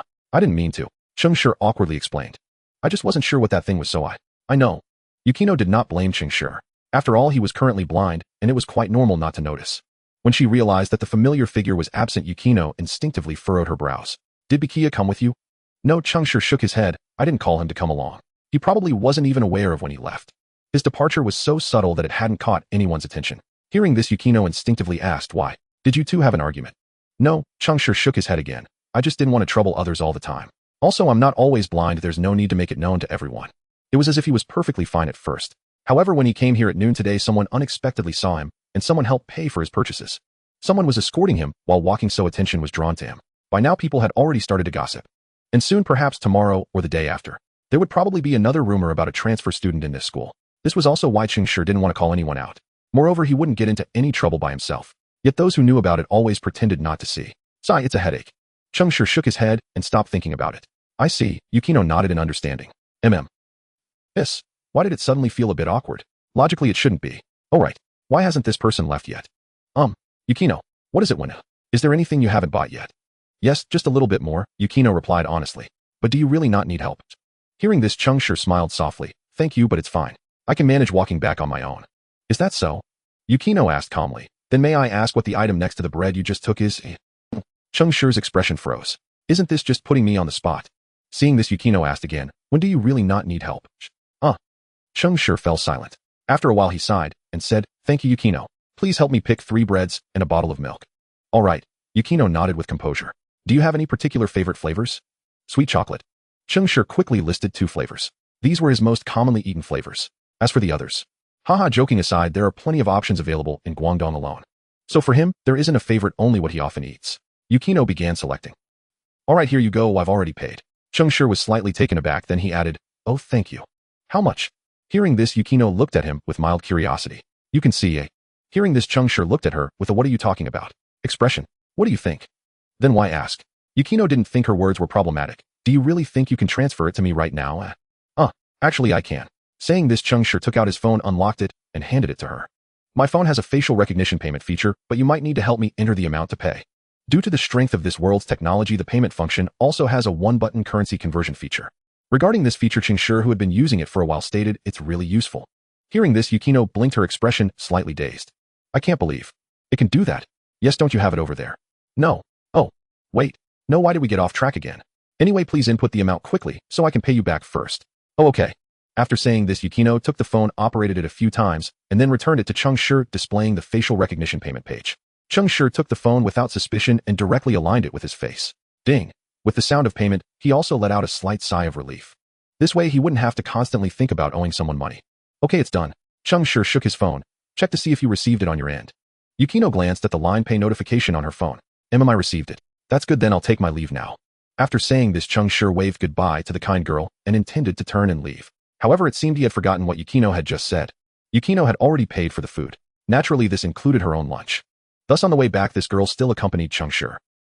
Cheng Shi sighed, slightly looking at Yukino with vacant eyes. Yukino, you really care about your classmates. Oh, you can tell it. Yukino replied noncommittally. I thought you might mistake this for me liking you. Cheng Shi twitched his lips. I don't have the capacity to think that far. Also, don't just lump all boys into that category. Yes, it was just a coincidence. Since she usually has lunch in the club when school is over, Yukino Shida is also among those who quickly leave the classroom. Then while going down the stairs, she saw the figure of Cheng Shi ahead. However, she did not see anyone familiar around her. Then combined with what Cheng Shi had previously revealed, it seemed that apart from knowing her and classmates Hachiman and Yui, there was no one else he recognized here. Thus, Yukino Shida could clearly understand that Cheng Shi was the only one acting alone at this moment. The people going downstairs at this time were either heading somewhere like her or just going to the store to buy food. After realizing all this, Yukino Shida decided not to care anymore. However, since the route to the store overlaps halfway with the route to the clubroom. Moreover, due to Cheng Shi's leisurely pace, Yukino Shida easily overtook him. Just as she was about to enter the special building, an inexplicable flutter in her heart made her turn back to glance at him. It was precisely because of that glance that Yukino Shida saw the vacant expression in Cheng Shi's eyes once again. Indeed, even though she clearly knew that he could walk just fine, the innate sympathy within her could not be suppressed. The reason was that she knew he was blind. Thus Yukino Shida approached him, and what ensued were the events mentioned above. Logically speaking, such a perfunctory answer would generally not be believed immediately by most people, and some perceptive individuals might think even more. But what does that have to do with Cheng Shi? Regardless of whether others believe it or not, he certainly did. Not for any other reason, but simply because he had only known her for a few days. I understand. In short, thank you, Yukino Shida-san. Cheng Shi smiled. Hearing this response, Yukino Shida looked at him in surprise. This person is truly. It's nothing, but you are quite trusting of others, aren't you? Not necessarily, Cheng Shi shook his head. Moreover, rather than trust, it's more about belief. I just believe that you have no ulterior motives. Indeed, you have a point, Yukino Shida replied softly after a moment of silence. Well then, see you later, Yukino Shida-san. Cheng Shi waved to her direction. I'll go have lunch now. After hearing his reply, Cheng Shi turned to leave. Upon reflection, he thought this girl was quite kind. She had decided to follow him just because she noticed his expression. Quite nice. However, this has nothing to do with him anymore. After all, it was merely a fleeting encounter, and perhaps they would have no further interactions in the future. That was how he originally thought. But when the afternoon school ended, Hiratsuka said, Hachiman, could you please help bring Watanabe to your club again today? I might need to go later. Hachiman replied, oh okay, I got it. Cheng Shi, holding his backpack, suddenly froze in midair. Absurd. In the end, Cheng Shi was still assigned to the service club by Hiratsuka's remark about having something to do. An entire afternoon. Although he was unsure whether Hiratsuka's something was true. Cheng Shi always felt that she wanted him to experience club activities more in these days, and then after he developed an interest, she would push him in. It's quite a thought. At this moment, Cheng Shi, who was already walking alone in the special building, thought, oh, you ask where Hachiman went. He was just called by Yui. He is probably still downstairs talking to her. How what a shallow boy. Watanabe. Where are you? Look, I had already made it to the 3rd floor, and he just remembered I existed. What's most frustrating is that to prevent this idiot from thinking that he lost me, I still have to loudly respond to him. Thinking of this, Cheng Shi bit his teeth in annoyance and replied, I'm already upstairs. At this moment, it was quite similar to the expression of I'm so mad, but I still have to keep smiling. Hearing the reply, Hachiman could not help but exclaim, This guy went upstairs so quickly. Could it be that his eyes are almost better? Meanwhile, unlike Hachiman, surprised Yui let out a breath of relief as she patted her chest. Phew, thank goodness, I almost thought little Shi got lost. Upon hearing this, Hachiman secretly rolled his eyes, silently mocking. How with the way he walks, without hesitation you probably would lose him even if he tried to run away. Alright, as long as he's there, let's head up quickly. After that, the two of them silently stepped onto the stairs. Meanwhile, Cheng Shi had already reached the doorway. However, he did not open the door to enter. As for the reason, looking at a girl in hard-eye communication in her current posture, Cheng Shi could not help but sigh. It seems that even the high and mighty flowers of the learning world will have a day when they get tired of reading novels. He just didn't know how good that person's writing skills were. While his thoughts wandered, the other two, who were still going upstairs, finally arrived at the floor where the service club was located. After they came up, the first thing they noticed was Cheng Shi standing at the door. Seeing this, Yui hurriedly approached and asked, little Shi, Shu. Before Yui could finish her sentence, Cheng Shi raised a finger to his lips to signal her to be quiet. Then Cheng Shi pointed into the classroom, and then to his ear, whispering, I heard a slight breathing sound inside. This is the frequency of someone sleeping. So I wonder if Yukino Shida-san is sleeping in there. Upon hearing this, both Hachiman and Yui looked at him in surprise. Then Yui could not help but ask, your hearing is that good? I practiced sound localization when I was a child. Oh, I see, Yui said, slightly widening her mouth. That sounds impressive. Haha, it's actually nothing much. Cheng Shi casually brushed it off before quickly changing the subject. But what should we do now? That guy Maki seems to be coming over later, right? And now Yukino Shida-san is resting inside. Who do you plan to send to wake her up? Upon hearing this, Hachiman unhesitatingly said, if it's a girl, then it has to be a girl. Yes, that's right. Cheng Shi thinks so too. So, this heavy responsibility is entrusted to you, Yubihama. Heavy responsibility. Yubihama blinked. Xiao Shi, your choice of words is a bit exaggerated, isn't it? Maybe anyway, it's all up to you. Exaggerated. For a boy, it wouldn't be. After all, it's a girl he isn't very familiar with inside. Who knows if she might have a bad mood upon waking up. And the girl in front with her pink hair looks like someone very easy to bully at first glance. So, what will happen when these two collide? I don't know, but it will soon be revealed. Because Yubihama just went in. Before long, the two waiting outside heard Yubihama's gentle call. A few seconds later, two different voices came from inside again. One voice said, Kawaii, and the other, meaning unclear. When should we go in and take a look? Hearing this, Cheng Shi instinctively nodded, sure, let's. But just as he was halfway through, he stopped. It seemed like he couldn't see. At this moment, Hikigaya also reacted. He seemed to have said the wrong thing. Then Hikigaya blurted out an apology. Sorry, I didn't mean to say that. No, it's fine. Cheng Shi shook his head. My blindness isn't permanent, and you were just speaking as one would to a normal person. Saying this, he paused, then comforted. Actually, this is good. Speaking like this to those with disabilities would make them happy as long as you try not to bring up their wounds. I see. Hikigaya nodded thoughtfully. I understand now. Although it felt a bit unnecessary, he decided to remember it. After all, better not to think about it. This statement has a somewhat cursed meaning. Hikigaya. Hearing the call, Hikigaya came back to his senses. Yes, what is it? Cheng Shi pointed inside. You should go in and see if it's alright. Alright. From the sound earlier, it seems Yubahama has just cuddled the recently awakened Yukinoshita. With this speculation, Hikigaya resolutely peeked inside. Then he immediately shrank back. Sure enough, he was right. Good news, she's awake. Bad news, Yubahama might get scolded later. Should we wait here for a while? Is she not awake? She's awake.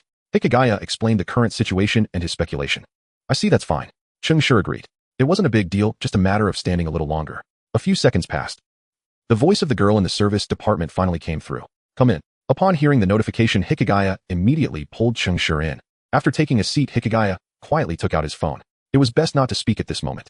Without knowing whether Yukinoshita was angry or not, maintaining the status quo would suffice. As for who would break the silence. Bang, here it comes. Ladies and gentlemen, I'm here. Zaimokuza greeted in an unrefined tone as he walked in. Now please let me hear your thoughts, everyone. Zaimokuza plopped down in the middle chair opposite the group, arms crossed and confident. Upon hearing this, Yukinoshita silently set down the cup in her hand. To clarify, I'm not very familiar with this type of thing. That's fine, I happen to want to hear the opinions of the mundane as well, so please speak freely. Alright. In summary, this novel is written very boringly, and reading it for too long might even feel painful. In that moment, Yukinoshita recalled the evaluation from yesterday afternoon. Perhaps reading this book could become a form of torture. Indeed, it turned out to be so. Hearing her words, Cheng Shi instinctively thought of a term. Toxic. At that moment, he also completely dismissed the thought of wanting to read it once his eyesight was better. Moreover, he referred to Yukinoshita, who had read the book and given her evaluation, as Shinon. Meanwhile, Yukinoshita, dubbed Shinon, continued her critique. The grammar is all over the place. The sentences are inexplicably inverted. Don't you know that there are particles and auxiliary verbs that can be used in writing? Didn't you learn this in elementary school, eh? Uft, Cheng Shi said. Why do I feel like I heard the sound of some sharp weapon piercing through an object? Just an illusion.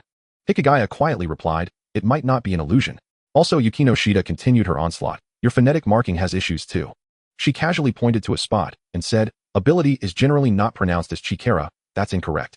Furthermore, how could the term Phantom Redblade Flash be marked as BLDY Nightmare Slasher? Where did nightmare come from?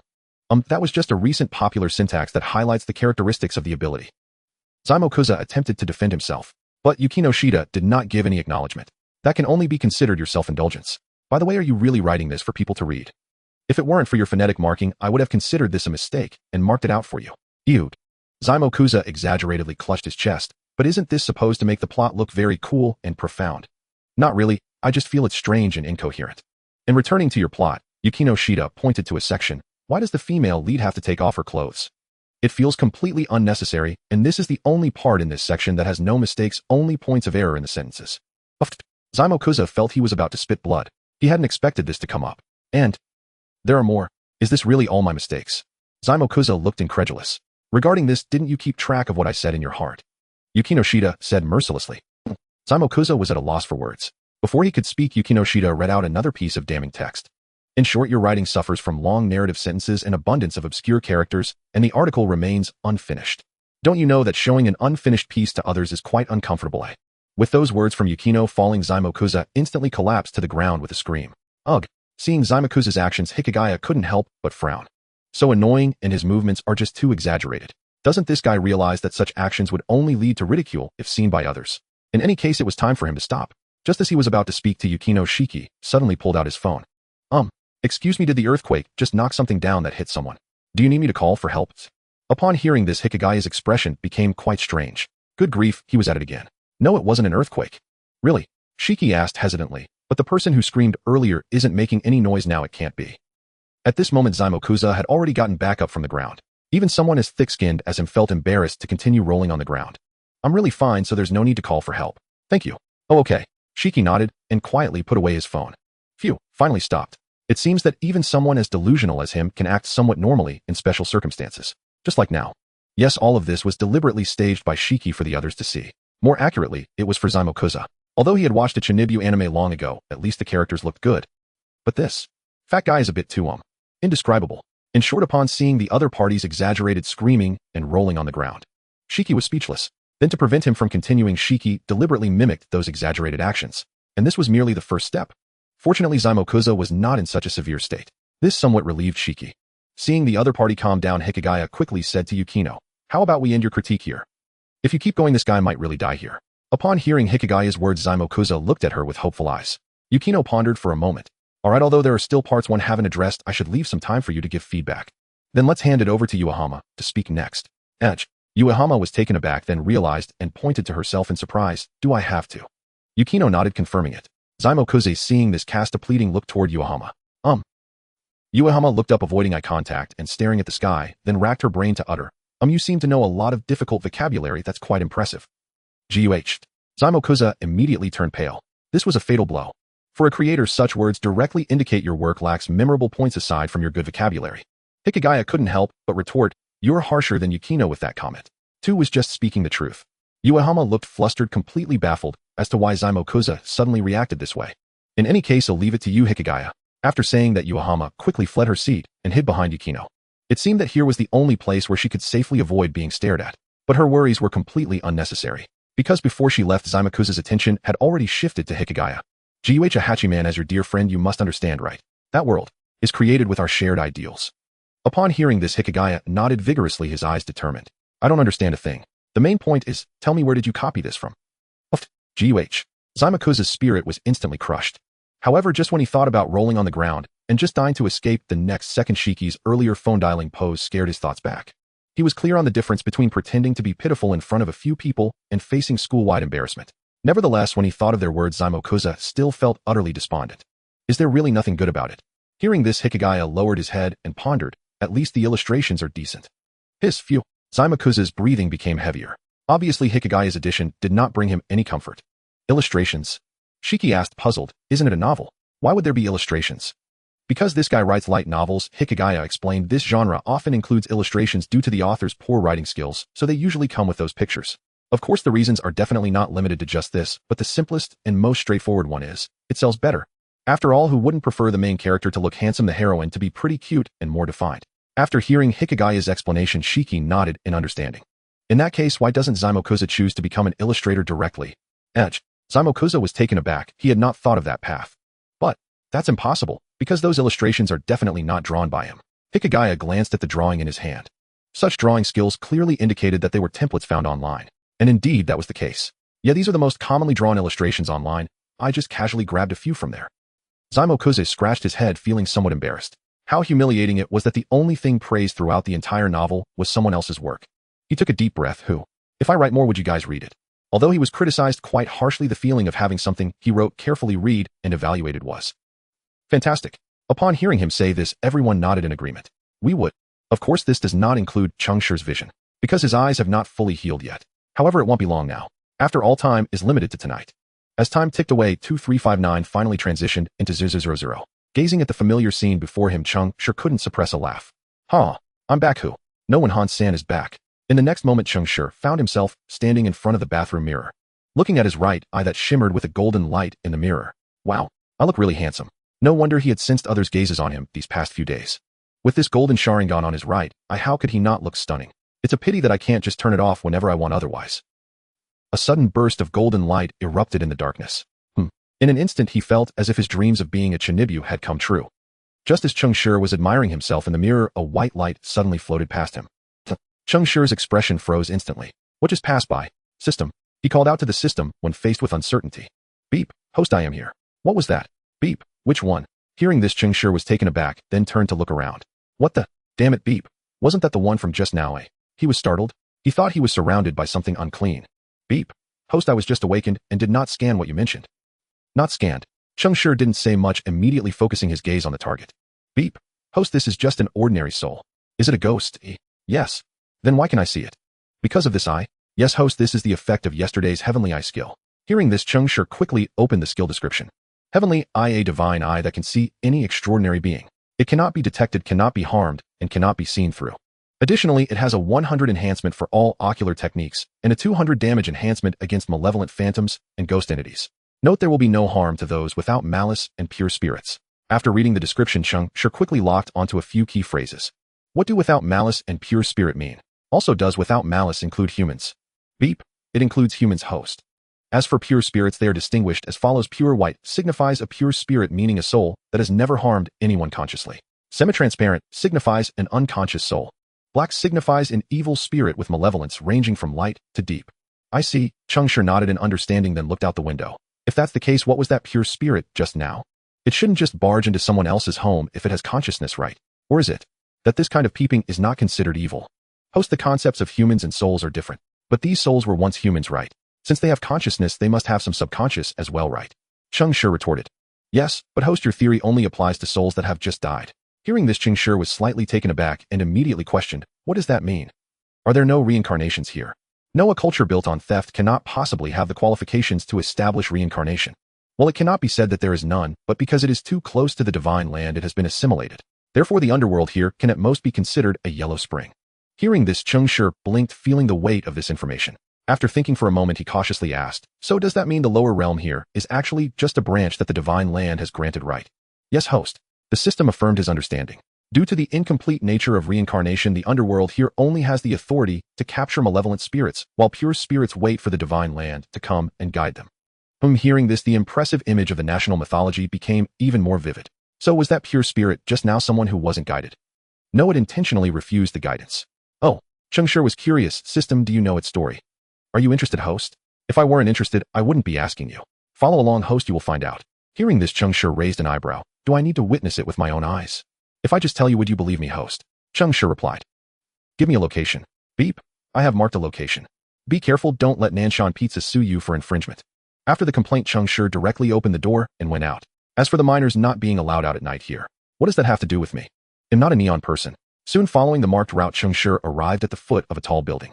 Looking at the apartment building before him, he couldn't help but feel a headache. After all, in any country, as long as it looks like a high-end apartment, there is bound to be security downstairs. As for whether they are competent, Cheng Shi took a few tentative steps forward. Then he saw a figure standing in the security booth at the entrance of the apartment. Good news, the security guard is very competent. Bad news, he is blocking him. System, what should I do now? Beep. Host, we can climb the pipes. Martial arts is solid. Is martial arts supposed to be used for this? Cheng Shi immediately rejected. No, change to something else. What a joke. I'm just here to watch the fun. Do you understand what it means to watch the fun? Why should I waste energy to watch? This is even worse than spending money. Host is clever. This method is indeed feasible, and the success rate is infinite. No money, change it to something else. Beep. I am planning a route for the host. Navigation starts turn right after 100 meters. Following the system's guidance, Cheng Shi quickly entered an elevator that just happened to have a malfunctioning camera. He then pressed the bright button for the 8th floor. Watching the ascending electronic screen, Cheng Shi couldn't help but exclaim, System, your function is really perfect for breaking into places. Yes, host, it's quite remarkable. Let's talk anyway. The navigation was provided by you. If I can't get out later, I will call you every day to scold you to death. Host, you understand the threat system. But rest assured, if there is an entrance, the exit will definitely not be a problem. Listening to the system's confident assurance, Cheng Shi nodded. That's the best. Ding. In the midst of their conversation, the elevator had already arrived at the pressed floor. As the elevator doors slid open, Cheng Shi was startled and took a step back at the sight of white before him. What the hell? What is this thing doing waiting at the elevator door to scare people? Cheng Shi, who had been ranting madly, suddenly froze. This pure spirit, is it seeking help? Is it an illusion? It's not an illusion, host. It is truly seeking your assistance. Upon hearing this, Cheng Shi instinctively asked, can you understand what it is expressing? Yes, it is telling you, please follow me. Someone ahead is in danger. Hearing this, Cheng Shi's first reaction was to save someone. Then he continued, let's go. Lead the way. Meanwhile, the pure spirit. It nodded in affirmation upon hearing Cheng Shi's words. But the next second it was astonished. After all, it had lived for so long, and this was the first time a human could see it and hear its words. But soon as Cheng Shi's second sentence rang out, the pure spirit immediately waved both hands in front of him. Cheng Shi. System translate. Good Samaritan, please wait a moment. If you go now, you will startle the snake. The system translated quite thoughtfully. However, wasn't it startling the snake when the elevator rang earlier? Cheng Shi asked. The pure spirit shook its head. No. This sentence doesn't need translation. After complaining, Cheng Shi quietly asked the pure spirit again, what's the situation now? This time the pure spirit did not answer immediately. Instead, it took a few steps back and gestured for him to come out. Seeing this, Cheng Shi finally realized he was still inside the elevator. He hurriedly stepped out. Once he emerged, the pure spirit immediately ran around the corner, urging him to come over quickly. Following it, Cheng Shi immediately heard several cracked sounds. Hearing this noise, Cheng Shi instinctively peeked around the corner. Sure enough, over there a small black person was fiddling with something in hand. Breaking in to steal. Cheng Shi turned back to ask. The pure spirit nodded, then shook its head. System. Not only stealing, but also killing. Upon hearing the translation, Cheng Shi's eyes immediately turned sharp. Killing. Are you sure? The pure spirit nodded vigorously, then muttered something. It says it witnessed it with its own eyes. Hearing this, Cheng Shi nodded. Then that's good. After saying that, Cheng Shi swiftly dashed forward. Ambush. Bang. The sound of flesh and tools falling to the ground echoed exceptionally clearly in the quiet corridor of the night. so clear that the would-be victim's door opened with a creak. Inside, a very familiar girl stood not far from the door, one hand holding a kitchen knife, the other raising her phone in a state of extreme vigilance. Outside, Cheng Shi had just loosened his fist and was preparing to subdue the person on the ground. But due to the sudden opening of the door, he instinctively glanced inside. For a moment, the two stared at each other. Oh. In the end, it was the scream from the person on the ground that awakened both of them. This scream startled Cheng Shi into delivering another punch. Bang. This time the guy on the ground was thoroughly knocked out. Seeing this, Cheng Shi immediately got up, stood aside, and took out his phone. Hello, police. I want to report a crime. After reporting the crime, Cheng Shi turned to look at Yukino. She seemed a bit dazed. Yukino, what is going on here? Yeah, this guy is a thief. Cheng Shi pointed to the person on the ground, then indicated himself, saying, and I am just wandering around. Yukino. It was obvious that Yukino did not believe him. After all, she knew how good the security was in this apartment, as someone who lived here. Thinking this, Yukino glanced at the masked man on the ground. Well, this point is debatable, but, Yukino, you should know that minors are not allowed to be out late at night, right? I know, Cheng Shi casually replied, but I am not from your country, so naturally, I don't need to care about such trivial matters. Furthermore, I didn't walk onto the main road, who would be bored enough to check small paths for students. So you just walked up to someone else's door like this? Yukino retorted. Cheng Shi was choked by this remark. Cough, cough. This is an accident. He didn't actively barge in here. Instead, he was brought in by some system. System ding. Host, you might as well refer to me by name. Cheng Shi smiled wryly and said, shut up, hurry, and help me think of an excuse. Host, I can't think. I only do calculations. Then you be silent. Don't disturb me while I think of an excuse. Ding. Received command executing. As the system's voice faded, Cheng Shi finally had a bit of a quiet environment to start pondering. Got it. Cheng Shi pointed to the unconscious criminal on the ground. I just followed him in. Upon hearing this, Yukino instinctively asked, where did you see him? At a rental shop on the right side of the apartment building. After thinking for a moment, he added, fearing Yukino wouldn't understand. The glass is already shattered, the back door is open, and it leads to your basement over there, which has no surveillance. Don't ask him why he knows this so well. Just ask the system's scanning function that analyzed it. Ding. Host, this is called a basic function. The system bubbled. Shut up. Cheng Shi said flatly. Received. The system complied. Meanwhile, upon hearing Cheng Shi's explanation sound so real, Yukino slightly lowered her guard. But it was only slightly. There was no way, as she was alone now, and her position was not as close to the door as Cheng Shi's. And in terms of combat strength, she seemed to be no match for Cheng Shi. After all, her eyes weren't blind, but she could see the power of that punch he just threw. Wait. Eyes. Your eyes have recovered. Seeing that Yukino only just realized this, Cheng Shi couldn't help but feel a bit speechless. You just found out. Nonsense. Has anyone ever seen their eyes recover so quickly? If it weren't for the fact that the person in front of me looks just like them. Otherwise, I would have reported it to the police already. But even so, Yukino Shida merely put down the kitchen knife in her hand. After all, who knows if someone familiar will suddenly attack me? Vigilance, high alertness, and wariness are essential mindsets for a woman living alone. So why are you wandering around at night? Of course it's because I can see now. Cheng Shi revealed a relaxed expression. You have no idea how uncomfortable I've been these past 2 days because I couldn't see. This is the truth. But primarily it's because I've seen the soul. If I could merely see, I would have rushed to play on my phone first. As for the scenery, what's there to see in the pitch black night? Is the sunlight not warm during the day? Are the girls' short skirts not white? Or do you intend to search for light with black eyes in the dark? In any case, if you want me to go out at night, it better be for takeout or a late night snack, otherwise forget it. Oh right, this time is different. This time I can see ghosts. I'm curious. With that thought, Cheng Shi looked up at the pure spirit beside him again. What did this guy die from? Congratulations. Hearing the voice, Cheng Shi, who was lost in thought, took a moment to respond. Huh, what? Upon hearing this, Yukino Shida couldn't help but twitch her lips. This guy, could he have zoned out? With this in mind, she raised her voice. I said congratulations on your recovery. Oh, thank you, Cheng Shi replied with a smile. This is good news, definitely something to be happy about.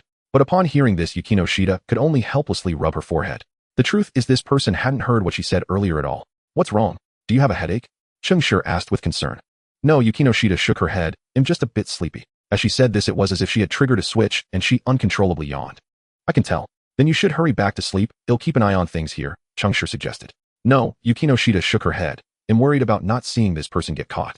Upon hearing this, Cheng Shi looked at her intently. When he saw her expression, which had not relaxed until now, he understood. So that's how it is. Turns out he is also in this situation. All right, then let's wait for the police together. Yukino Shida nodded gently. Meanwhile, Cheng Shi was staring blankly at the criminal on the ground. Yes, you read that right. He was really zoning out. After all, just waiting here really is boring. As for vigilance. System activate monitoring function. Content, keep a close watch on this guy on the ground. If he moves, punch him. Ding. Host, you really are a dog. Command executed. Hearing this remark, Cheng Shi couldn't help but twitch his lips. Which idiot invented this system? Achoo. All right, it seems I might be the one. Forget about that idiot. Wait. Cheng Shi, are you counting me as your creation? System host, how can your birth not count as your creation? Cheng Shi. Very good, the logic is quite coherent, you win. At this moment, the criminal on the ground regained consciousness. Instinctively, he tried to push himself up. Damn. Why would someone be out at this hour?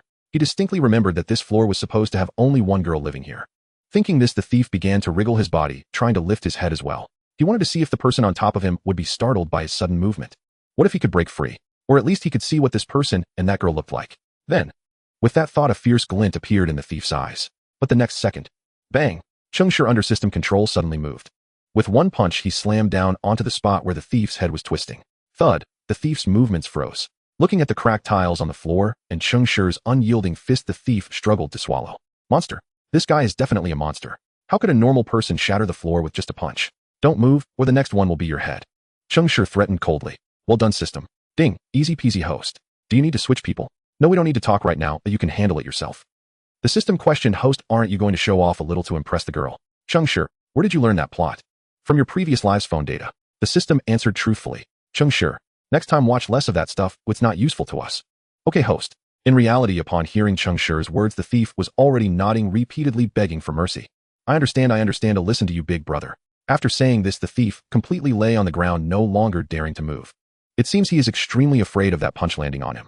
On the other side, Yukino Shida was also very shocked to hear the loud noise. She widened her eyes looking at Cheng Shi and couldn't help but secretly marvel. This guy's combat power is impressive. Instinctively, she glanced at her own small frame and the kitchen knife in her hand. Would these things really be useful against this person? Unclear. But for some reason, Yukino Shida's heart already knew the answer. So she quietly turned and went into the kitchen. When she came out again, she was left with only a phone in her hand. However, Cheng Shi didn't notice this, because at this moment he was still immersed in the video software created by the system in his mind. When do you need some water? Facing the inquiry, the monitoring system quickly sent a notification to someone. Host, your classmate is trying to communicate with you. Should we switch? Classmate. Hearing the system's notification, Cheng Shi came to his senses. Yes, switch. In this situation, I still need to handle it myself. By the way, did she say anything earlier? She was asking if you need water. Oh, no need, I'm not thirsty for now. Cheng Shi shook his head. Then he noticed that Yukino Shida seemed to be missing something in her hand, and he immediately realized. Speaking of which, are you really not planning to sleep? If just a moment ago Yukino Shida was still on guard, now the other party must have relaxed. She had already put down her vigilance. No, that's not right. Rather, it could be said that after witnessing someone's martial prowess, she felt that she couldn't win and had to let her guard down. But that someone was unaware. In his view, since Yukino Shida had already put down the kitchen knife, it indicated that she should have reassured herself that he had done nothing during the system's long-term custody. But why? Why was she still unwilling to directly leave him and the thief outside and go to sleep alone? Was it really just because she felt uneasy? Clearly that was impossible. In response to his question, Yukino Shida shook her head. Not sleepy, As soon as she finished speaking, another yawn uncontrollably escaped her lips. And when she covered her mouth in embarrassment after yawning, all that could be seen was the vacant expression on Cheng Shi's face. Do you believe what you just said? It's none of your business. Perhaps feeling a bit shy after being caught by her own bogus reaction, Yukino Shida's tone in her retort inadvertently carried a hint of arrogance. Fine then, Cheng Shi shrugged nonchalantly. If you have dark circles under your eyes tomorrow, you can't blame me. Dark circles form from exhaustion or lack of sleep. Yukino Shida firmly countered, and my current situation is merely being woken up. So as long as this person is taken away later, I can continue my sleep and dark circles won't form naturally. In response, Cheng Shi blinked, looking at her unsure of how to respond. If he were to say she was right, she did have a point. But the question was what they were discussing the same matter. So not sleeping. Not sleeping, Yukino Shida's tone was resolute. All right then, it's up to your mood. Cheng Shi nodded, no longer trying to persuade her. Staying up late, how many people in this era haven't done that? After all, it was just about how one felt the next day. Just then, after a few seconds, the thief below couldn't help but speak up. Hey man, aren't you going to persuade her? Aren't you afraid of your girlfriend? Cheng Shi, what the hell?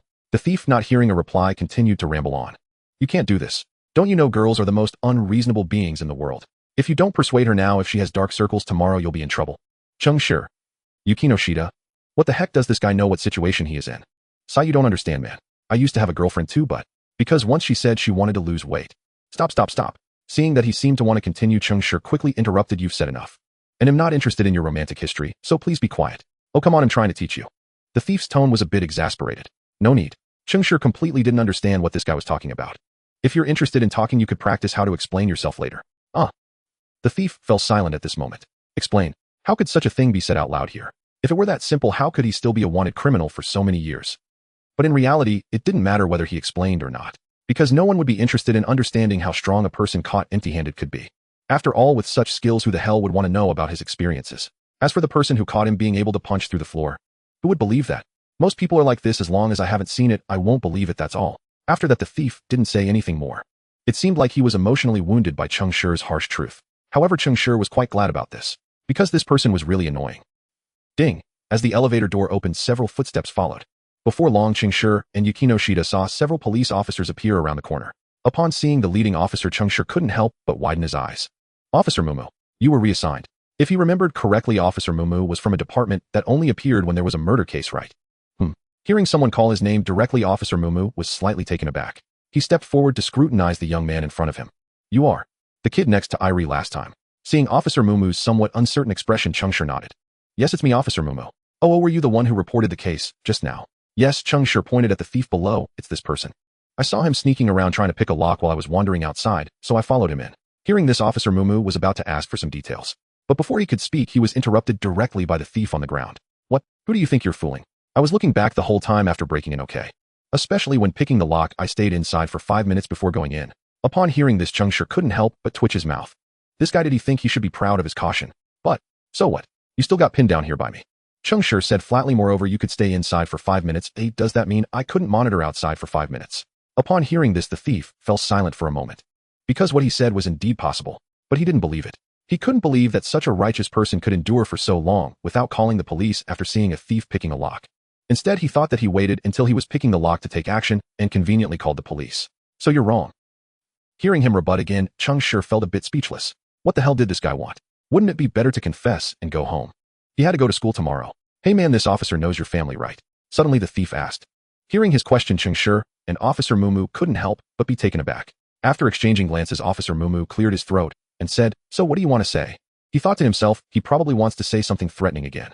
Really, why do these people always like to pull this kind of stunt? What's the point of making threats? After all, you'll still be arrested, right? Moreover, with the other cases hanging over your head, who knows if you'll ever get out again? But even so, Officer Mumu couldn't say it outright. First, it didn't quite comply with regulations. Second, it was to prevent the criminal from feeling hopeless and retaliating. Third, there were quite a few outsiders present. Yes, outsiders. Initially, he came here to investigate a suspect involved in a murder case. The local police station said that this suspect was caught on surveillance footage near the Muhammad district, so they suspected he was hiding around here. To capture this person, quickly Officer Mumu applied for cooperation with the local police station. As a result, the investigation had barely begun. Suddenly, Cheng Shi received a phone call. They said they had caught a thief who resembled the wanted criminal. Upon hearing this, Officer Mumu wasted no time and immediately brought a few people on night duty to rush over. Among them were 1 or 2 police officers from Chiba Prefecture. Although these officers were subordinates, they still couldn't compare to the trust he had in his own team. The topic has strayed a bit. In any case, Officer Mumu was willing to stop the criminal from making threats, but he couldn't. However, after waiting for him to finish his threats, he could still respond to him with a very serious attitude. Because only in this way could those threatened victims see that the police are trustworthy and can steadfastly protect them. All of this reflects Officer Mumu's true thoughts. However, what the thief wanted to say was reasoning. Then it's not wrong, little brother. Are you afraid that your girlfriend issues will be exposed, so you made all this up? Looking at the thief's confident expression, Cheng Shi's mind was spinning with blue brain images. What? Compared to him, Officer Mumu reacted slightly faster. Perhaps it was because he had been hanging around with those detectives for a long time. Officer Mumu was very quick to grasp statements made in a reasoning tone. So shortly after the thief made this deduction, he had already scanned Cheng Shi and the girl beside the door several times. Then looking bewildered, he said, oh, I see. But Cheng Shi only came back to his senses at this moment and looked at him with a face full of disbelief. You really have an active imagination. Don't you think there's no one here who is? At this point, Cheng Shi suddenly froze and instinctively turned to look at Yukinoshita. At this moment, Yukinoshita also reacted and looked over. The two exchanged glances. Then, Cheng Shi, Yukinoshita, I am not his boyfriend-girlfriend. Though both were very clear that the other had no romantic feelings, the thief's words seemed to make the police not believe them so easily. Seeing their expressions, Yukinoshita couldn't help but retort, Officer, you wouldn't be foolish enough to believe what a thief says, would you? Upon hearing this, the few officers immediately cleared their throats awkwardly. Ahem. Of course not.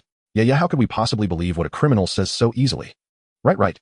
In response, Yukinoshita and Cheng Shi still looked skeptical. In the end, it was Officer Mumu who couldn't stand it any longer and spoke up to diffuse the tension. All right, you all hurry over and bring the suspect here. Why let a child just watch over like this? Oh, right. Hearing their superiors' orders, the officers finally went over to restrain the suspect. Cheng Shi was thus freed from his hands. Once they had the suspect under control, an officer took out his phone to pull up the information for comparison. Officer Mumu, it's confirmed this is the person. Great. Officer Mumu nodded and then smiled as he patted Cheng Shi's shoulder. Thank you so much, Cheng Shi-kun. Your relatives truly are my good fortune. Upon hearing this, Cheng Shi didn't nod in acceptance, but instead reached out to pat Officer Mumu's shoulder. You've worked hard, Officer Mumu. It must be tough to always see them at crime scenes. Hearing this, Officer Mumu suddenly found himself with a magnificent piece of music playing in his mind. PS9ly following that, memories of all the cases in the past few months that involved Kagoro Muri flooded back. Recalling these, Officer Mumu's expression gradually shifted from normal to emo. Sigh, it's hard to describe. Really sorry for bothering you, Officer Mumu. No problem, no problem. Officer Mumu waved his hand tired. Who asked you to? Officer Mumu suddenly realized. Who is comforting whom here? Cheng Shi. Officer Mumu looked at him with a melancholic expression. Do you know that it's wrong to tease your sister's husband's friend like this? I didn't, Officer Mumu. Cheng Shi shook his head. Besides, you aren't even Kagoro's friend, you're his superior. Officer Mumu's tone hit a snag, then he retorted, isn't that even worse? How could it be? Cheng Shi shrugged and explained, I neither teased you nor lied to you. How could that be serious? Right. Officer Mumu thought for a moment. Right. Exactly, and even if you are Kagoro's superior, you were already his former superior. Cheng Shi added a realistic jab after explaining. So even if you wanted to discipline someone, you wouldn't be able to, right? On the contrary, if you happened to see him at a crime scene one day, you probably… Stop. Officer Mumu quickly interrupted. All right, don't say any more. I'm not bringing it up again. If this goes on, it would be heart-wrenching. But speaking of which, what was he originally going to say to Cheng Shi? With that thought, Officer Mumu glanced around. When he spotted the person his subordinates were escorting, Officer Mumu realized, oh right, they brought the suspect over to thank the public. In any case, we will take the prisoner with us for now. As for the record, Officer Mumu pondered for a moment and said, let's wait until you have a day off to come over again. Either here or in Tokyo is fine. If you come to Tokyo, remember to let me know. They'll treat you to a meal then. Sure, will do. Cheng Shi nodded, casually agreeing. Let's discuss this again when the holiday comes. I can ask Xiaolon through line if there are any cases to consider going for. Officer Mumu noticed and said no more, simply waving his hand. All right, you can go back now. No need to see you off. Remember to sleep early. I recall you have school tomorrow. That's true. Cheng Shi nodded in agreement. After saying that, he walked into the elevator amidst the surprised gazes of several police officers. The two sides exchanged glances for a few seconds. What's wrong? Aren't you coming down? Cheng Shi asked in confusion. Of course we're coming down, but why are you getting into the elevator? Don't you live here? One officer couldn't help but question. Cheng Shi was baffled. Who told you I live here? Didn't I say I came from outside? What? Officer Mumu couldn't help but exclaim in disbelief. What you said just now is actually true. You really went out wandering at midnight. Is there really a need to doubt that? Cheng Shi rolled his eyes. And didn't I already mention it? You just didn't believe me. Hearing his words, the officers instinctively glanced at the captured prisoner, then quickly averted their eyes. At the same time, the words of Yuki Yukishita echoed in their minds. You wouldn't be foolish enough to believe a criminal's words, would you? At that moment, the officers fell into silence. They suddenly felt quite foolish. Simultaneously, an inexplicable anger towards this prisoner surged within them. Damn it, how could they have believed what he said? Seeing them hesitate to move, Cheng Shi couldn't help but speak up. So are you going or not? If not, I'm going down first. Oh, we're going. The urged officers quickly entered the elevator. Meanwhile, the prisoner caught in the middle wore a look of disbelief. How is that possible? My reasoning can't be wrong. You're clearly wearing a student uniform. Aren't you supposed to be sent home by the police if found out at night? Upon hearing this, the officers finally reacted. It made sense why they believed so easily. It turned out there was more to the story. Cheng Shi nodded in understanding. I see, that's what you were thinking.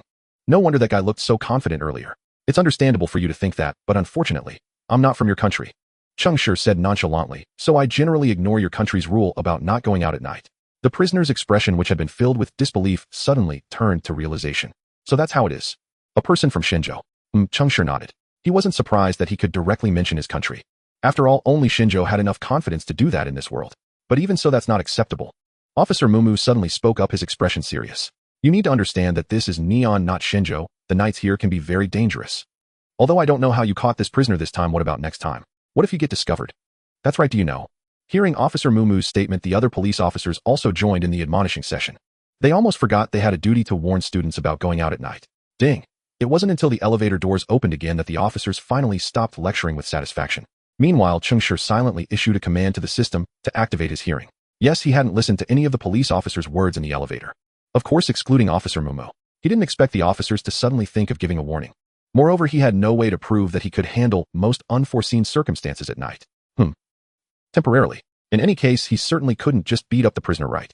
As for the floor he smashed earlier, that would cost money, wouldn't it? So after careful consideration, Cheng Shi chose to have the system close his hearing.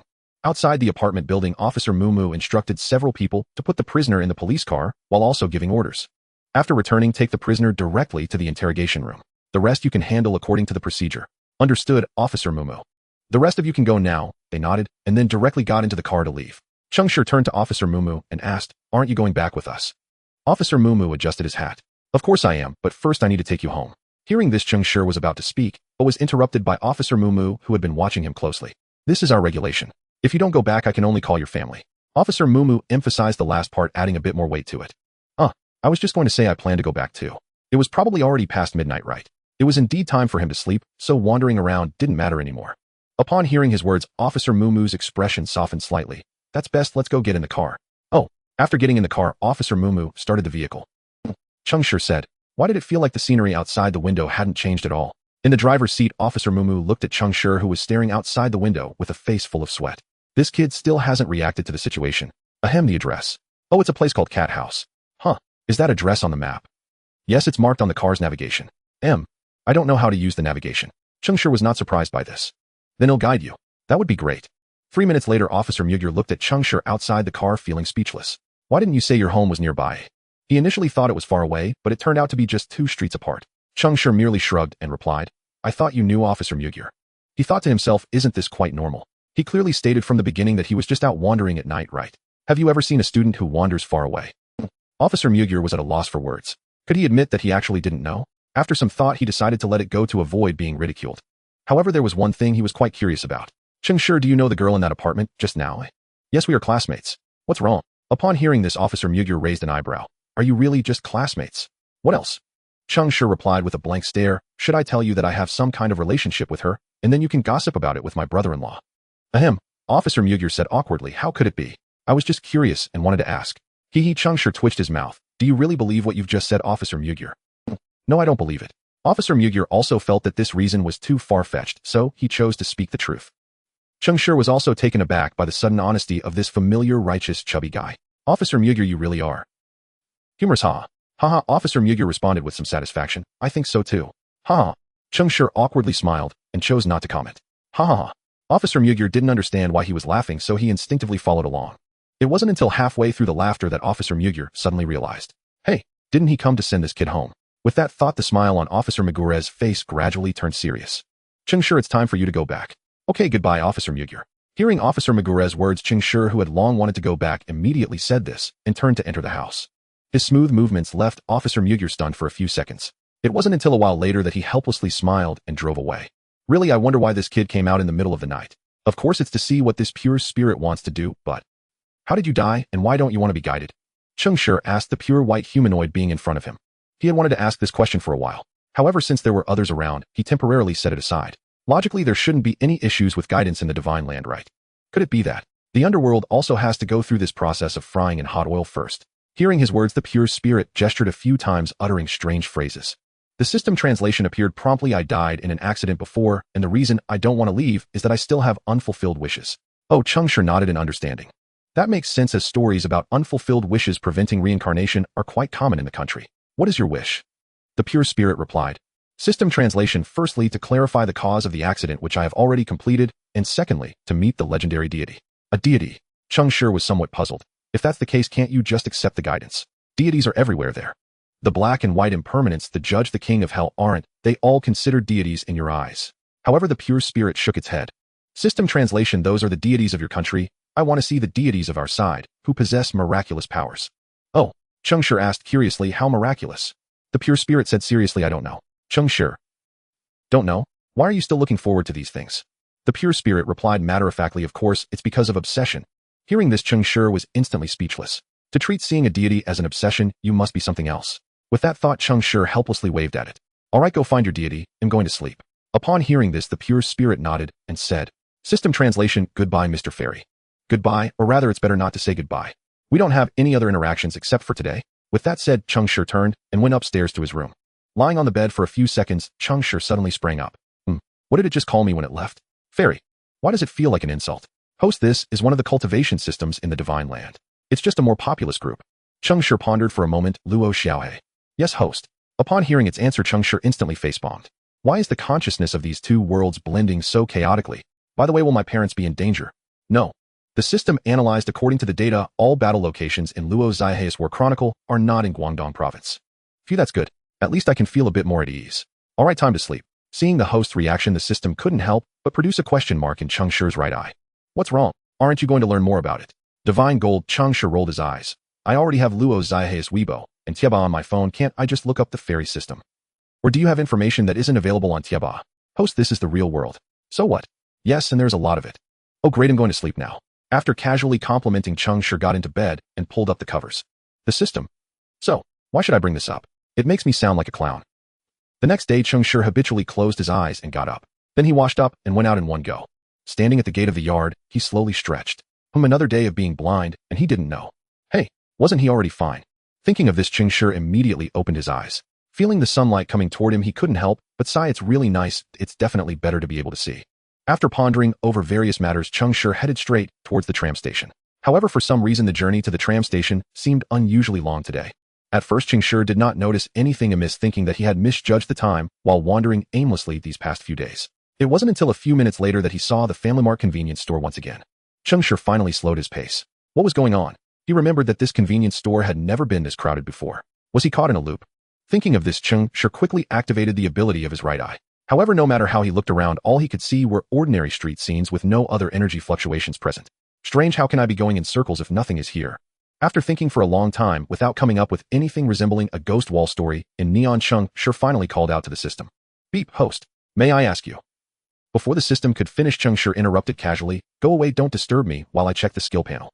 System, why does it feel even more ridiculous than yesterday? Putting aside the system's thoughts, Cheng Shi finally realized the reason for today's oddity. The panel displayed today's skill: spiritual space. Side effect: loss of directional sense for 72 hours. Looking at this familiar skill name, Cheng Shi fell into deep thought. This thing, didn't it just come up yesterday? How could it appear so quickly? And why does the side effect last 3 days? Is spiritual space really that weak? Beep. Host, what you persist in will surely resonate, dear. You need to ask yourself that. Also, spiritual space means it's only a space, everything else still requires awakening. Hearing this, Cheng Shi suddenly realized, and then ruthlessly retorted, so stingy. To this, the system had no response. Because he was right, it indeed held back some things. But it had no choice but to hold back these things. Have you ever heard of ascending during the day? Have you seen the scene of a sudden thunder tribulation striking someone under a clear sky? Whether you have seen it or not is irrelevant. If the system hadn't deducted those abilities, then surely the aforementioned events would have triggered today. Beep. Host, I'm doing this for your own good. The system briefly explained the consequences of awakening skills. Upon hearing this, Cheng Shi pondered for a moment, and then questioned, can't you give me some basic skills first? Sorry, host, I don't have any beginner skills. Alright. Cheng Shi's lips twitched slightly, momentarily unsure whether to be happy or to complain. However, after this encounter, he finally understood a flaw in the functionality of his system. After thinking for a moment, Cheng Shi suggested, if there are similar skills next time, please seal them for me first. As for when to use them, we'll discuss that later. Beep. Received. Hearing the system's response, Cheng Shi nodded. Alright, this problem is resolved, so what comes next? Cheng Shi gazed at the surrounding scenery, lost in thought. How should I get to school? Just as he was contemplating this, a familiar figure quietly appeared behind him. Then she walked right past someone. There were no questions, no greetings, just the sound of footsteps that seemed quite familiar. That sound of footsteps. Cheng Shi raised his head in confusion, and then his eyes lit up. Good morning, Yukino Shida. This girl really arrived at the perfect time. Yukino Shida merely nodded gently in response. Good morning, Wen-san. After exchanging greetings, the two walked towards the tram station one after the other. Before long, Cheng Shi followed in Yukino Shida's footsteps and arrived at the familiar tram station. Upon stepping into the station, he finally felt a sigh of relief. Now that I'm here, I shouldn't get lost, right? With this thought, Cheng Shi walked straight ahead, without looking back after passing through the automatic ticket gate. However, before he could take a few more steps, a figure suddenly appeared behind him. It's a doppelganger. No, it's Yukino Shida. Yukino. She reached out to stop Cheng Shi and said helplessly, I thought your tendency to get lost was limited to the roads. I didn't expect it to happen indoors as well. Your sense of direction is a bit serious. Hearing this, even Cheng Shi, no matter how foolish, understood that Yukino Shida must have seen him spinning in circles back then. But he didn't know how many times she had seen it. Did you intentionally show up at that time? No, Yukino Shida shook her head. I just happened to be buying something at Family Mart. And at the same time, I just happened to see someone walking in circles and questioning their life. At this point, Yukino Shida's eyes directly turned to someone, and it was obvious who she was referring to. And that person was. If I say this is temporary, would you believe me? Yukino Shida didn't reply, and threw Cheng Shi an eye roll. Clearly she did not believe him. And Cheng Shi had no other way out. After all, the system was difficult to explain to others. In the end, Cheng Shi could only helplessly sigh and admit, alright, I do sometimes lose my sense of direction and the manifestation of that. I don't think I need to explain that, right? Upon hearing this, Yukino Shida looked him over and said slowly, there's really no need for an explanation, but your excuses are indeed plentiful. Just let it be that you're lost. Oh, why do you have to call it a disordered sense of direction? Why didn't I think of this excuse earlier? Cheng Shi had no words to say. As I said before, it's a system issue hard to explain. But fortunately, Yukino Shida did not dwell on this issue, as both of them still had the primary purpose of getting to school. After some time, the two ultimately walked out of the tram together. After all, the system's tendency to cause him to get lost was too severe, and Cheng Shi still had not thought of any solutions. So for getting to school, he temporarily needed to rely on Yukino Shida, but only for today. As for the next 48 hours, surely he couldn't keep bothering her. Also, why did it seem like this girl had been around for the past few days? System. How's the heavenly Tao of the two worlds going? Beep. Host, it's still merging. So is it just a coincidence? Beep. Unable to answer, but I can tell the host a bit. The heavenly Tao does not care for human emotions. Hearing the system's response, a line from a novel in his past life suddenly surfaced in Cheng Shi's mind. Heaven and earth are merciless, treating all creatures as mere fodder, whom although it actually originates from the Tao scripture. But, is the heavenly Tao here the same way? Not really, at least not for now. What do you mean, In simple terms, both heavenly Tao consciousnesses are relatively gentle, so they are still considering whether to merge with each other. Cheng Shi couldn't help but feel a bit embarrassed. What kind of situation is this? You both collided, yet still care about these things. What will happen if they don't merge? Nothing will happen, it's just a symbiotic relationship like taking turns resting or slacking off. Hearing this, Cheng Shi couldn't help but raise an eyebrow. How is this different from what I read in the novel? It's perfectly normal. Humans have those who are diligent, and those who slack off. Why can't the heavenly Tao do the same? That makes sense. I have to admit this reason is very compelling. So compelling that Cheng Shi was too lazy to ask more. After all, how the heavenly Tao operates isn't something he should be worried about, right? Moreover, there is also Lao Jun and his group over in Shenzhou. Thinking of this, Cheng Shi immediately relaxed and began to embrace his laziness earnestly. But speaking of which, system, do you really not know why Shui Jixia keeps appearing nearby? Beep. Unclear. How about you try using divination skills more often today? What if you draw a lot tomorrow? I can directly show it to you. Upon hearing this, Cheng Shi thought for a moment and nodded. Sure, I'll think about it more. He then lowered his head for a second before getting up to follow Shui Jixia to school. System. Done. No time, let's go to school first. Moreover, standing still and meditating felt too strange. He didn't want to be observed by others. Soon the two arrived at school and returned to their respective classes. Then the teacher entered and began the lesson.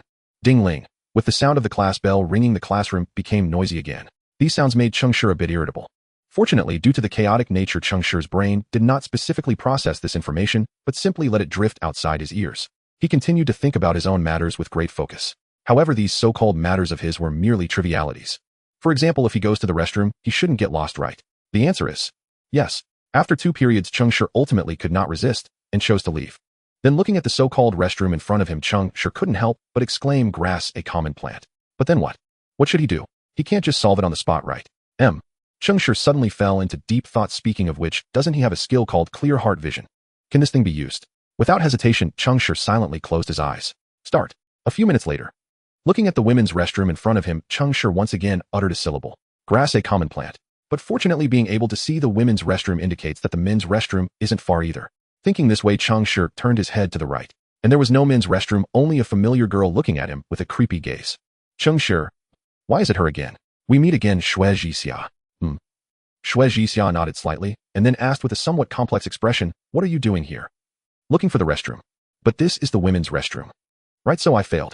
Cheng Shi replied helplessly. He thought he had encountered a bug in the system's side effects. Unexpectedly, even the skill was affected. I see. Hearing this, Shui Jixia felt slightly relieved in her heart. She almost thought this person suddenly turned creepy and would report her. Then Shui Jixia pointed behind him. The men's restroom is around the corner over there. Got it. Hearing the specific location, Cheng Shi didn't bother to say thank you and directly slipped around the corner. He had been stuck for a bit. After releasing himself, Cheng Shi returned to the classroom again, whom he came back with Shui Jixia. And during the process of waiting at the corner, he received another eye roll from her. But this was normal. After all, it is a bit strange for a boy to stand still at the women's restroom. Well, let's not say it directly. Cheng Shi naturally understood this point. But there was nothing he could do. The debuff attached by this dog system was just too comprehensive, at least for now. So after once again properly thanking Shui Jixia, Cheng Shi immediately focused all his attention on studying the system. This time, he must find the system's bug. A few minutes later, Cheng Shi lay down on the desk. I'll forget about it. I'll take a nap first.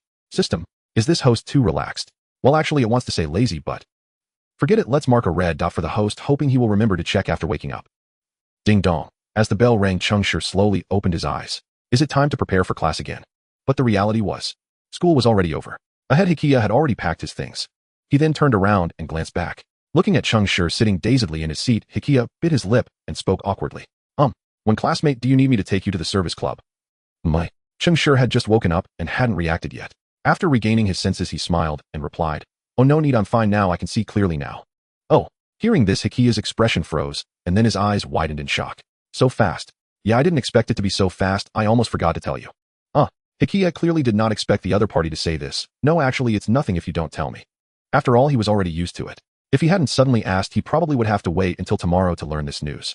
This won't do, we can at least be considered friends. Speaking of which, if it weren't for some unforeseen circumstances, you would probably be the first person to know this news. Hearing Cheng Shi's words, Bai Chigu couldn't help but feel a bit surprised. This guy, he has even fewer friends than I do. My. Cheng Shi squinted his eyes. Why do I feel like you're thinking something bad? Bai Chigu wiped a drop of cold sweat from his forehead. It should be your illusion, right? This guy has such a sharp sixth sense, it's almost like he can read minds. Is that so? Cheng Shi looked doubtful. Could it be that the chill he just felt was actually just his illusion? I guess so. At this point, Cheng Shi was too lazy to think further, so he directly said to Bai Chigu, sorry, I think I misunderstood you. It's fine. Since you're okay now, we'll just. Bai Chigu said while pointing outside. Okay, goodbye. Alright. Upon hearing Cheng Shi's reply, Bai Chigu casually responded and turned to leave. His speed was so fast that Cheng Shi, witnessing this scene, couldn't help but exclaim. It really felt like escaping school was a matter of life and death, as if chased by a dog. Wait a minute. Doesn't he have a club? So, is he rushing off to meet someone? Thinking of this, Cheng Shi couldn't help but sigh again. Things are progressing so fast. Could it be something like the anime Hori and Miyamura? It doesn't seem quite like that. What do you think, system? Bing. I'm not quite sure, host. The system said as it looked at the blurry data popping up from the scan library. It seems that the Heavenly Tao has detected me, but they don't seem to intend to deal with me. Moreover, they have blurred the information regarding the host location. What do they want to do? A few minutes later, Cheng Shi was still wandering around the school. Looking at the special building in front of him, Cheng Shi couldn't help but fall into silence. In the end, do I really have to come here for help? Is it really this ridiculous? No, I absolutely will not go up. Thinking this, Cheng Shi immediately planned to turn around and leave. However, before he could take a few steps, a familiar voice came over, and at the same time his sleeve was grabbed by the owner of that voice. Xiaoshi, what are you doing here? Where's Xiaoshi? Why isn't she by your side? Yubin looked around while saying. Seeing no sign of Yukino, she turned back to look at Cheng Shi and the special building behind him. I got it, Xiaoshi just went up, right? And you forgot to follow her because you were daydreaming, right? Yubin said with certainty. No. Cheng Shi was about to explain.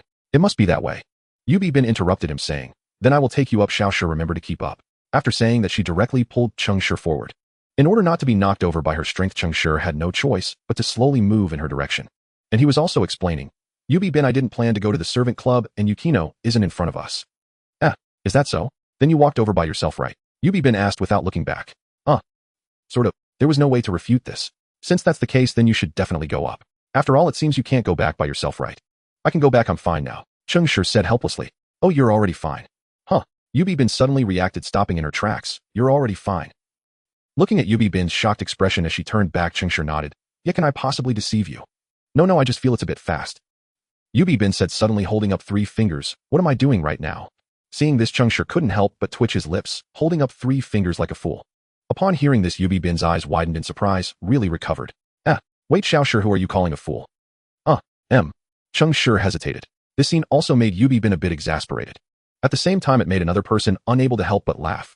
Puffed. Upon hearing the sound, Yubin's cheeks puffed up. Xiao Kai, why are you also like this? Sorry, Yui, I didn't mean to. A girl named Xiao Kai quickly apologized upon seeing this. Hearing this, Yubin gently shook her head and sighed. Sigh, it's fine, after all you weren't the first to speak. Saying this, Yubin's eyes silently looked at someone. Yes, I'm sorry, Yubin, I shouldn't have called you a fool this time. Well, let's leave it for next time. Hearing this, Yubin huffed twice, as long as you know. Alright, let's go. Xiaoxue and the others will definitely help you once they know. This last sentence was directed at the girl. Upon hearing this, Cheng Shi instinctively asked, help. Help with what? Hearing his question, Yubin was about to answer. But just as she was about to speak, she suddenly thought about how she would have to explain it again in the servant club and instantly changed her words. It's just that Xiao Kai wants to ask us for help with something. As for the specific content, let's talk about it in the club room. After saying this, Yubin released her grip on Cheng Shi and placed her hand on the girl. Let's go. Okay. Watching the two of them go upstairs, Cheng Shi did not move. It was only a few seconds after they disappeared around the corner that he turned to leave. Well, better not join in on the commotion, let's head home first. However, just as he walked down the stairs, a familiar figure came walking from a distance ahead. Then came a loud shout, don't move. In front is the stairs. Hearing the voice, Cheng Shi instinctively retorted, duh, I'm not blind, of course I know there's stairs ahead. Then he looked up to see who would talk to him like that. The result. Teacher Pingzong. Alright, nothing wrong, just another person who forgot to tell him he was fine. Wait a minute. Isn't there her class today? I remember it was in the afternoon. Well, it's his fault for sleeping in class. You're already healed. So quickly, and Cheng Shi. And well, there it was again, the inevitable question. Yes, my vision fully returned last night. Truly remarkable, Hiratsuka Shizuka said, patting his shoulder with quiet admiration. Such recovery power is hardly human. And Cheng Shi chuckled awkwardly and replied offhandedly, teacher really knows how to joke. In truth, she wasn't entirely wrong. While the earlier anomalies had been manageable, the recent ones were growing increasingly absurd. And he wondered whether the system's lottery pool had somehow malfunctioned. I'm not joking, I'm stating a fact. Your regenerative capacity truly defies ordinary limits. Hiratsuka Shizuka declared, her tone grave. And yet in the next breath her expression softened into casual nonchalance. But then again, what does it matter to me? As long as you're safe, that's all that counts. In the world abounded with marvels, extraordinary healing was hardly worth astonishment. Thank you for your concern, teacher, Cheng Shi replied, exhaling slightly in relief before shifting the subject. So what brings you here today? Oh, no need. Your problem has resolved itself. Hiratsuka Shizuka smiled warmly at the boy before her. In meeting her gaze, Cheng Shi felt a gentle warmth stir within him, and gratitude spilled effortlessly from his lips once more. Thank you, truly, teacher Hiratsuka. And she waved dismissively with a light laugh. No need to be so formal. And no, it's warranted. For a teacher who genuinely cared for her students, such sincere gratitude was always deserved. And my, what a silver-tongued one you are. Compared to you, that boy behind you, Hikigaya, is hopelessly outmatched. Though her words mocked Hikigaya, Cheng Shi could still read the quiet delight dancing in her eyes. And this teacher was utterly inconsistent between heart and tongue. In Hikigayakin, he seems perfectly articulate to me. No, you wouldn't understand. Hiratsuka Shizuka waved again. If he were truly as composed as you say, I'd never have placed him here in the first place. Cheng Shi could only offer an awkward smile, choosing silence over gossip. And he refused to speak ill of others behind their backs. And so he pivoted smoothly. Teacher, if there's nothing else, may I be excused? As he gestured vaguely toward the doorway, Hiratsuka Shizuka shrugged carelessly. Go on. Just remember not to stare directly at bright light. Your eyes have just healed, don't risk damaging them again. Understood. And with permission granted, Cheng Shi departed without delay. And with this getting lost affliction active, why wait any longer? He'd already braced himself for a night-long wandering. And after another stretch of disorientation, he finally reached the school's athletic field. Across the field stood a rear gate, and the expanse was utterly open, barren of obstacles. Surely getting lost would be impossible here.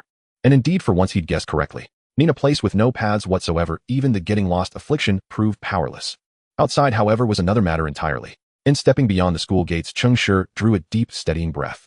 And all right, time to navigate the real world. And ding-dong. And just as he prepared to move, a notification chime pierced the air. HM, who could be messaging me now? In frowning faintly, Cheng Shi pulled out his phone. In WeChat. No. In line. There it was. In tapping in the topmost chat displayed a coffee cup icon beside the name Shirogane Miyuki. And in Shirogane Miyuki. And I assent, he the protagonist from Kaguya-sama Love is War. And wasn't this world supposed to be solely Detective Conan? System, what's going on? And beep. Host, a minor anomaly occurred during world fusion. Besides, if Detective Conan and the Legend of Hay have already manifested, adding one more series hardly qualifies as a regular. Cheng Shi fell silent for a moment. It did make a certain kind of sense. And then another question surfaced in his mind. Will other anime worlds appear too? In beep, uncertain. The system can only scan inanimate objects autonomously. Living beings require prior visual confirmation by the host. I see. Then no further questions. Carry on with your duties. And understood, host. And so be it. Forward step by step. Let's hope no universe-shattering franchises manifest. And to banish such thoughts, Cheng Shi shook his head sharply, dispelling them like mist. Then he opened the message from the true protagonist. In Shirogane Miyuki, Ashi. I found another high-paying short-term job, right here in Chiba. Want to join me? And below a map location followed. N.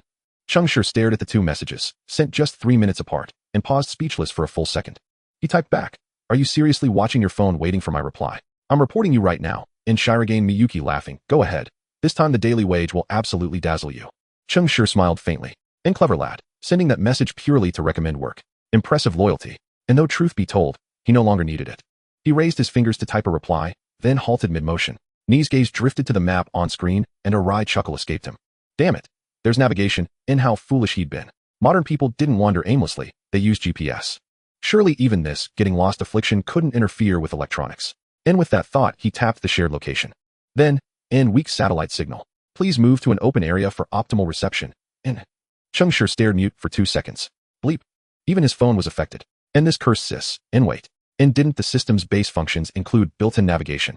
System finally, the dim-witted host remembers. And without hesitation, Cheng Shi summoned the system interface. A bold red marker glowed on the display, and he scratched his head sheepishly. And they'd even gone so far as to highlight it, as if he spent every waking hour hopelessly lost. And the system declined to comment further. Cheng Shi quietly entered the destination into the system's map, and simultaneously sent Shirogane Miyuki a reply on his phone, waiting, on my way. After all, this person had just done him a tremendous, albeit indirect, favor. And returning the goodwill was only fair, no more than fair. Shirogane, you wait. I'll order 15, maybe 20 deliveries, just for you. Here, as Cheng Shi's thoughts just settled on the other side, Bai In Yuxing, dressed in a waiter outfit, suddenly shuddered. My. What's going on? Bai In Yuxing looked around. Why do I suddenly feel like there's a schemer trying to harm me? However, before he could figure out where this feeling was coming from, on the other side the staff had already begun to call for him. Bai In Jun. There's a customer who wants to order. Oh, okay, coming right away, very sorry. The astonishing etiquette of the neon people. Back to Cheng Shi's side. Although the system's navigation was very accurate, he still encountered some trouble due to the lost buff. For example, he would always turn into an alley when he encountered one. Then the system's navigation was incredibly fast, often changing the route just as he was about to turn. At the same time, this also led to him encountering some small monsters on his way to the cafe.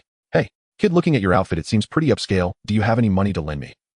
Bang. But such small thugs basically couldn't withstand a punch from Cheng Shi and fell to the ground begging for mercy. Spare me, spare me. I'm sorry, I won't dare again. Cheng Shi ignored his pleas for mercy and directly swung another punch at him. Bang. Thud. As the sound of the body hitting the ground echoed, the previously noisy sounds around him instantly turned to silence. Then it was time to loot. Defeating monsters. There's no way there shouldn't be some rewards. A few seconds later, looking at the 6,000 yen he counted in his hand, Cheng Shi fell into a few seconds of contemplation. 200 bucks. A bit poor, huh?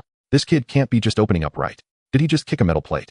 Having deduced this, Cheng Shi increasingly felt it was plausible, so he set the money aside. Then he started to take off his clothes. Don't get me wrong, I'm not a pervert. I just want to let this thug suffer a bit. After stripping the thug down to his underwear, Cheng Shi casually tossed him onto the street. As for when someone would discover him, that would depend on his luck. Slipping away, Cheng Shi soon arrived at the destination where Bai In Yuxing was. It turned out to be a family restaurant. However, this place doesn't seem to pay much right. Did Bai In get the wrong place? With doubts, Cheng Shi opened the door and walked into the restaurant. Then he casually chose a seat and sat down. Before long, a waiter came over. Welcome. What would you like to order? Hearing this, Cheng Shi looked up at him. Not Bai In Yuxing. Just a single meal set for me. Okay, single meal set. Please wait a moment, customer. The waiter quickly took the order and turned to leave. Cheng Shi quietly took out his phone and started typing. I'm at your location, where are you? In the kitchen. After seeing that it wasn't marked as read, immediately Cheng Shi exited line and started watching a video. It was not until a few minutes later that Bai In Yuxing's account finally replied. You're here? That single meal set is yours, right? Just wait. Just a few seconds after Cheng Shi finished reading the message, a familiar voice came from behind him. Sure. Long time no see. Long time no see, Yuxing. Cheng Shi turned to ask, can I sit down? I'm afraid not, I'm still on duty. Bai In shook his head and suddenly froze for a moment as he looked at Cheng Shi, then pointed at his eyes and smiled. You're not suffering from a midlife crisis, are you? Did you really go and get colored contacts? To this, Cheng Shi just smiled indifferently and said to him, do you want to take a closer look? Hearing this, Bai In Yuxing hesitated for a moment. He was a person with a very high sense of pride, and because of this he was very sensitive to words like fool and would try to avoid them even if it was a joke. So he immediately put away his casual thoughts and looked down again. This time he observed very carefully. The whites of the eyes. No problem. The pattern in the pupils. Perfectly natural. After noticing this, Bai In Yuxing's gaze slightly froze. How is that possible? One must know that even the most suitable colored contacts on the market can still be distinguished upon closer inspection. For example, the simplest thing, the surface of the pupil. Colored contacts, after all. Surely they must have patterns. Those patterns must be on the outside, right? But Cheng Shi's aren't. His are actually inside. If the colored contacts on the market could achieve this level, then this company's product would have long since dominated the world. However, there aren't any on the market. So, sure. You've got something good there. Smack. Cheng Shi immediately slapped his forehead, looking helpless. As expected, it seems this situation is still too far beyond your understanding, Yuxing. Saying this, without waiting for Bai In to respond, Cheng Shi took out the previously forged medical records directly from the system space. Although it looked like magic to others. At least Bai In Yuxing was surprised. Oh, impressive, it's been so long and you can do this now, but what is this? Medical records mine. Seeing his confused face, Cheng Shi had to add, about my eyes. Your eyes are actually a condition. Bai In looked surprised. Although it sounded a bit off, Cheng Shi nodded with a complicated expression, yes. Upon hearing this, Bai In Yuxing nodded in understanding and directly opened the medical records to look. After just 1 second of reading, Bai In Yuxing frowned. 2 seconds later, Bai In Yuxing had the expression of an old man on the subway. 3 seconds later, Bai In Yuxing complexly set down the medical records.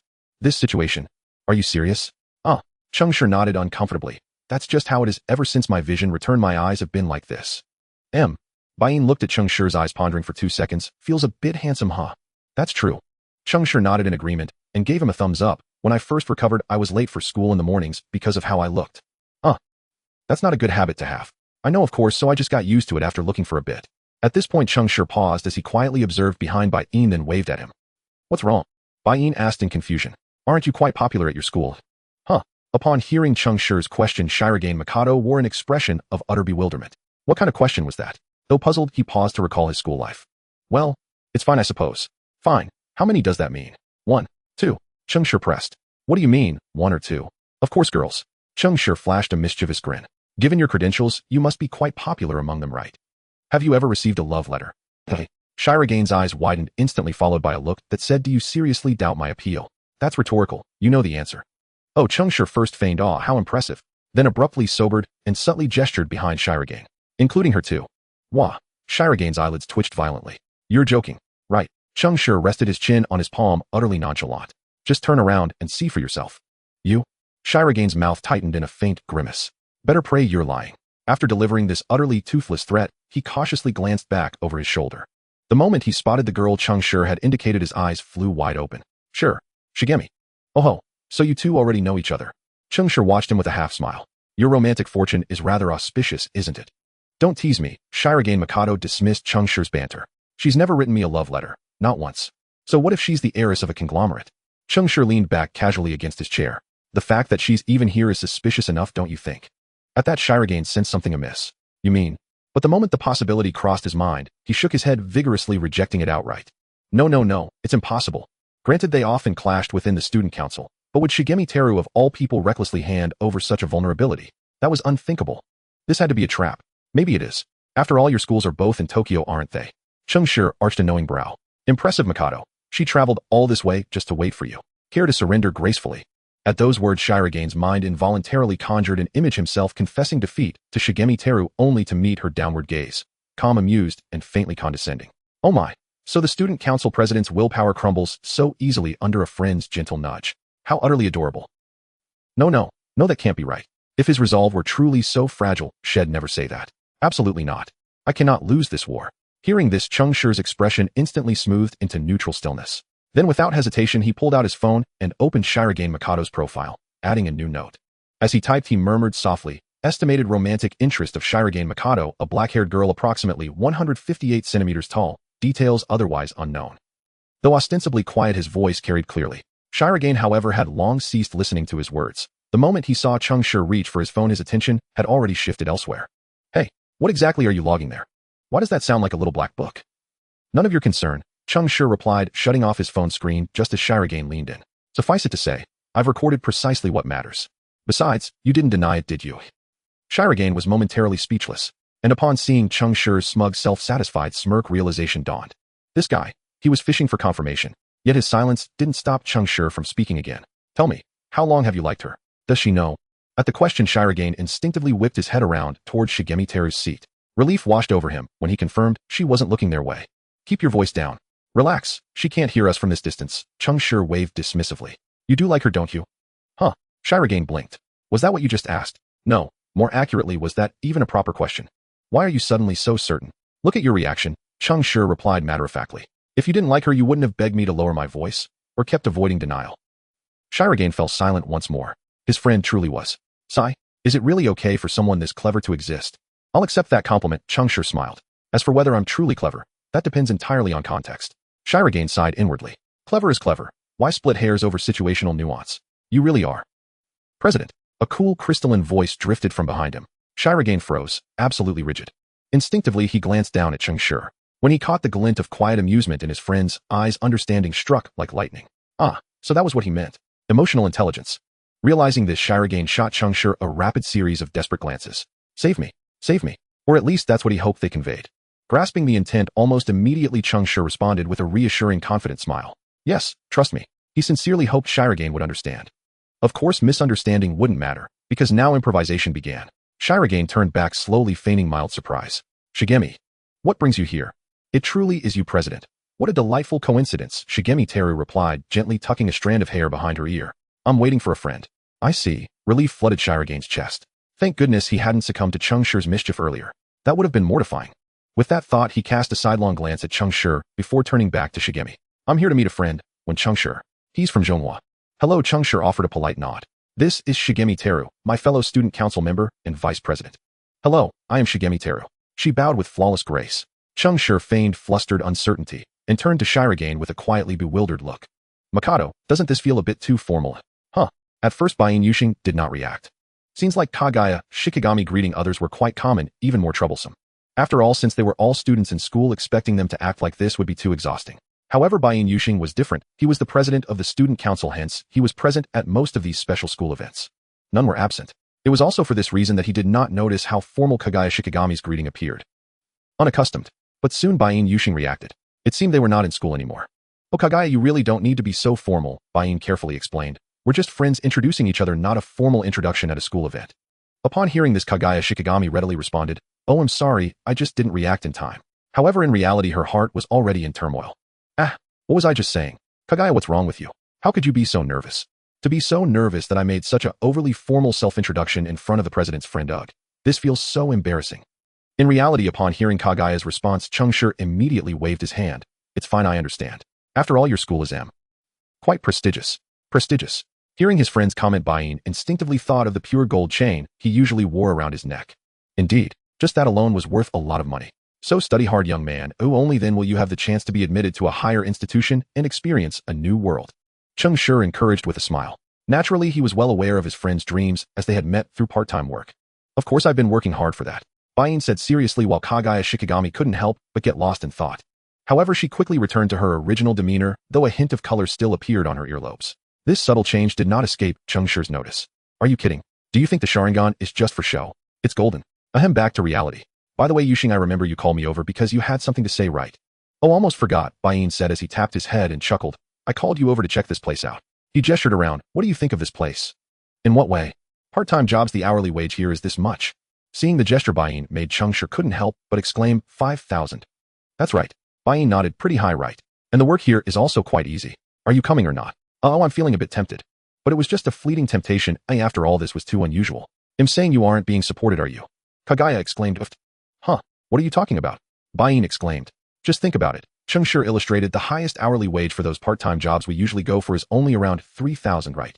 Moreover, we are still students, so the hourly wage compared to adults would certainly be lower, but yours is too high, isn't it? Hearing this, Bain Yuxing also realized something was off. Of course, being supported was out of the question. Who would be so stingy to support someone like that? Now that you mention it, I just remembered that the place where I got this flyer seems a bit strange, Bain pondered. Where? It was on a wall near the school, Bain looked up to recall. I remember that there usually weren't any ads there, but suddenly a surprising flyer appeared a couple of days ago. Upon hearing this, before Cheng Shi could respond, Kagaya Shikigami suddenly spoke up. I think that must have been deliberately left by the school for students coming from mixed academies or something. Hearing this, Bain Yuxing thought about the proportion of students from mixed academies at the school.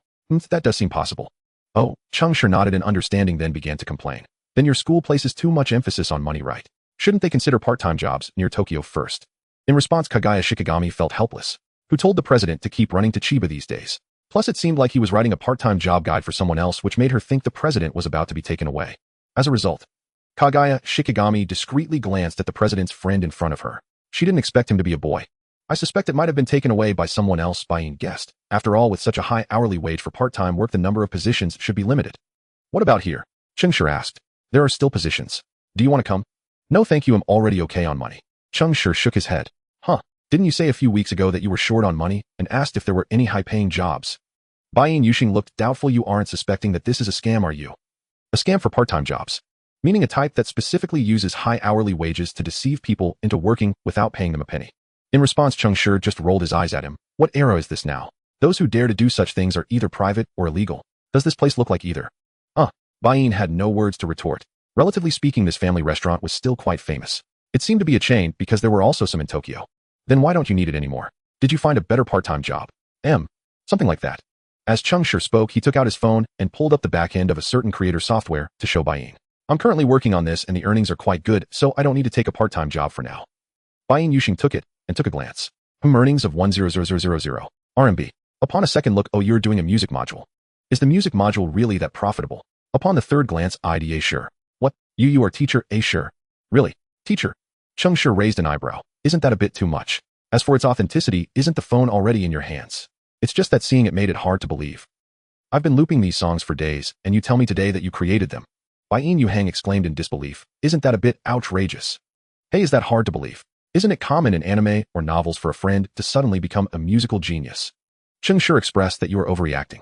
Since you yourself said it's a trope from novels and anime, doesn't that already clarify things? What does that signify? It doesn't matter. What matters is, right now at this moment, I am the teacher you're talking about. At this point, Cheng Shi couldn't help but smirk. It's indeed a bit strange to claim oneself as a teacher, but haven't you seen that aspect with your own eyes already?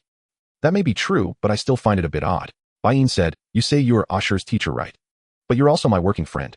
You could say you're a working friend, but the music you write is truly amazing. Moreover, he particularly enjoys it. Thus, the bizarre feeling of suddenly idolizing a friend was born. and just as the two of them were puzzled by each other's thoughts, the previously overlooked Kagaya Shinomiya then spoke up. President, isn't this great? My. Bain was confused. What do you mean? Kagaya analyzed, setting aside other factors for now, just considering that Cheng Shi is your favorite usher teacher. If you want to hear new music first in the future, wouldn't that be perfect? Upon hearing this, Bain's eyes immediately lit up. Right? The fact that the emerging musical genius online is actually my friend suddenly feels beneficial, doesn't it? Cheng Shi upon hearing this looked at her with surprise. Shinomiya Kagaya, your idea is quite capitalistic. Kagaya was taken aback. Is it capitalistic? It doesn't seem that gentle, does it? If you're going to ask that, it can only be considered a bit so. Indeed, capitalism isn't that gentle. But speaking of which, Cheng Shi glanced at Bain and questioned, Yu Hang, is your shop perhaps too lenient with interns? Why has no one called for you until now? Upon hearing this, Bain immediately reacted. Right? He seems to have been here for quite a while, hasn't he? Why hasn't any of the seniors called for him? Filled with doubt, Bain looked around. Oh no, it's almost full. This isn't a case of not calling. There simply hasn't been time. After saying this, Bain hurriedly ran to the kitchen. Watching his back, Cheng Shi shook his head helplessly. What a reckless guy. Then Cheng Shi turned back to Kagaya and calmly said, however, Shinomiya, won't arranging work for a stranger boy attract your family's attention? My. Kagaya's expression momentarily froze, a hint of surprise flashing in her eyes. You know my identity. No, I don't. Cheng Shi shook his head, then shifted the topic. But now I do. I see it was a test. Kagaya understood. When Cheng Shi, you're quite clever. Cheng Shi paused for a second, then took out his phone. That's not it. I just happened to look it up online. Kagaya's expression froze. Looking at the innocent look on the other's face, she suddenly felt her face heating up. President, the friends you make are hard to deal with. When Cheng Shi. Just call me Cheng Shi. You're Yu Hang's friend. No need to be so formal. All right, Cheng Shi, you. As she was saying this, Kagaya suddenly realized that she didn't have any topics to chat about with this friend's friend. How did he discover that she arranged work for the president? That answer doesn't seem very curious, does it? Well, it does a bit. How did you determine that the president's job was arranged by me? My. Cheng Shi had a strange expression, clearly not expecting Kagaya to ask this. But he pointed to the spot where Kagaya had been sitting earlier and explained, see that? That was your seat just now, and I could see it very clearly from here. Upon hearing this, Kagaya's previously calm expression suddenly changed. So that means? I don't know, Cheng Shi shrugged, but I think he probably doesn't know that you arranged for him to have a part-time job. Otherwise, Bain would have immediately declined when he saw her just now. Of course, it's also possible he wouldn't.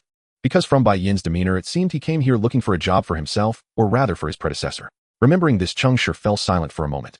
Is the predecessor really that short on money? Kagaya, upon hearing Cheng Shi's words, suddenly realized. Right, this job was originally the president's idea to find for him. But that's still not enough. Kagaya was still a bit worried. But how can you be sure the president won't go online to check like you did? It's simple, just make him forget about it. Before Kagaya could speak, Cheng Shi continued, you can talk to him about other things, or bring up my matters. Of course, it would be best if there's someone around who knows my account and is very curious. Then he basically won't remember at all. Kagaya couldn't help but be a bit dazed. Are you and the president really friends? This idea is just too solid, isn't it? Why wouldn't we be friends? Cheng Shi shrugged. I know him quite well. Indeed, otherwise he wouldn't be able to come up with such methods. But, why? Kagaya asked with confusion. Why would you help me keep it a secret? It's similar to your reason, Cheng Shi smiled. I'm also doing it for Yu Hang, just with a different purpose. Cheng Shi said as he turned to glance in the direction of Bain Yu Hang. You've worked alongside him in the student council for so long, you must know his family is quite poor, right? Yes. Kagaya nodded. To understand the president, knowing this is essential. Therefore, I want him to work a little longer in this high-paying position and not leave immediately. Cheng Shi expressed his true intentions. I see now, Huasia realized. No wonder he came up with such ideas for her. Moreover, the success rate of this method is quite high. Because there is a certain pink-haired girl in the student council. I understand. I will implement this method after the president arrives at the office tomorrow. Yes, it's all for Yuxing, Cheng Shi said with a smile of achievement. Miss Huasia was perplexed. Her face turned crimson. Wow, Steam Princess. Are you trying to trick me? Not at all, Cheng Shi replied innocently. Didn't you say that yourself? Seeing him like this, Huasia felt a mix of shame and anger. The source of her shame is unnecessary to mention. What angered her was that as a prominent young lady from the Shigong family, she had easily revealed something to a boy she had only just met. So frustrating. It always ends up like this when dealing with matters related to the president. Thinking of this, Shigong Wiz's expression grew increasingly emo, as if she wanted to explode right here and now. However, Cheng Shi would definitely not let such a thing happen. After all, he quite enjoyed this couple. So he planned to test this process a little earlier. Even if it couldn't be skipped, at least it could be accelerated a bit, right? It seems I was right, you two indeed have feelings for each other. Shigong Huasia instantly snapped back to reality. What did you just say? Didn't you hear me? Cheng Shi raised an eyebrow. Then forget it. Upon hearing this, Huasia panicked. Are you saying that the president also? But as soon as she began to say it, she immediately regretted. Why was she being drawn into this again? However, this time, it was not merely a trick of words. Cheng Shi nodded, saying, That's right, I can confidently tell you that Yuxing likes you. Upon hearing this, Wiz's first reaction was joy, but soon her inner shyness enveloped her once again. Ultimately, she only appeared calm on the surface. Not really. From Cheng Shi's perspective, Miss Huasia was already blushing uncontrollably. It seems we can't continue discussing this. Cheng Shi sighed regretfully, saying, but it's still too early to talk about this, after all you're both only 17 and haven't confessed yet. Mainly because there hasn't been a confession. This. At this moment, Huasia was completely at a loss for words. Meanwhile, Cheng Shi was still pondering about their future. If it was just thinking, that would be fine, but unfortunately, he unconsciously muttered it out loud. If Yuxing confesses, there's no need to worry. If he lacks confidence, he will naturally come to me. The only concern is that guy's marriage prospects. First, his family background. That might need improvement, or I'll have to think about it when I get back. And then, However, he had only just begun to say this when his mouth was suddenly covered from behind. Don't talk about anything else for now. Baiyin Yuxing suddenly appeared. What nonsense are you spouting here? You're full of it. Cheng Shi wanted to retort, but unfortunately Baiyin was covering too tightly, leaving only his nose exposed for breathing. As a result, Cheng Shi's subsequent retorts were ruthlessly silenced. Meanwhile, Baiyin hurriedly explained, that Shigong, you mustn't listen to his nonsense. He's like this, rambling on from time to time, you mustn't take it to heart. Although he didn't hear everything, just now seeing the girl's flushed face, even a fool could tell it was definitely not normal. So upon seeing Huasia blush, Baiyin immediately walked over. However, before he could even start asking, Cheng Shi's earlier remark regarding his need to improve his family background if he were to marry. Without a second thought, Baiyin chose to pin Cheng Shi down first. This guy must be exposing his own situation, it's just, I don't know how far he's exposed it. Shigong, did he say anything strange to you just now? Upon hearing Baiin's question, Wiz's face turned even redder. No, Cheng Shi didn't say anything strange. Really? When asking this, Baiyin looked worriedly at Huasia and then shot a death glare at Cheng Shi. Clearly, he needed answers from both. Shigong. Huasia nodded in confirmation. However, her still flushed face lacked convincing power. Cheng Shi, while looking at him with dead fish eyes, indicated that Baiyin should let him explain if he wanted to. Seeing this, Baiyin gently released his grip. I was saying that if you and Huasia were to marry. Smack. Before he could finish, Baiin's hand that had just been released was suddenly pressed down again. Good, you can shut up now, you bastard. Baiyin Yuxing shot a fierce glare at someone. He never imagined that this guy could make Huasia blush so much. Combining this with the earlier topics about marriage, Baiyin Yuxing dared not continue thinking. What is a toxic friend? Baiyin used to be unclear about it, but now he understood clearly. Meanwhile, the toxic friend he spoke of didn't want to mention it anymore. Because he felt targeted by something, just not sure if it was the will of heaven. As for why he came to this conclusion, because the system had already issued 3 warnings in his mind. Ding. Detected severe fluctuations in the timeline, consequences unpredictable. Host, please stop your actions immediately. 3 timeline fluctuations. I didn't expect this sudden thought to be so serious. Something's not right. Isn't Kaguya-sama love is we're a slice of life series. How could a slight advance in the timeline cause such severe fluctuations? Because the will of heaven is also shipping, however it prefers natural outcomes. If the host merely wishes to assist, it won't say much, but if you want to advance it so much. Cheng Shi, are you sure? System beep, sure. Is the heavenly Tao so idle? Idle, definitely idle. After all, there's no worry about the pressure of world merging. Cheng Shi had no words to say. Well, let's not disturb its mood. It's just a matter of wanting to watch, isn't it? It's merely a matter of length. But what to do now? His mouth was covered, and the 2 who could speak were frozen. Moreover, looking at the situation of these 2, it seems they won't be able to speak for a while. Hiss, this is a bit difficult. Can you contact the heavenly Tao system? Beep. Host, I don't want to die. Fine. Cheng Shi immediately understood its meaning. It can contact, but the consequences are severe, and he might lose this system. Then let's forget it, let nature take its course. Cheng Shi slumped back in his chair. He wanted to see how long these 2 proud oddballs could hold out. Now back to Baiyin and Huiyi. The 2 were still in a standoff. The atmosphere was gradually becoming awkward. At this moment, someone usually needs to take the initiative to break the silence. But unfortunately, those who could speak were being covered, and the 2 remaining were brainstorming. Yes, after Cheng Shi's half output, they unconsciously entered their usual war mode. Mutual affection. This was undoubtedly the case for both of them. Otherwise, they wouldn't have said during the 2nd year of high school, that is in the first episode, let the other person confess first. However, in terms of love, both were quite naive. At least until no one pointed it out. Their understanding of love was probably still based on what they heard from others or seen on various platforms. Therefore, if they wanted to get through this, they could either wait for time or rely on an assist. Thus the assist came. But someone got a bit too carried away. In short, due to Cheng Shi's sudden whim, his utterance of marriage suddenly sparked some ideas in the 2. It was roughly, if the other party is shy about this topic, wouldn't it prompt her to confess? Baiyin, although the topic of marriage is too radical, it seems to be a good breakthrough point for getting Shikami to confess to me. Huiyi, marriage. In any case, if this topic can help with the president, it doesn't seem bad. And even if it doesn't work, at least I can understand the president's preferences. So I must wait for the other party to speak first. 2. Cheng Shi. These 2 can really hold on. But fortunately, this is a family restaurant with decent foot traffic. And more importantly, Baiyin is working here. Baiyin. Another customer wants to order. Oh, coming right away. Although somewhat reluctant, Baiyin still turned and left. After all, a worker must look the part. Hui instinctively tried to keep him, but she quickly realized and let go. Phew, that was close. I almost got seen by the president. If he found out that I instinctively tried to keep him, that leverage would probably be held over my head for a long time. Fortunately, that leverage was not obtained by him. Just as Hui was about to breathe a sigh of relief, she found Cheng Shi looking at her with an expressionless face. It's over. Hui instantly felt that her life was hopeless. She seemed to have seen the future where the president with Cheng Shi's help won the war and lived like a slave after marriage. Looking at the girl's constantly changing expression, Cheng Shi pondered for 2 seconds. Why do I feel like you are thinking too much? No, I didn't think too much about anything. Hui hurriedly denied. She no longer dared to speak much.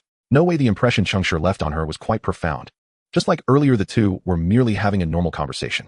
But she always unconsciously revealed her true thoughts. It was as if she had been hypnotized. So Hui did not want to speak much with this person anymore, as she wanted to avoid any further variables in the upcoming war. As for Cheng Shi, upon seeing the girl's increasingly wary gaze, he was somewhat puzzled. It seemed he hadn't done anything strange, right? Why is she suddenly acting like I'm a creep? Thinking this, Cheng Shi decided to probe. Shikama-san, what's wrong with you? I'm fine.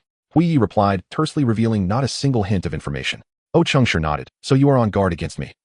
Hui, yes, but I don't dislike you. Cheng Shi instantly had a question mark face. What does this mean? On guard but not disliking. Aren't those two words somewhat contradictory together? But upon careful thought, if following their logic, it's quite easy to clarify the meaning of these two terms. So, according to the romantic logic of the two protagonists in Kaguya-sama, love is war. You too. Wouldn't you be treating love as a battle? Hui said nothing, but Cheng Shi could still see her shock from her suddenly widened eyes. Thus Cheng Shi continued to speculate. So what are the conditions for victory? Who confesses first? Or who can't withstand the assault and is breached? Or who can get the other to confess first? It feels good to be smug with the answer in hand. However, Hui was so shocked by his words that she was at a loss for words. Is this guy a monster? Just based on a few words he can guess so much. Meanwhile, seeing her astonished expression, Cheng Shi pretended not to understand him. Did I say something wrong? Looks like I guessed wrong. The moment Hui heard this, she suddenly felt her heart relax. However, in the next second, Cheng Shi spoke again, since that's the case. At this point, Cheng Shi paused. He looked at Hui as if waiting for something. Since what? Hui finally couldn't help but speak up. No way, this person is just too good at teasing. Just let you two figure it out yourselves, after all, this is your matter. At this point, Cheng Shi paused and added, of course you can also ask me for help. Upon hearing Cheng Shi's words, Hui did not respond. Need your help? What does that mean? Of course it's just a literal meaning, Cheng Shi said casually. I usually do well in exams, so there's nothing to worry about. And usually, aside from playing music and making some money, there's not much else to do. So if you two encounter any difficulties or confusion regarding relationships, feel free to consult me. I have ways to resolve them. Cheng Shi spoke with great confidence, as if he had experienced several relationships himself. In reality, he was just talking nonsense. His so-called solutions actually relied on online acquaintances, a combination of past life, present life, and system assistance. In essence, it meant collecting precise answers from netizens across 2 lifetimes and acting like a know-it-all. But the premise was that the 2 people in front of him would need to ask him. Oh no, he didn't have to worry about Bain, he would eventually ask. Considering his work frequency and the fact that he spent most of his time in the anime student council scenes, it was likely that the only friends he could consult were himself. But Hui was different. First, they were meeting for the first time today. Second, she already had an all-round girl beside her who was a strategist, bodyguard, best friend, etc. Third, there was no third, that was just filler. In conclusion, why would Hui seek help from him when she could find it nearby? Moreover, isn't the president your friend? Why would you help me then? This was Hui's question. In her view, Cheng Shi could only be someone from the president's camp with no exceptions. From the moment they met, he had already been labeled as Bain Yuhang's friend. Cheng Shi had no rebuttal to that. Friends are indeed friends, but no one said that friends couldn't also be bad friends. In the male social circle, friends and bad friends often coexist in one person. Thus Cheng Shi waved his hand and replied, friends are friends, but it doesn't mean that once we become friends I can't trick you. Besides, while you two are treating love like a battle, to me it's not much different from normal pursuits between men and women, it's just a bit odd. So for me this help isn't as rigid as you think, because regardless of who wins in the end, the result remains the same. Hui. After listening to Cheng Shi's words, Hui couldn't help but fall into contemplation. The result is indeed the same. After he said that, it actually seemed true.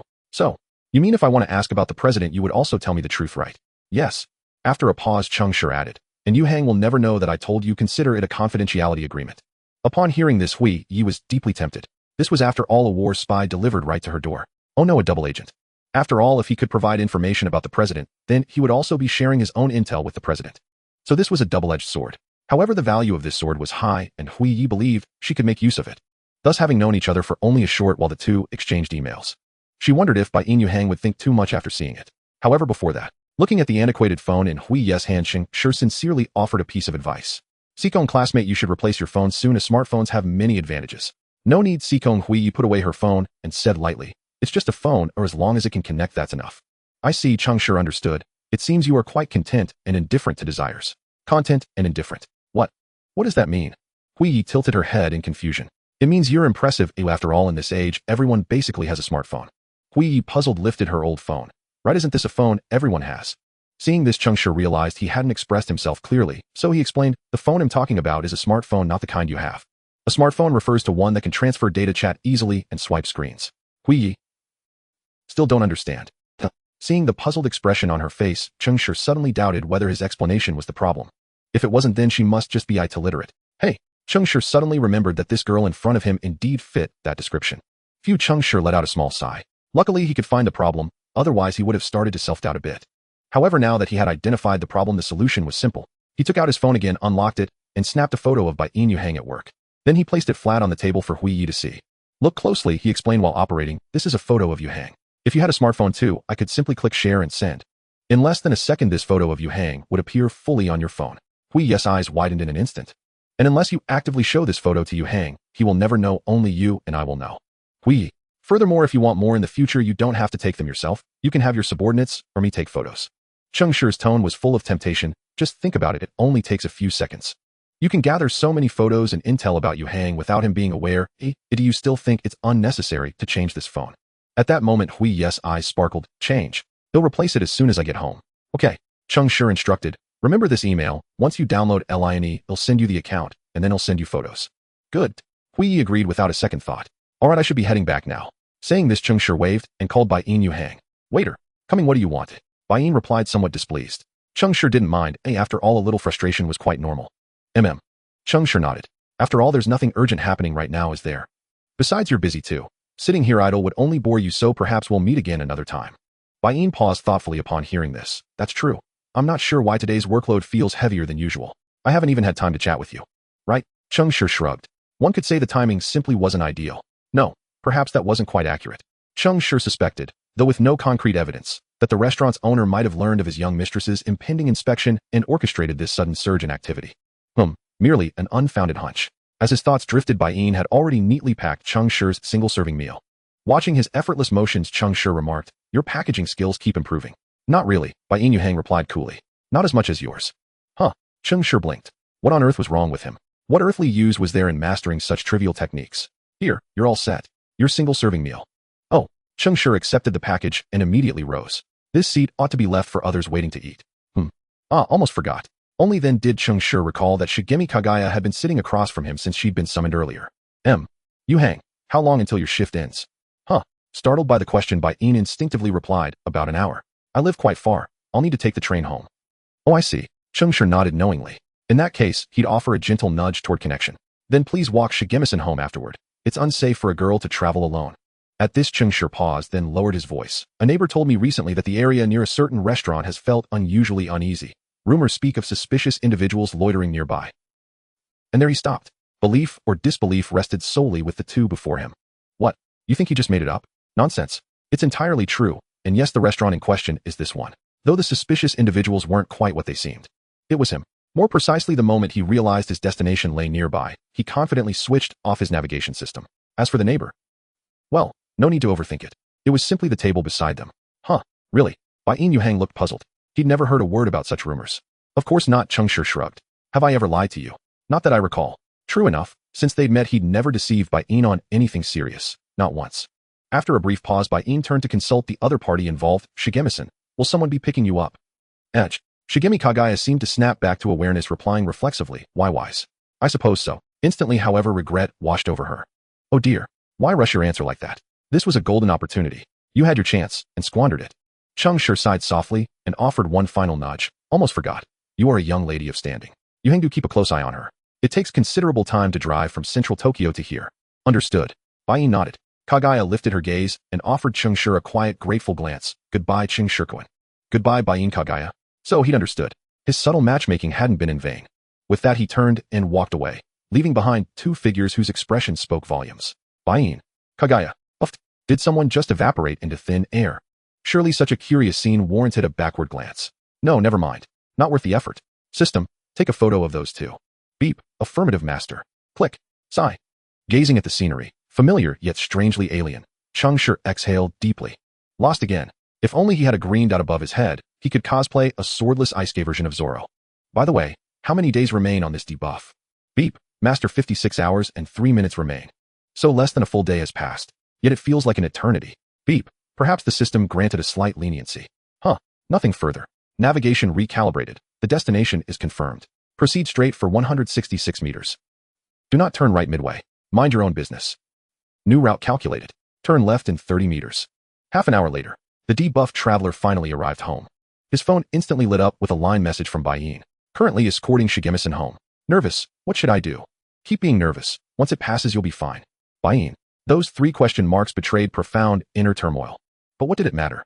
The answer stood clear and unassailable. No one could reasonably dispute it. Cheng Shi ignored Bayin's follow-up texts and settled before his computer to focus on his creative work. Lately releasing 1 song per day had yielded remarkably steady returns, so he resolved to produce 2 more than pause. Both funds and plausible deniability were now more than sufficient. Done. Time for sleep. The next morning Cheng Shi awoke as usual. Sunlight streamed through the window, prompting a flicker of doubt.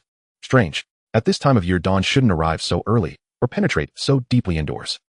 Wait. Realization struck like lightning. Was he running late? The thought jolted him upright. He snatched his phone and tapped the screen awake. 746 a.m. Below it a line friend request notification glowed. Yet his attention remained fixed on the time. Phew, still early. Plenty of time left to wander aimlessly around campus. Sigh. System, couldn't your navigation be a bit more precise? Direct routing to the classroom would be ideal. Spare me these endless loops around the destination. Beep. Master, such precision is configurable. Also today's skill unlocked. Tennis mastery. Cheng Shi casually ignored the final skill reminder. How do I set it? Are there no side effects this time? Ding. Just verbal settings will suffice, for our system AI is quite intelligent host. Additionally, since the host's physical fitness and multiple indices have met the standards, there will be no side effects applied this time. Cheng Shi, be clearer. Strong body, sharp eyesight. Even watching Prince of Tennis allows you to learn tennis skills directly. Host, you are truly extraordinary today. Cheng Shi took a deep breath. After setting the precise location, get lost. Ding. Understood, host. See you tomorrow.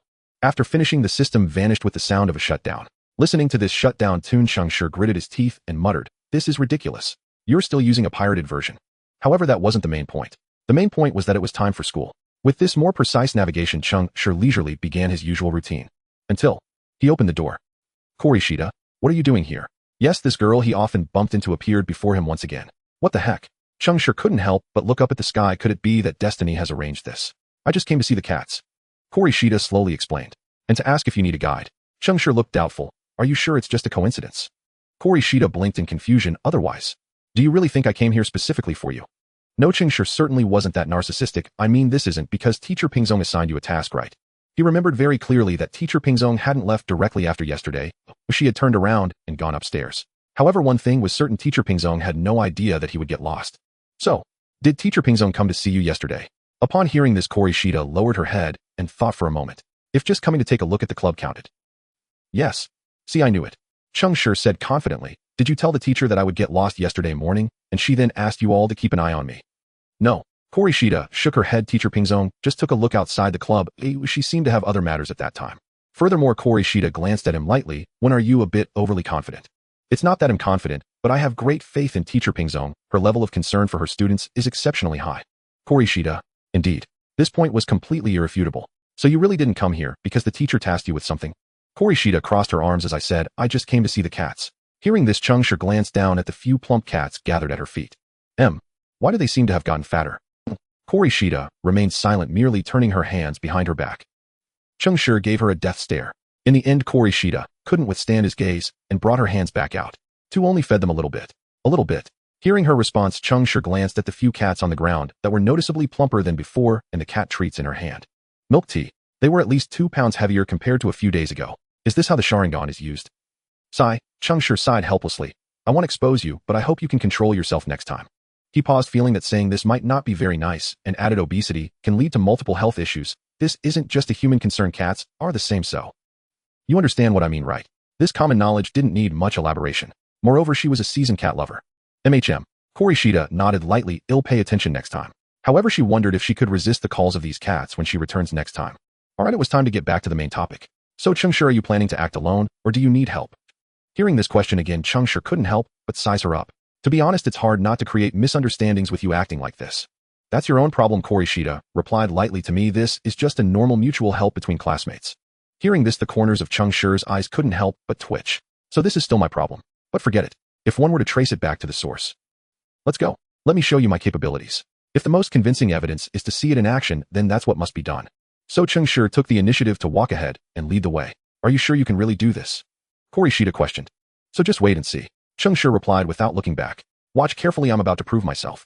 Then Cheng Shi quietly activated the system navigation. Ding. System is starting navigation for you. Please follow the instructions strictly, otherwise it may affect your self-validation host. Cheng Shi's mouth twitched slightly. Got it. In any case, it means I just have to follow your instructions, right? Let's go. Ding. Route planning successful. Turn right in 100 meters. 100 meters, turn right. Host, that's left. Cheng Shi's movement paused slightly upon hearing this, and then he immediately turned right. This action surprised Korishida behind him. He actually walked the right way. Could it be that he really was fine? Uncertain, Korishida decided to follow him to see. Or rather, now that they're here, it would be difficult not to walk together. However, on the flip side, this person really knows a lot about Teacher Pingzong. He had basically guessed everything except that Teacher Pingzong hadn't tasked them. To deduce so much just from Teacher Pingzong having come up and his coming here was quite impressive. Moreover, he didn't seem to fully believe it. After all, his proactive approach was indeed a bit overboard. If there wasn't a reason, it really wouldn't make sense. Additionally, why does it feel like this guy is always in trouble? And it's not just sudden blindness, but also a road idiot attribute worse than hers. He wouldn't think this place is small, so he came here, would he?